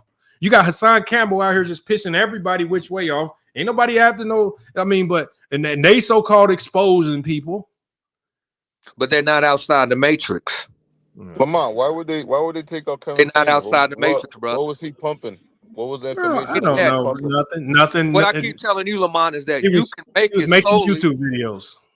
You can make it solely from meaning that Kevin was solely being sponsored by what? Black brothers, by brothers. No. Yes, he was. Kevin Samuels built a humongous brand during the pandemic, and people should follow that format that he did. He went to work. He got studio equipment. He put out high quality content because he was for the longest time, because his blow up was kind of accidental because he was putting out YouTube video to men, primarily giving advice to men. And then his video that blew up was when a woman came on and she asked for his advice. And because he gave similar harsh criticism to a woman, that's the video that blew him up. And then he had the men and the women fan base all clamoring to his video. He went viral, similar to Kwame Brown, how Kwame Brown went viral. Sometimes it takes a little luck to blow up. Kevin Samuels went viral, blew up. That's luck. Kwame Brown went viral, blew up. That's luck. Sponsored by his main sponsor. There was 3 guys that got in the room, okay, and they said, "Hey, you're too short. You have a disability. You walk with a cane. This other brother, you got too many tattoos. Hey, but you look the part. You're 6'4". We can create a character. We put you on that night slot. We know black people love that time slot, and you will blow up." So somebody was selecting the times when Kevin Samuels went live. It wasn't Kevin Samuels just saying, "Look, I'm gonna set my live stream." See, what was the he literally had a video. He had a video explaining why he changed his time slots. The money behind him was Obsidian. Obsidian was the money. That's the guy that started the Manosphere. That's the money behind him. And then once again, you had when he was doing 20,000 views a night. He was just nice. He was just a good content creator. Not women. He was just like Fresh and Fit. Fresh and Fit are elite content creators. They came in, they bought elite studio equipment, they put a lot of money into their marketing, and they blew up. The people that come in, and because this is what I preach. If you want to blow up on YouTube, start learning SEO. Start learning how to Facebook market. Start also saving up your money to buy 4K recording equipment, because what does YouTube do? YouTube automatically will boost videos that are broadcast in 4K or recorded in 4K. See, all these people that ain't blowing up, sitting in somebody's basement talking about I'm shadow banned, they recording on their phone, on the back camera, on 720p and all types of crazy stuff. They have no. They put $0 into their marketing because you know one thing when we go into the YouTube studio, y'all. When you go into this YouTube studio and you're looking at all your videos, there's a button you can click next to all your videos. It's called promote, and it takes you to Google Ads. And if you have the budget, you can literally you can put your video in Google Ads. And if you want to market your content through Google Ads, they will significantly push your content and you will blow up, but you got to put money into it. All these people think you could just sit back and your channel just blow up on its own and people just going to come watch. That's a myth. All the people like Kevin Samuels, like Fresh and Fit, and all the other people that are blowing up, unless you go viral, you're not going to blow up unless you actually put a lot of money behind your content. But y'all want to lead people to believe that these guys where they get the money from? Fresh was the money. Y'all saying that these guys blew up. Y'all saying that these guys blew up. Obsidian was the money behind Kevin Samuels. What's Obsidian's channel doing? It's not doing what Kevin's is doing, but what? Well, he better start buying it. He needs to follow the Kevin Samuels format. That's what he needs to do. What he's done is he's changed the whole narrative. That's what you have the Black Manosphere Conclave. He did not, bro. Kevin Samuels will critique men as well, though. Kevin Samuels glowed up because he took production and marketing seriously. All these people, Obsidian, you know why his channel will never blow up? Until he does what Kevin Samuels does, which is get your studio equipment, get your 4K recording cameras that not only can record in 4K, but you can live stream in 4K, which they're expensive. They about $4,000-$5,000, so not everybody can get them. But the people that get their equipment, they get their setup, right? They purchase the necessary studio equipment. So when you go live, you have the professional looking setup, and it's not cheap. The people that can invest in their channel are the ones that do the best. You will never find a YouTuber that's invested $50,000 into their studio setup and their marketing that's sitting around with 200 subscribers. You will never see that. Yeah, I agree with you. Medium Man is blowing up because he's putting a lot of money into his content. That's what is required. But all I'm saying is, with Fresh and Fit, Fresh was the money behind Fresh and Fit. Okay, but you have to have money, right? And so with the money, you can buy the equipment, you can buy the marketing. You don't just turn on YouTube and then blow up. Like I said, unless you go viral, and even when you go viral, that has its pitfalls. Unless you go viral, these blow ups don't just happen. It's a slow grind. So Lamont, what about like Kai Cenat? Are we gonna say that he's got a machine behind him? No, Kai Cenat, he had a viral moment. What was his viral moment? The motherfucker had a New York City rat walking through his damn room. Viral. Right. Sent his ass viral. And what did he do? When he went viral, instead of being like Kwame Brown, getting stagnant, he capitalized on it. When he got that money, he capitalized on it. He became a bigger streamer. He started collabing. He built off of it. Some people don't know how to build off their success. Yeah, you got to work in. But so I would be crazy to sit here and say, Kai Cenat sold his soul to get the YouTube fame. No, that motherfucker grinded his ass off, just like Pretty Boy Fredo, just like Flight Reacts, just like all these other guys. When they get their moments, they take advantage of it. Because we've seen plenty of people like Kwame Brown get the moment, then he don't capitalize on it. Then now he's still running around arguing with old 75-year-old women on YouTube, still arguing with men in the backside of Alabama, talk about let's pull up. I listened in the other day and I said, this man is still doing these same low-level beefs. Low. I said, this is why he ain't blown up. No, let me ask you this question. Why, if Stephen A. Smith is controlled by the corporate structure, how come he can't just, with his following, he can't just start his own YouTube channel? He did. On the Stephen A. Smith show. Followers. How come he got a shit ton of followers. How much subscribers he got now? How much subscribers he got now? Bro, we damn near got 500,000, don't he? Hold on. Let me already, see. right? So how come so shouldn't he be generating enough? No, he got more. He got more than that. Time to where he should be able to walk away from ESPN and do. Bro, he signed a contract. He signed a contract with ESPN. No, I'm if he really wanted to, I'm sure he could walk away. Okay, so he has 491,000 subscribers. And he just started that channel, bro. He just started, bro. That's great. But that leads into my narrative is that why would you want to be controlled when you're doing what you're doing, Lamont. Bro, maybe he don't feel controlled by ESPN. Maybe he actually enjoys what he does with ESPN. Because sometimes when you get these big time jobs and you in front of the cameras every single day like that, and you getting the notoriety, you getting access to NBA games and the players. Sometimes you fall in love with just the job itself. No. He's being smart with his money. He's doing what every successful billionaire or millionaire does: diversify your portfolio. Why the hell would I give up 30 million? Why I give up a $20 to $30 million contract just to do YouTube? Like, what? I'm gonna do both. What stopped me from doing both? Because you can make just Stephen A. makes $8 million a year off ESPN. But that makes no sense every year. But the one thing I will say is that Stephen A. Bro, and like, what Joe Biden just said. This nigga gets paid. This dude get paid like a minimum. He get paid he get paid better than some minimum contracts in the NBA, bro. Cool. Like, what are you talking about? He's getting paid better than some minimum contracts in the NBA. Right, but he's controlled. You're still not. Yeah, everybody who works, anybody that works a regular job is whatever job y'all work. You acquiesce to the company that you are controlled to a certain degree. Right, so but no matter what job you work, you're controlled. Even right now, this is not even.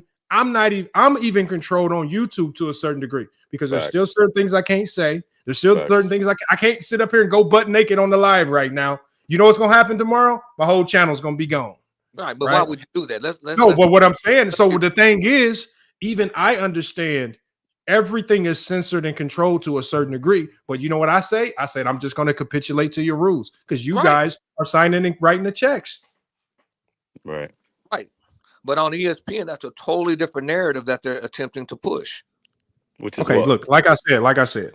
And when he got it, y'all be acting like if ESPN knocked on y'all door tomorrow and said, look, we want you to be an on-air personality. You're making $5 million a year. And you know what you're going to do is you're going to sit up on ESPN and you're going to read from that teleprompter. You're not going to give a damn what it say. You're going to give your own personal take within the confines of whatever they say you can say. And you're going to go home with your $5 million. A lot of these people are just doing a job. Yep. And I even gave that exception to Malika Andrews because even when Malika Andrews was saying controversial stuff, what did I say? I said, why is nobody putting the eye on ESPN? She making what is she not really making that much money. So when we talk about that, she just reading off a teleprompter. Everybody want to get mad at Malika Andrews for doing her job, but ain't nobody said nothing about ESPN. So why everybody just want to get mad at the faces? Y'all be getting mad at the wrong people. Y'all be blaming these people. They just doing a job. And you know what Malika Andrews is going to do?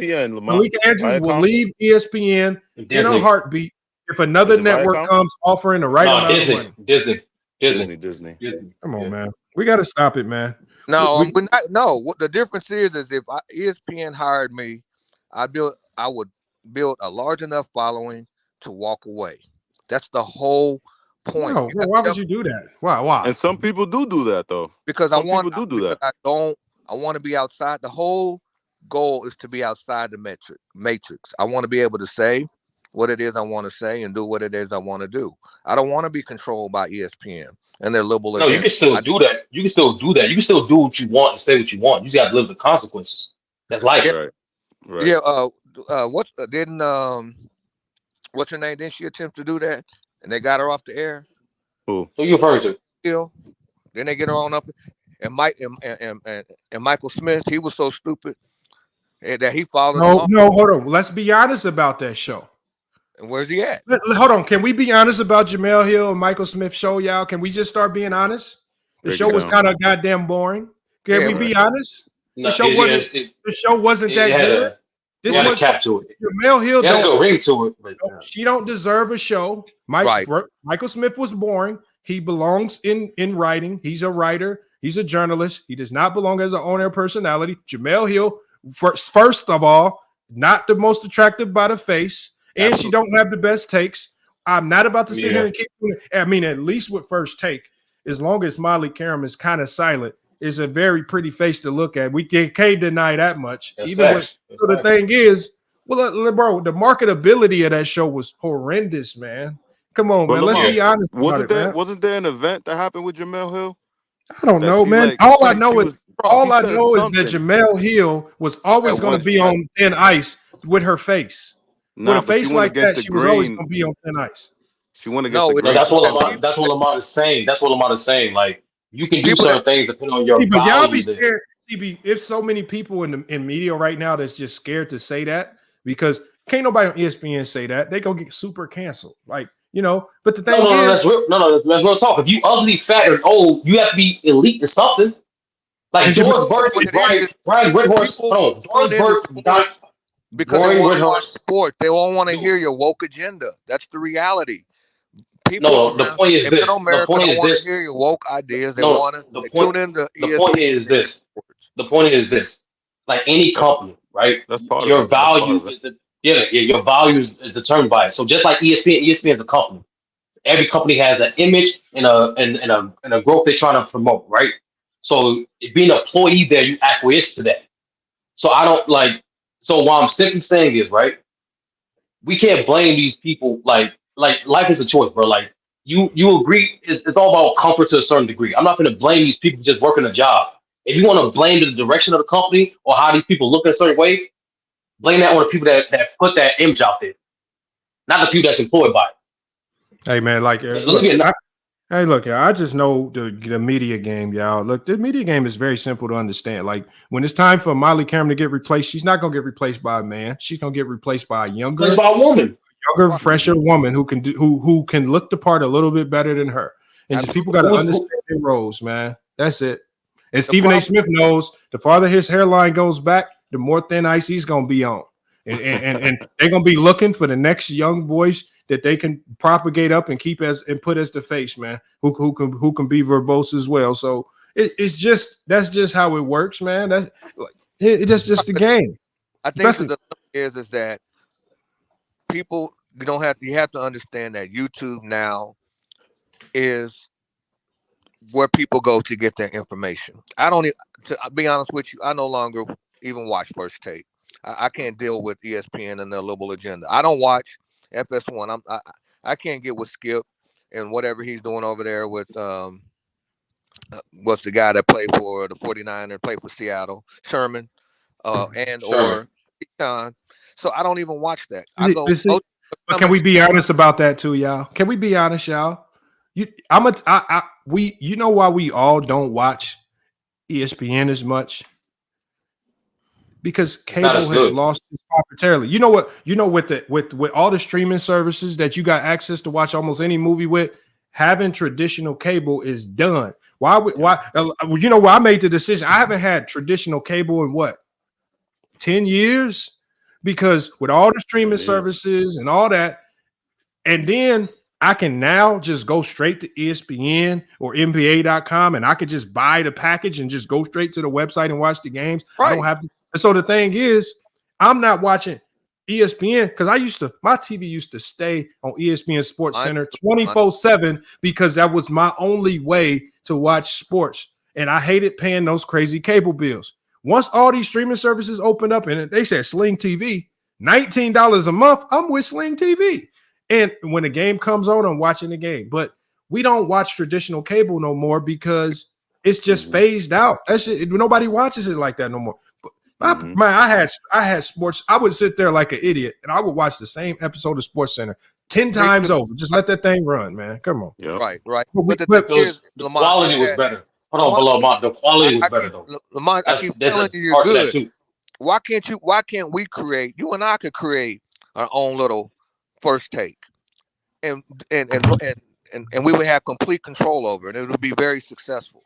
Meaning that people are coming to YouTube for the information. No, it's like this. No, it's not that simple. So, for example, I'll give you an example. So Gilbert Arenas, right? He really just started pushing Gil's Arena and then No Chill Gil. Because this is not knocking Gil, because Gil still at the end of the day is talented at what he does. But when you mix talent with a lot of money and the ability to create an infrastructure for you to grow, because Gil he built his studio in his house. He did, right? He connected and networked with the right people that said, okay, we're going to be your production team. So the money and his notoriety helped him get access to certain things that me and you probably couldn't do. So me and you can say we starting our own First Take all we want. But if we don't have the money or the infrastructure to make it grow, it's never going to grow. And I don't care what type of, like I said, we can send you off to go sit on 19 casting couches and our show ain't going to grow. It just ain't going to grow, man. Unless you had the money and infrastructure. Unless you have the platform, but I have enough faith, and I have enough faith in my ability that my show would grow. I don't think. No, you got to run on multiple I don't think that platforms. Stephen A. or Whitlock or any of these talking heads. They're just all they are is fans with laptops. They're not any different than us, and that's why people are creating their own content, creating their own channels because they can see through nothing against Colin Cowherd, but he's making few years ago how Sam Darnold and Josh Rosen were the next greatest thing. I tapped out after that because all it is opinion based. They're not saying anything. No, what Colin Cowherd did is Colin Cowherd started off as a radio personality. He did, built up a massive fan base as a radio personality, and just like a lot of the radio personalities from like ESPN Chicago, once they got bigger than just their small demographic. And they became national radio shows. And then they said, you know what? Let's see if we can turn these into on-air shows. So those same fans that went from because with radio dying out, they said we got to transition all these fans from radio to TV. What better way to turn our most biggest radio names into on-air personalities? So Colin Cowherd is getting the big bucks because he garnered a massive radio following that transferred that the ESPN, because they had the infrastructure to do so, they were able to successfully transfer over to the TV side. Right. That's all they did. It's not, he put in hella work. Like when we go to the, remember the Mike and Mike? Y'all remember? Anybody remember the Mike and Mike show? To know he stole the concept. You remember the Mike and Mike show? These guys put in their work, super overtime for years and years and years on end before they got these big TV dollars. Colin Cowherd put his legwork in. Let's not act like a lot of people didn't know who he was unless you were listening. Sometimes you would have to. There was one point in time where you could only hear Colin Cowherd on AM radio. Right? No, he was on Sports Nation. He followed. He started rising when he was on Sports Nation. Bob Kemp. He was in Arizona the same time as a guy named Bob Kemp. See, I know I've followed sports for a long time. I know all of these personalities, but he's not doing anything at the present time that's garnering a $6 million a year salary. I'm sorry, it's just not. No, your opinion, but like just like you.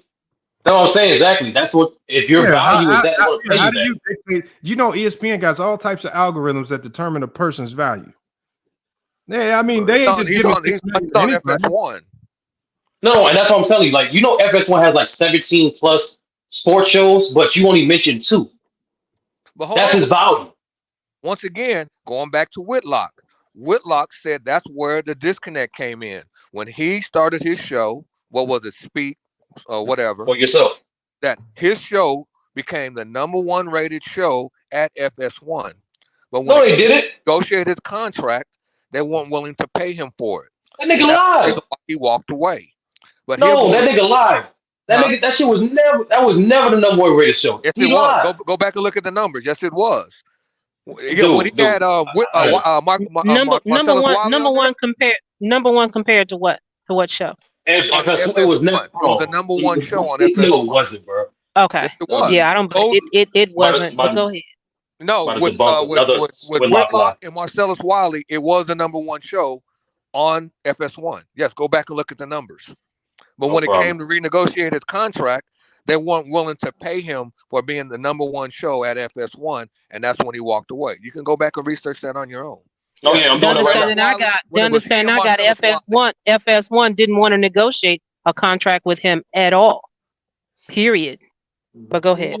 Well, no, they had contract negotiations, but once again, they weren't willing to factor in that his show was the #1 show on FS1. They thought it was going to be Shannon and Skip. It just turned out to be that was not the case. I don't think Whitlock was on there when Shannon was on Skip. Yeah, it was Skip and Shannon, and then you had later on, you had Colin Cowherd, and then right after that you had Marcellus Wiley and Jason Whitlock. When the show first started, Colin Cowherd was on the show, and then he eventually left the show. And then it was this Whitlock show. It was initially Whitlock show to begin with. They brought Colin on to get the ratings up, and then eventually Colin faded away. And then you had Whitlock on there, and he would bring every now and then he would bring Christine Leahy on there. I always, bro. But I told you. What are you referring to? I'm telling you, because I don't remember. I sit back at home and watch nothing but talk shows and sports talk shows. Pretty much all I watch. I don't remember that rolling down like that. Yeah, but I also do remember that that network didn't want nothing to do with Whitlock anymore, and they didn't offer him a contract. But you go ahead. But no, that show was good. I'm sorry. The show with Marcellus Wiley, though, they complemented each other really well. The show was well written. It was a really good show. Yeah. And Marcellus didn't even like working with him if you listen to what he said about him. But anyway, you go ahead. You don't have to work with. No, what year are you referring to, sir? At the end of the day, like I said, it's all about the what? The bottom line. My muted? No longer is about the bottom line. No, we hear you. Way. No, I'm saying, like, I'm trying to verify what he's saying, his whole premise of the argument, and I'm on the site right now. I just need the year he was referring to. You need to hear what again? What year are you referring to when they had the best ratings on FS1? Go back to when the last year when Whitlock left FS1. I don't know this shit. I watched like 3 episodes of this shit. I don't know what year he was on. Just Google it. That's bro, I ain't your assistant, bro. I ain't your assistant, bro. Like at this all point, in love. I'm just saying that's my show. It's bro. You gotta do your research. No, because like majority of arguments is based on your personal opinion, and your personal opinion is separate from a fact. No, hold on. Let's pause. No, I don't interject my personal opinion. This was per. You just said Whitlock. It was a quality show. What Whitlock said. No, you literally told One Cool P that it was a quality show. That's your personal opinion.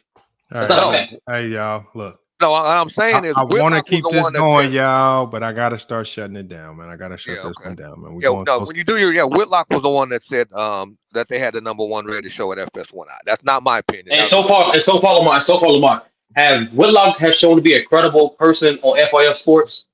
No, hell no. No. Okay. By what he said, he was the one doing it. Supposedly, like she said, maybe there wasn't any negotiation.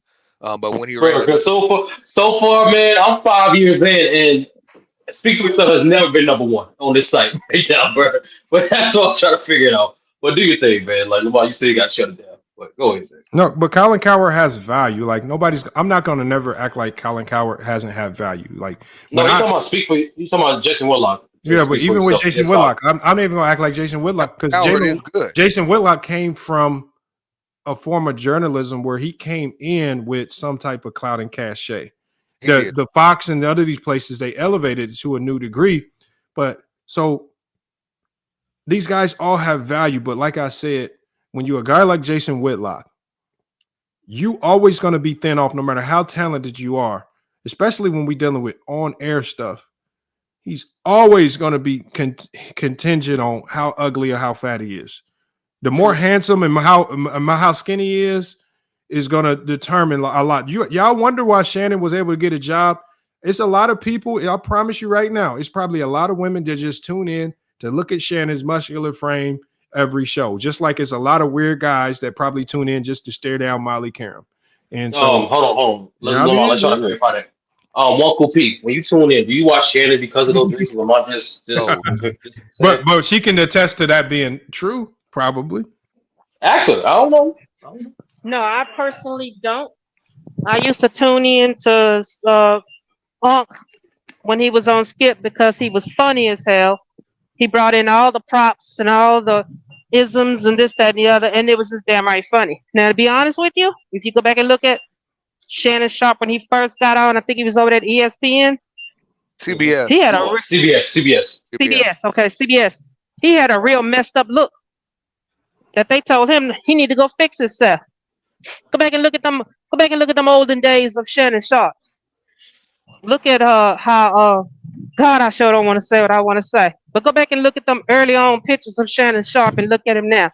He's had some crack the jaw, fix some alignments, and this, that, and the other done in his face. Optics is a mother. Yep. And just to kind of as a caveat, now if you go back and watch old interviews with his brother Sterling was really good. He was awesome as a player. His career ended abruptly. I think he had a neck injury, but Sterling is really good on air as well. But he walked away from it all. But hey Lamar, before we get off, right? My question to you is: you think Jason Whitlock could? I do agree. His time on mainstream sports media is about to be up. Like he's literally burning bridges everywhere he's going. That's in his track record, right? But do you think he can take the route of Sotomayor? Like just have a fan base where and go on platforms where he can advertise, where he can speak the way he wants to. Yeah, because radio. the one thing I think the one thing you can't take from Jason Whitlock is no matter what network drops him, he's always gonna he's big enough to where he's always gonna be a billionaire just based on the notoriety he's back. Like if he got kicked off the Blaze and he just went on YouTube completely solo dolo, he's gonna do well on YouTube numbers wise just because the clout and cachet.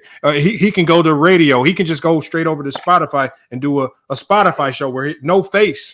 Because he has the money and the infrastructure to propagate and push that show, he's going to do well over there. So his true skill set is he can write. He is a true journalist, but he can write. Who we talking about? Whitlock? Be able to find a job. He's not a complete. Whitlock gonna always land on his feet because he's going to push the Trumplican MAGA nuts agenda. And that's why, unfortunately, real talk.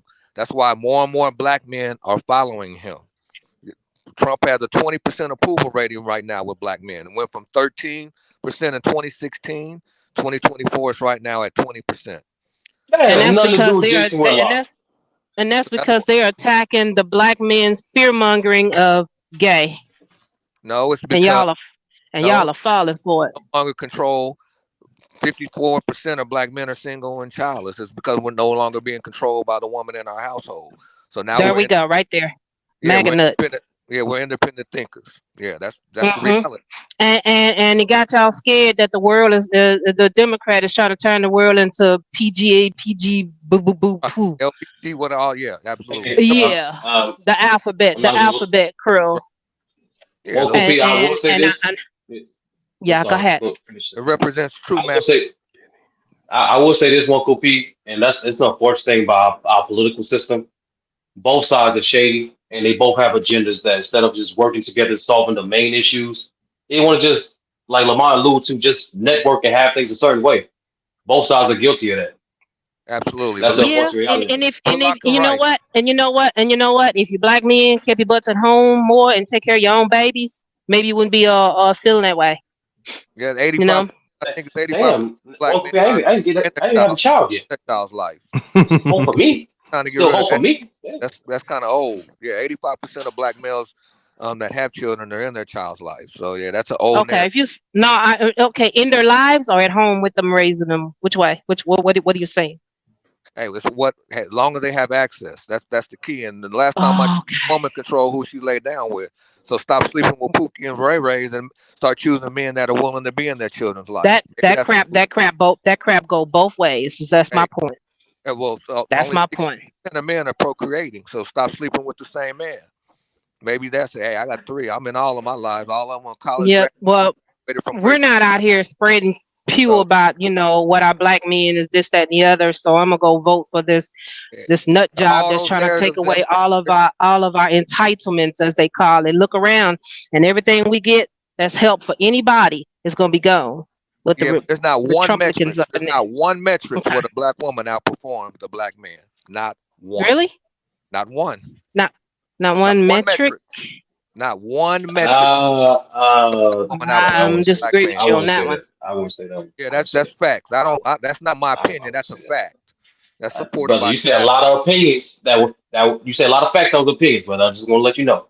Well, yeah, that's an opinion, dude. just like what I said is just a pure opinion of what I've just noticed, and from hearing what I hear on YouTube, a lot of guys are fear mongering about the alphabet crew turning.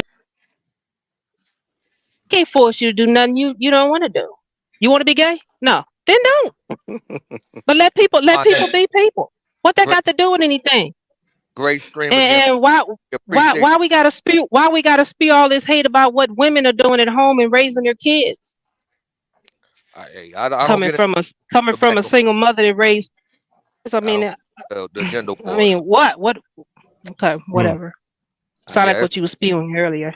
No, my mind goes to the solution. The solution is okay.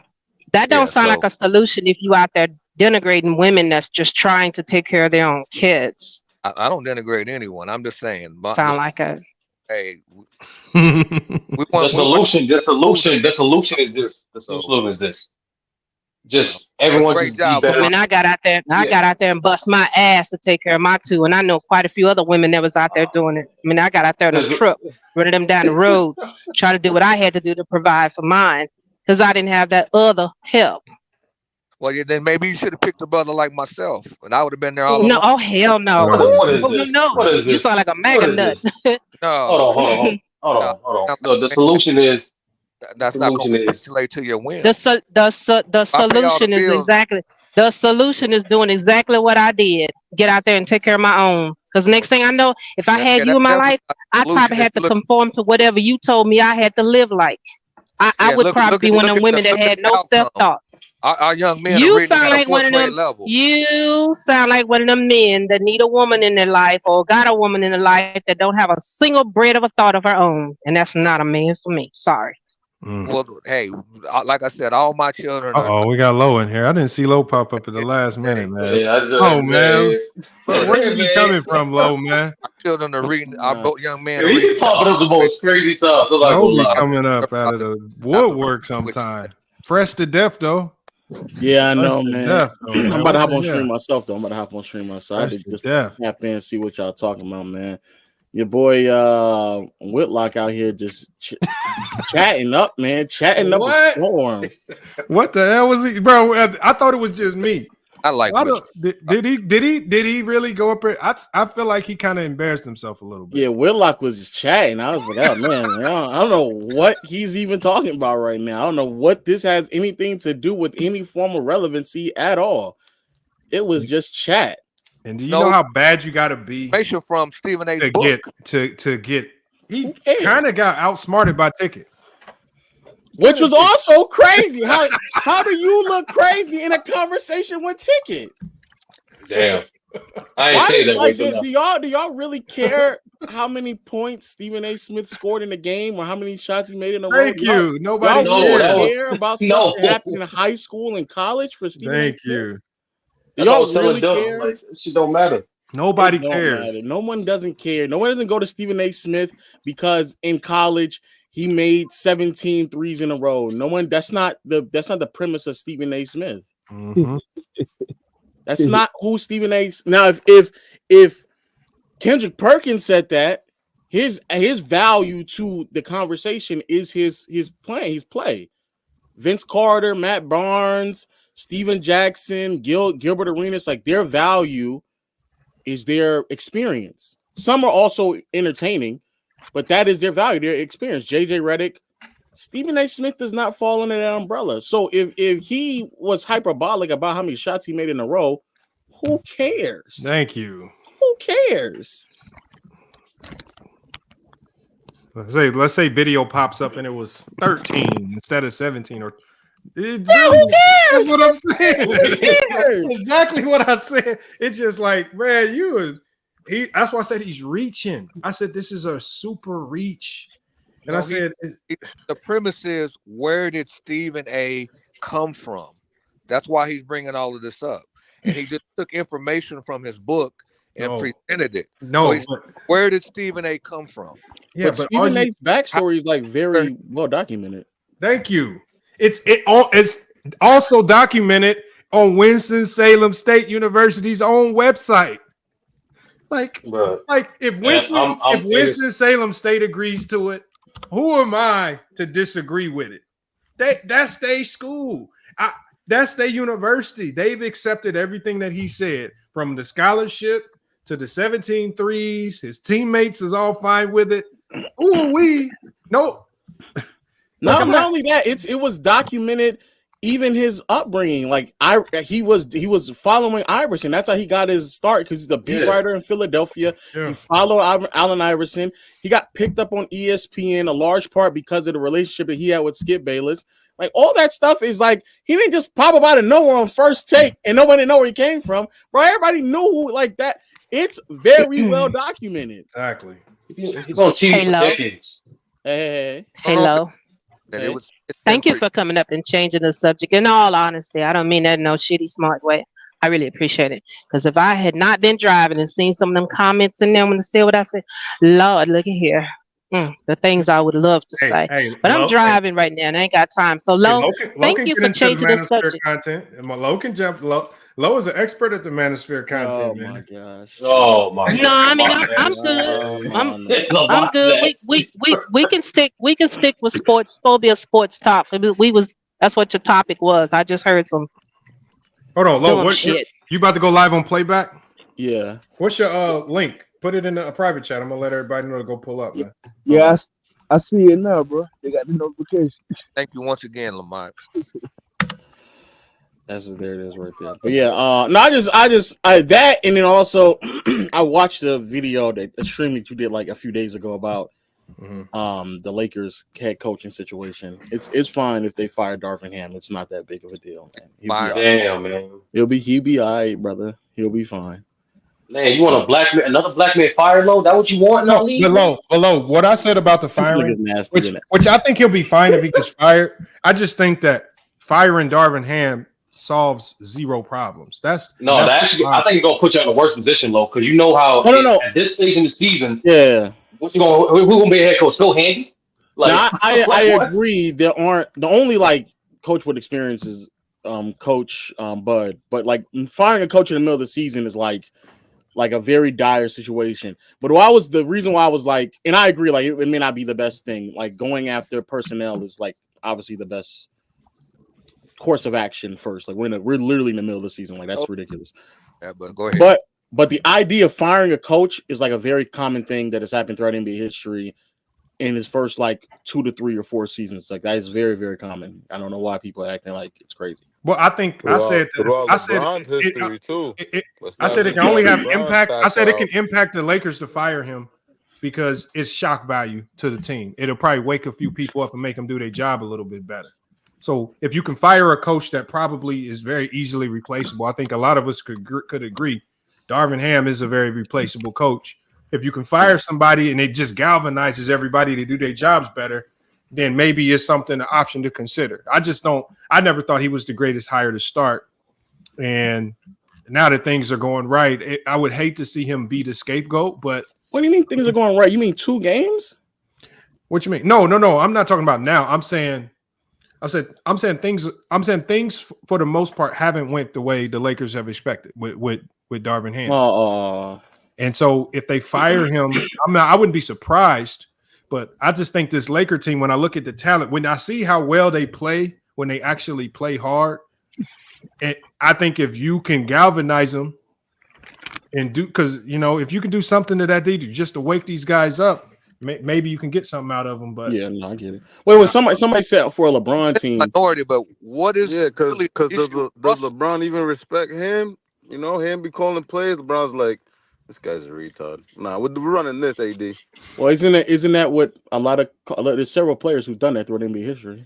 Nah, of course, but LeBron's one of the ones that run the team. So if LeBron's losing faith in them, the team's gonna follow. Well, you made it seem like it was a redundant thing throughout LeBron's career. No, it isn't a redundant thing. If LeBron's it's fairly common. No, because they didn't fire Exposure and he wasn't rocking with him, so that's not true. Because of Pat Riley, though. Yeah. That was a specific situation. He wanted him out, though. And they didn't fire him. It's very common. Riley wasn't having it. It's very common that star players want head coaches fired, especially when they're not playing basketball or coaching the basketball the way they want to. That's a common thing. Not that's as often as with LeBron. No, that's not true either. But you can believe give that. Give me another example. Hakeem Olajuwon. All right, break it down. Wilt Chamberlain. Magic Johnson. Magic Johnson. Hold on, don't blame that on Will. Don't blame that on Will though. That was like Will's fault. Oh, my bad. Oh, you could just go to the Phoenix Suns last year. Yeah, facts. Yeah. Yeah. You can follow Kevin Durant's career the past like 2 or 3 years. You go to KD. Kevin Durant wanted Steve Nash fired. He wanted Steve Nash fired. He didn't believe in Steve Kerr's system, even though it was a system that he wanted to go to. Yeah, that's a common thing. Wait. So you're telling me KD wanted Kerr fired? Yes. Yes. No. He wanted. You know what's funny? Yes, he did want Brian Scott fired, but he didn't want them to hire Billy Donovan. So, yeah, KD has a track history. Yes. I don't know. I never heard of KD issue with D'Angelo and that right there is the problem. Is that when these things happen with other players, no one doesn't care. They don't document it. They don't talk about it as much. But it's happened. Oh yeah, it's happened several times.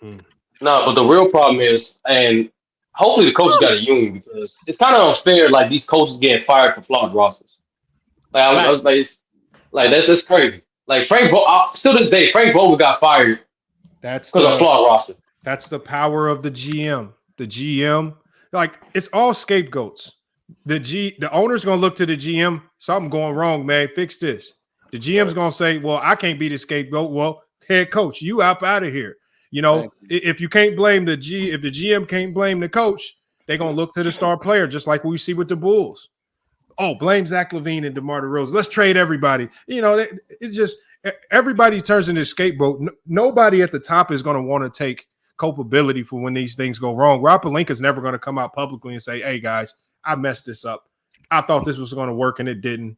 I recommend to Jeannie Buss that she fires me and replaces me with the Warriors GM who's sitting over in ESPN right now." Like, the onus is on us. The onus on us as that fans to be more educated and like blame the culprits of the real flaw of the team. That's us cause fans. That's a big reach for fans. You know, a very, very big reach. And also, like, the only person who can fire the general manager, like Lamont said, is the owners. And most of these owners are not involved on the day-to-day things that happen on these NBA teams because they have so many other businesses to take care of. So they leave it up to, well, not the Lakers, but just in a general sense, they leave it up to the general managers to make the decision. And like Lamont said, GMs are not going to say, "I messed up and I think I should be fired." Like that, they're not going to do that. But Patrick, how many head coaches did Patrick Ewing have in his time with the Knicks? I'm not sure, but are we saying that Patrick's firing these dudes? Like, he's saying two of them he did, yes. Nah, you're educating me. How many did Reggie Miller have? How many was out there? I mean, even in the 90s, there's only like 3 or 4 teams that had head coaches for like more than 7 to 8 years. Phil Jackson kept his job. Jerry Sloan kept his job. Actually, Joe Bond. Now just thinking about it, remember that graphic last like 5 years, only 4 coaches held a coaching job. Right, but to say that the star player is getting these guys fired, is no, I'm saying Magic Johnson is well documented. Magic Johnson got Paul Westphal fired. Very well documented. That's documented. Very, very well documented, actually. So that's a common thing. That's all I just want to say. People make it seem like it's not common. The reason why you think that it's not common is because the only players that people focus on are the players who are winning. And when you win, you tend to be able to keep your job as a head coach. That is it. But if you don't win, you tend to be in and out of teams in 3 to 4 years. That is a very common theme throughout NBA history. Don Nelson had a job with the New York Knicks. He got hired, I believe, in the summer '92. 3 or 4 months later, he was already fired. He was fired in the middle of his first year in the head coach as the New York Knicks head coach. And in between the time that he was there, he was pushing for them to trade Patrick Ewing. Yes. But Bud got fired.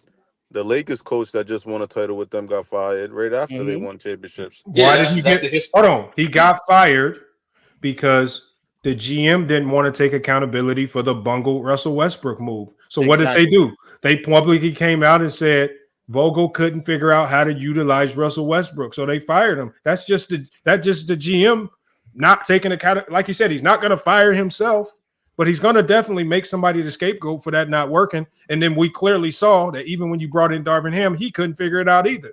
So they ultimately scapegoated the player, and they got Russell. Yo, Bob, it's a culture thing. Like, think about it. Like I said before, bro. Like, there's only been since 2019. Only 4 coaches held their job, and those coaches in the franchise that's either have established culture or a front office that have a history of trusting their head coach. It's not a star. It's not a star thing. It's a culture thing. But why is it that we're not saying that LeBron is the issue? Because I think LeBron is the issue in the Westbrook trade, but outside of that, I don't know what else. Oh, because LeBron. so going back to the players, if you're a guard, LeBron's not going to change his style of play to accommodate you, but the guards have to change their style of play to accommodate LeBron. Like, there's really no issue with D'Angelo Russell. They say, oh, he doesn't play defense. Neither does Austin Reeves. Okay. Wait, did Kyrie perform? Then last year, the reason why the players have tapped out is because last year you had Lonnie Walker, who played well in the playoffs, but throughout the course of the season, Darvin Ham had him sitting on the bench. Yeah. But they're like, oh, you got to be ready to play. That's the life of any rotational player. Sometimes you play, sometimes you don't. Like when you're a rotational player, your role is to always be ready, because you never know when your number's getting called, and when your number gets called, it's expected of you to come in and be ready to go just like you were in the game for 30 minutes. That's just your job. That's what you sign up for. So D'Angelo scores 35 in a win, LeBron's out, and then D'Angelo pretty much taps out. He showed, hey, I can play. I can handle the ball. I can get the ball inside. Then it comes out a couple of days ago that LeBron and AD got together and told them that they wanted Russell to go to the bench. No, he said that he was okay with the decision from Darvin Ham for him to go to the bench.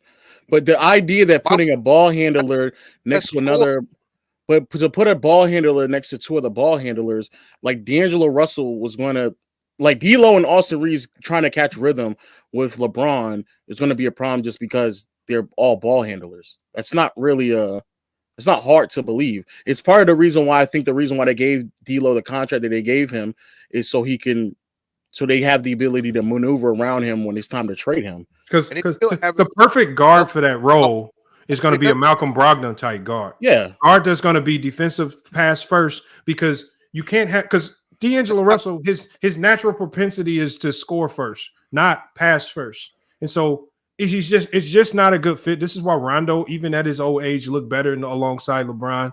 But it's just right now just a matter of fit. This is no shade, and I think D'Lo even understands this, which is why he waived his no trade clause. I think he understands it's just not the most ideal fit. He'll make the most of it.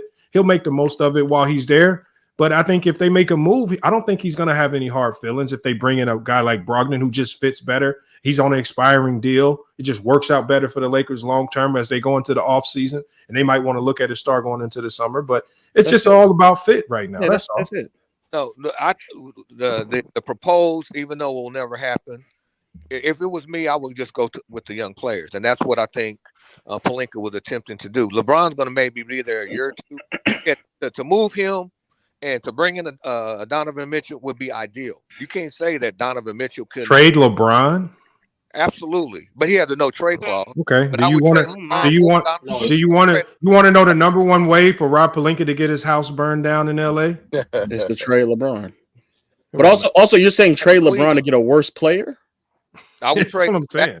And bring he's saying a younger player. But it's still a worse player. Donovan Mitchell, even where LeBron is playing at right now, I have a hard time believing that Donovan Mitchell will ever be able to reach that level. Right, it'll still be another 10 years of Donovan. A year or 2 ago. What are you talking about? A 10 year, will you rather have 10 years of Donovan or just to have the cap flexibility? Because Donovan Mitchell, you can just acquire him through free agency. I want the next 10 years with Donovan Mitchell, D'Lo. You can acquire him through free agency.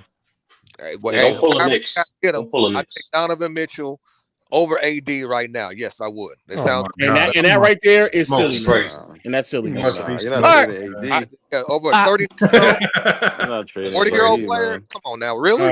Yeah. That's silliness. I unmuted so that I can say this. I can't blame totally on LeBron that Westbrook trade, because LeBron had what's the guy named DeRozan? He had DeRozan already set and ready to go. Westbrook turned him down and said he wasn't interested in coming. Okay, so he recruited DeMar DeRozan, who was set and ready on a plane, thinking everything was a done deal. And Pelinka and Jeannie wanted to give DeMar 2 years versus 3, and that's when the deal started falling apart. Then Russell called and said, "Hey, I changed my mind. Can I come?" Yeah, DeMar, I don't think DeMar would Even with that, is it not ego? Did not LeBron think, hey, I can do better with Russell than KD can do with Kyrie? Look, Look, at the end of the day, look, it's LeBron okay. was like, I can do better with Russell. Yeah, but it didn't than work. KD Look, can do and with it, Kyrie. most trades in Russ NBA didn't have don't the lead skill to a set championship. It's that okay that a would've trade worked doesn't with work. LeBron. Everybody acts like if a trade around LeBron doesn't work, it's the end of the world. 95% of trades, probably more than that, don't lead to a championship. Like most trades don't work. Come on, man. Like, it's okay. Lamar, let's ask the real question, Lamar. For the Lakers fans that's on the panel, how much faith do y'all really have in y'all front office? Let's foreseeable future. I don't the think second half of 2020. Me hardly any. And Palinka? I don't Let's think be it's honest. I don't think it's that bad, but No, I like Pelinka. No, but look, you can't deny they missed on common sense hirings, common sense decisions that they botched it. The Lakers have chose to play the long game. You can tell by the moves that they're making that they are not going to duplicate another mistake like they did with Russell Westbrook. And I think that they believe in the two superstar caliber players that they have, and I think they have a formula, just like Brian Windhorst said, they have a formula that they committed to, which is really building this team out to be a great defensive team and allowing Brian and AD to carry them offensively. They're going to make a few marginal adjustments so they're more efficient offensively. But I think to fix their offense, it doesn't require another star to fix it. You look at their offense, and when you look at the things that need to get tweaked, a tweak here, a shooter here, you don't need to go out chasing, because the only thing that's going to happen is if you go get a star like Zach LaVine, is you're going to have a $40 million guy standing in the corner. Absolutely. That's what's going to happen. And so everybody keeps saying, oh, Zach LaVine is just going to fit perfectly. He's going to have the ball. He can go attack. No, he's going to be standing in the corner. He's going to be standing in the corner watching Brian and AD operate off that high pick and roll, and he'll get the ball as they see fit. And unless you can absolutely guarantee that LeBron is coming off ball and you're getting it, it's just not happening. It makes no sense. There's no Donovan coming. There's no Zach LaVine coming. There's other teams that can offer way better packages. You talk about the Kings, you talk about the Warriors, you talk about the Mavericks, you talk about the Miami Heat. It's just much better teams where he's a much better fit. He can be in more of a natural role, which I think his natural role in this league is at a 2, where he has the opportunity to go score the way where the offense actually gives him an opportunity to score. It just makes no sense to try to stick him in a Laker team. You're going to deplete all your depth. It's going to take 3 to 4 players to make the deal done. So what's going to also happen is if you get a star like Mitchell or Zach LaVine, now all of your success is completely tied into those 3 guys. Can't nobody get injured. Any one of those 3 guys get injured, you done, because you have no depth. You have nothing to support it. So I think they believe in their youth. They've committed to Rui and Reeves. They're going to hold on to those guys if they're smart. And I don't think any one of those guys move. I like him. What about Reddish?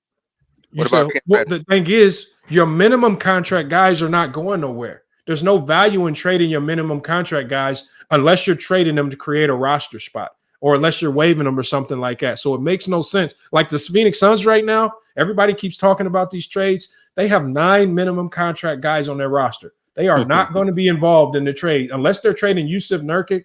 They're not going to be heavily invested in making any trades. Minimum contract guys really don't get traded because that's your value. Right now, as bad as Cam Reddish has been playing, I like him. He's still giving the Lakers like 5 times value for a minimum contract guy. The fact that you can start a minimum contract, and then when you talk about the other minimum contract guys on this roster, those guys are essentially untouchable because guys like Christian Wood, guys like Reddish, they're giving you way more value than what they're actually worth. So you got to hold on to them. And so Young Africa says cap, but again, when you understand the business of basketball, when you understand the reality that the Lakers got 2 stars in Bron and AD, that they run a offense that's dominated by those two only. There's no sense in bringing in a third guy who can't play defense, because every third option. Look at all the championship teams LeBron has played on. Tell me one third option that couldn't defend or couldn't mold their game into being an elite defender. Love had to turn into a defender. I even never defender. Yes, he could. Example, though. That's a very good example. Love had to defend. I don't know. He had to, but he wasn't good at it. Yes, he was. Yes, he was. See, just be honest, bro. How you doing this? Hold on. Okay, so explain to me how he was a bad defender. Come on, Lamar. No. Wasn't he part of the shot, the block, the stop? He was not a good shot blocker. Okay, Ben, hold on. Shot blocking is hold on. Whoever says shot blocking shots does not make you a good defender. All right, but y'all were tricked. Y'all were tricked into believing that with Jaren Jackson. Jaren Jackson is not a good defender just because he led the league in blocks. Just like leading the league in steals don't make you a good defender. Yeah, but he has good lateral quickness. He could defend guards. Yeah, Love ain't doing that. Okay, yeah, I mean, y'all say that. Y'all say that stuff. You know it. What do you mean? Y'all know? I know. Y'all just saying it. Valid. No, hold on. Okay, so what I'm saying is, Joe Biden. What I'm saying, Joe Biden, is now make your point valid without just saying, because all you're doing is speaking in generalities. Oh, he couldn't move laterally. I said, show me he couldn't defend. Show me film of Kevin Love's trash defense where he's out there defending like a Zach LaVine or somebody. He had to improve his defense as a third option because his scoring volume went into the garbage can. Chris Bosh, when his scoring plummeted in Miami, he had to become a 3-and-D type player. He had to become much more of a defender. When you look at Kyle Kuzma in 2020, what's the number one thing that changed about Kyle Kuzma's game? Everybody was talking about how he became a much better defender as that third option on that particular team. His defense had to go uptick. Whatever you want to say about his defense, that year he became a much improved defender for the success of that team. If the third option don't buy into defending with LeBron James, then you will not work with that team because you're not going to touch the ball a lot. The problem is the LeBron James system, and it's not going to be good teams like Denver or that are well coached. It's just not going to work. You see that night out where teams have a third player that shows up and performs, even against Memphis. Like, it'll be a no-name player on the opposite team. And once again, the Lakers aren't getting that. And then what was it the other night? They were like 4-29 from 3. The Lakers not getting what? They're not getting at least one additional player to step up night in and night out. Yes, they are. Like 4 for 29. Yes, they are. The problem is, see, this is what I say about the Lakers. This offense that they run, LeBron James offense. It's not a LeBron James offense. It's just a high pick and roll ball screen where guys flatten out, which is really called what I call, when I run it, we call it Spain, because what happens is they flatten the guys out. AD's running a high ball screen. When AD comes up to set that screen, a Spain pick and roll is set on AD, which allows him to roll. Bron gets downhill. Usually you can get a clean lob. This is how they picked apart Toronto. And then when that pass ain't there, because what they'll do is they'll usually involve Austin Reeves. Austin Reeves is popping to the top of the key or the wing on the AD and LeBron roll. And so Bron has options. He's either hitting corner 3-point shooters, Reeves at the top of the key, or AD on the roll. We just call it Spain. I don't know what the Lakers call it, but it's not very complex. The problem is it results into people keep talking about Reeves missing all these catch and shoot threes. Reeves has to shoot them, but Reeves' primary skill set is not catch and shoot threes. So this offense by design, the one that LeBron picks when he goes away from their flex or their floppy actions, when he goes to this, he's basically telling teams, I can be elite out of this pick and roll, even though you know it's coming. And there's some teams he can pick apart, like he did with the Toronto Raptors, but there's other teams like the Boston Celtics that don't fall for it as much, and they got elite defenders. And then so right now I've seen him completely ditch the floppy and flex action just to run back to the high ball screen. I don't know what Darvin Ham's supposed to do when your best player is checking out of plays, running back to an offense that he's more comfortable in, but because they don't have the right personnel to suit that, it's never going to be highly efficient. It will be highly efficient if they fill them 2 corners with knockdown catch and shoot players. Yeah, but snipers. they don't want to do that. And Reeves right now as the third option, what's the number one area where Reeves struggles right now? Catch and shoot. No, defensively. So when that third option with LeBron, when that third option has struggled to defend, those teams have struggled with being great. So until they bring a guy in, which is why I said they should have went after OG Anunoby, until they bring a guy that can be considered the third option who can defend at a high level, it's always going to be rough because teams are just going to target Reeves. If y'all watch them, what game was it? Was it the Toronto Raptors game? Well, I forgot what game it was. No, it was the Clippers game. The Clippers game. These dudes ran a boxing 1 on Austin Reeves. See, that's how important they knew it was to take away the third option, because they knew we can contain this AD pick and roll. We can't contain it if this third option Reeves get to going off from the top of the key. So they just went boxing 1 on Reeves. They said, Brian and AD, you can have that bullshit pick and roll all you want. We don't trust these corner 3-point shooters. Didn't they have the shooter that ended up going to Milwaukee? What's his name? Beasley? Yeah, and he was Beasley already said Beasley came out publicly and said the Lakers offered me more money to stay. He took less money to leave. Right. So it's not like the Lakers didn't try to keep him. Beasley just came out and said, go look it up. He just came out and said there were 2 teams that offered him more money. He said he went to Milwaukee so he could basically get his value up and go push for a bigger contract. He took less money with Milwaukee. There were 2 teams that offered him more money. It was the Lakers and another team. I can't remember another team.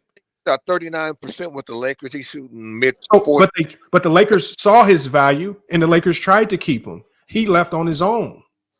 Bro, Beasley's hitting my props every night. He's hitting the over on 3s every night. No, he just can't defend. That's the problem. That's all his problem. He just can't defend. Essentially, from the defensive perspective, isn't that what Vando is there for? As that third defender? No, it's a catch. It's a catch from But he's honestly, not in today's defense, but he's not he has the 0 offense. So in today's NBA, if you're a guy like Vando, right, who's not a good shooter, who's not a good cutter, and be honest, just not a good isolation player at all, you have to involve him in the offense. So if, like Lamar was alluding to, he's going to be stationary if they just run a high pick and roll, then opposed to having him being some of the dribble handoff action. Like, look at what the Nuggets and the Warriors do with Draymond Green and Eric Gordon.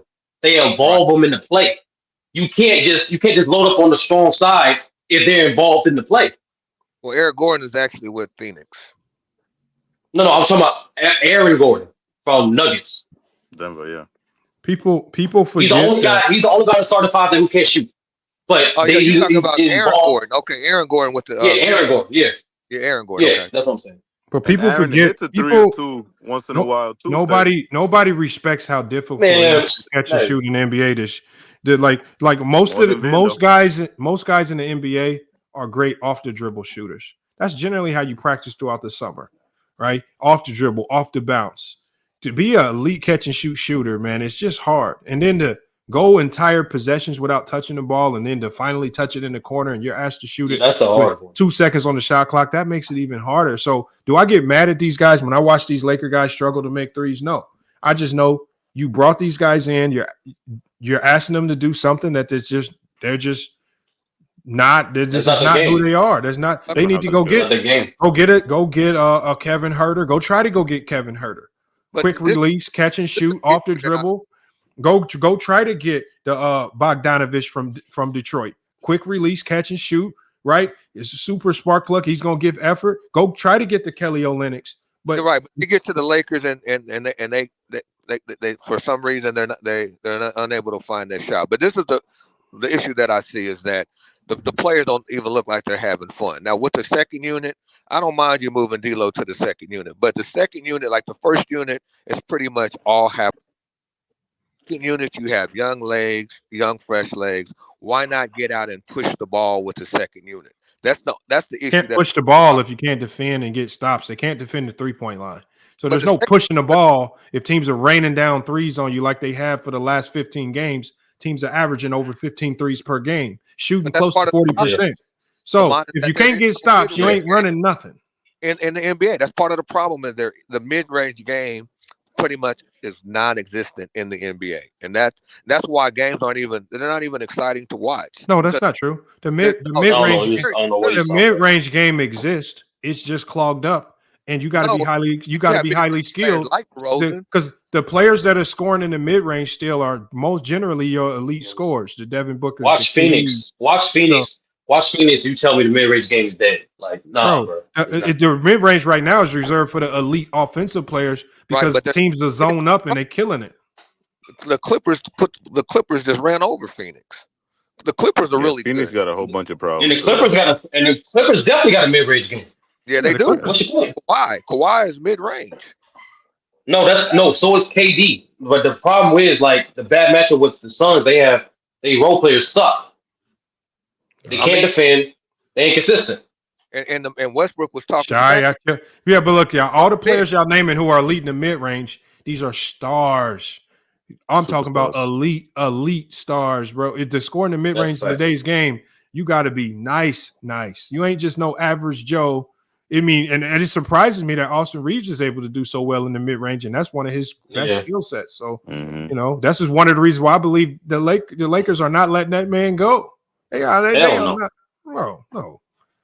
It's true what Lamont's saying because the Celtics, they got snipers that are just catch and shoot snipers. I don't know where they're getting these white boys from, but they're snipers. No, you know what they do, Joe Bond? You know what they doing, Joe Bond? Like, so for example, when you got a guy like Peyton Pritchard and you draft him, it could have been so easy to give up on him and say, we're going to let him walk. He's just some little white dude. But what they do is when the Lakers had Matt Ryan, they so thirsty to go get other players, they let Matt Ryan go. Hold on to your shooters and develop them. Why don't you hold on so you can have your shooters for the cheap? But every time they get these shooters, they always letting them go for the cheap, chasing the next hot golden pot at the end of the tunnel or something. You got Phil Handy, start your developing. You got the best developmental coach in the league, but you ain't letting them develop nothing. That's right. Put that man to work. Keep your shooters. When you got Reeves, develop them. You got Rui, develop them. We saw him be able to shoot 40% from the three in the playoffs last year. Continue to develop that. But you can't keep trying to trade your way to success and just hoping these guys can just pop up in LA and we just doing the same thing we did elsewhere. It just don't work like that. You got to develop these guys. And you have them for the low. Like Peyton Pritchard, they were able to re-sign him on the low. He actually wanted to trade. They said, hell no, we not trading your ass. You about to take this contract. And we need your shooting. We'll fix your defense. Don't worry about all that. So if you a shooter, man, the Lakers just stupid. You have Matt Ryan, man. And you let this man walk. For the Celtics also. That was a good pickup. Which one? Drew Holiday? No, the light-skinned guy. Grant? Who? The guy with the beard. The guy that handles the ball for the Celtics. He plays both ways. Yeah. The starting he's pretty much. He's talking about Derek White. What's his name? Derek White from San Antonio. Is that who's runs the offense for the Celtics now? Yeah. Yeah, he's pretty good.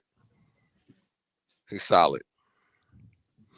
All right, y'all. Look, man, we got these games coming on. I'm gonna shut this one down, man. We'll get live. We'll talk about it. If something crazy happens tonight, I'll probably go back live. But I got to get to the gym. I got to knock out a quick workout, man. Got to get my. Hey, look, y'all. I might try to record it, man. Let me see if I can knock down 17 threes. Be like Stephen A. Smith, man. I'm gonna try to record it. I'm gonna try to catch it on camera, man. Lamar, I'm surprised. Lamar, I'm surprised you didn't try to answer that Guild contest for 100K. Nah, I should have, man. Nah, I said no. I just didn't have time, man. I got too much. I got just to get out there and do all of that stuff, man. I just have too many commitments elsewhere. But I'm definitely gonna try. I'm gonna try to link with. I'm gonna reach out to Gil, see if we can partner up and do something. and collaboration, man. But like I said, he super busy, man. His channel going to another level, man.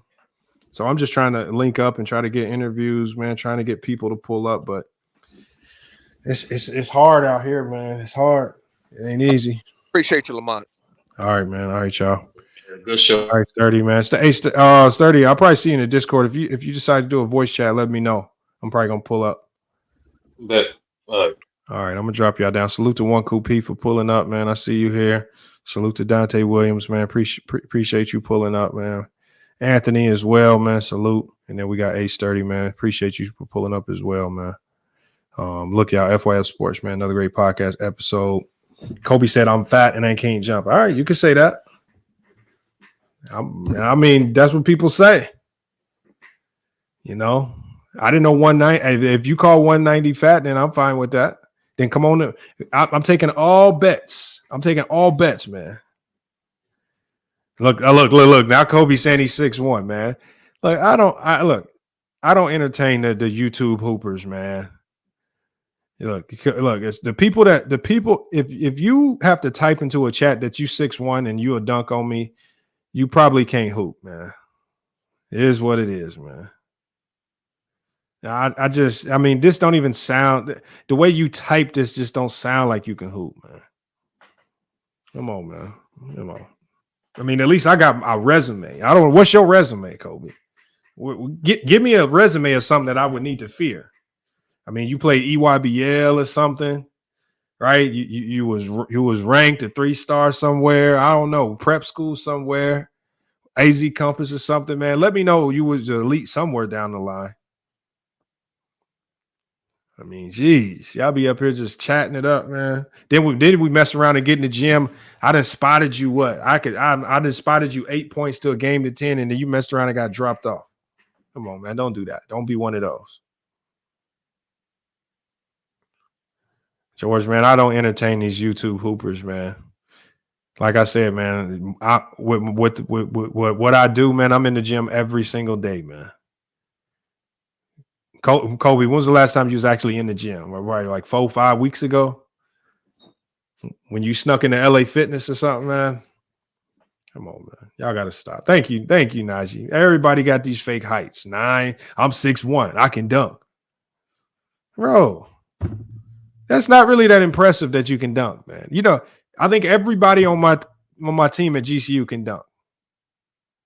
You know, my point guard, 5'9", can dunk. That is not impressive, man.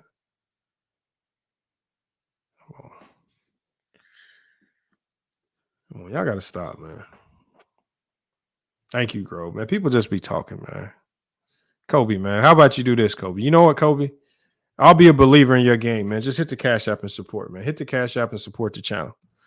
You know what? I if you got a mixtape out there, I'll play your mixtape on the channel, man. So you can put the fear of God in all of us.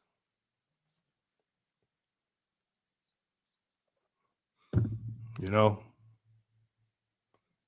it is what it is, man. I don't know what's wrong with these people, y'all, man. I think, and it'd be crazy because I feel like Kobe's one of them guys that actually try to do the moves that he see in NBA 2K. Y'all wonder why these kids' games be looking so weird these days. Some of these kids be really trying to do 2K moves, man. I don't waste no time, man. I just get to work. Yeah, height don't matter to me, y'all, man. If you can hoop, you can hoop. Your height don't mean nothing, man. You get dropped off. Like I said, I told y'all yesterday, I didn't had a lot of good players give me buckets, but I didn't gave a lot of good players buckets right back. Look, I mean, y'all see the MVPs right behind me. Y'all see the MVPs right behind me.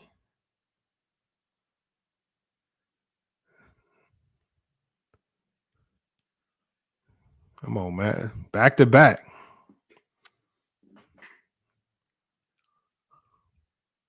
I mean, you got anything, Kobe? You got anything, a trophy, a certificate, a participation or something, man?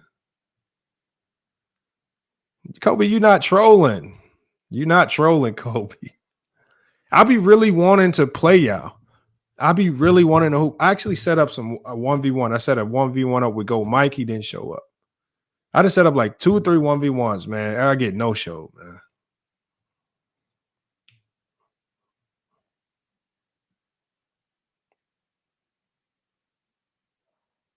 Nah, Najee, I'm not 20. Actually, my coaching record, Najee, 1-3 in the championship games. No, hold on. It depends. If you're talking about national championships, yeah, I'm 1-3. I've coached teams that have won like championships, like smaller ones, but national championships, I'm 1-3.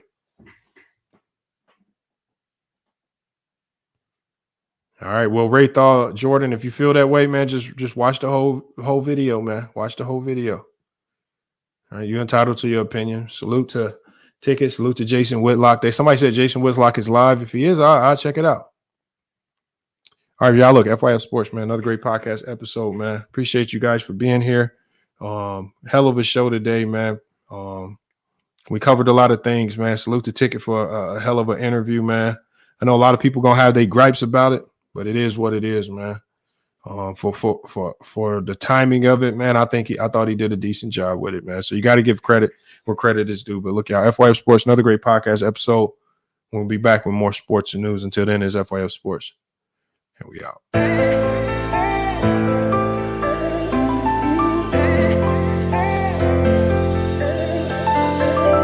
Yeah, we done came from the bottom, mad that we up, but I don't hear him talking. Started with knowledge inside of my noggin. We took a dream and then we started blogging. Put my city on the map now. I'ma say how it is and I don't back down. On the road to 100K, we finna act out. We gon' show them that we not just in the background.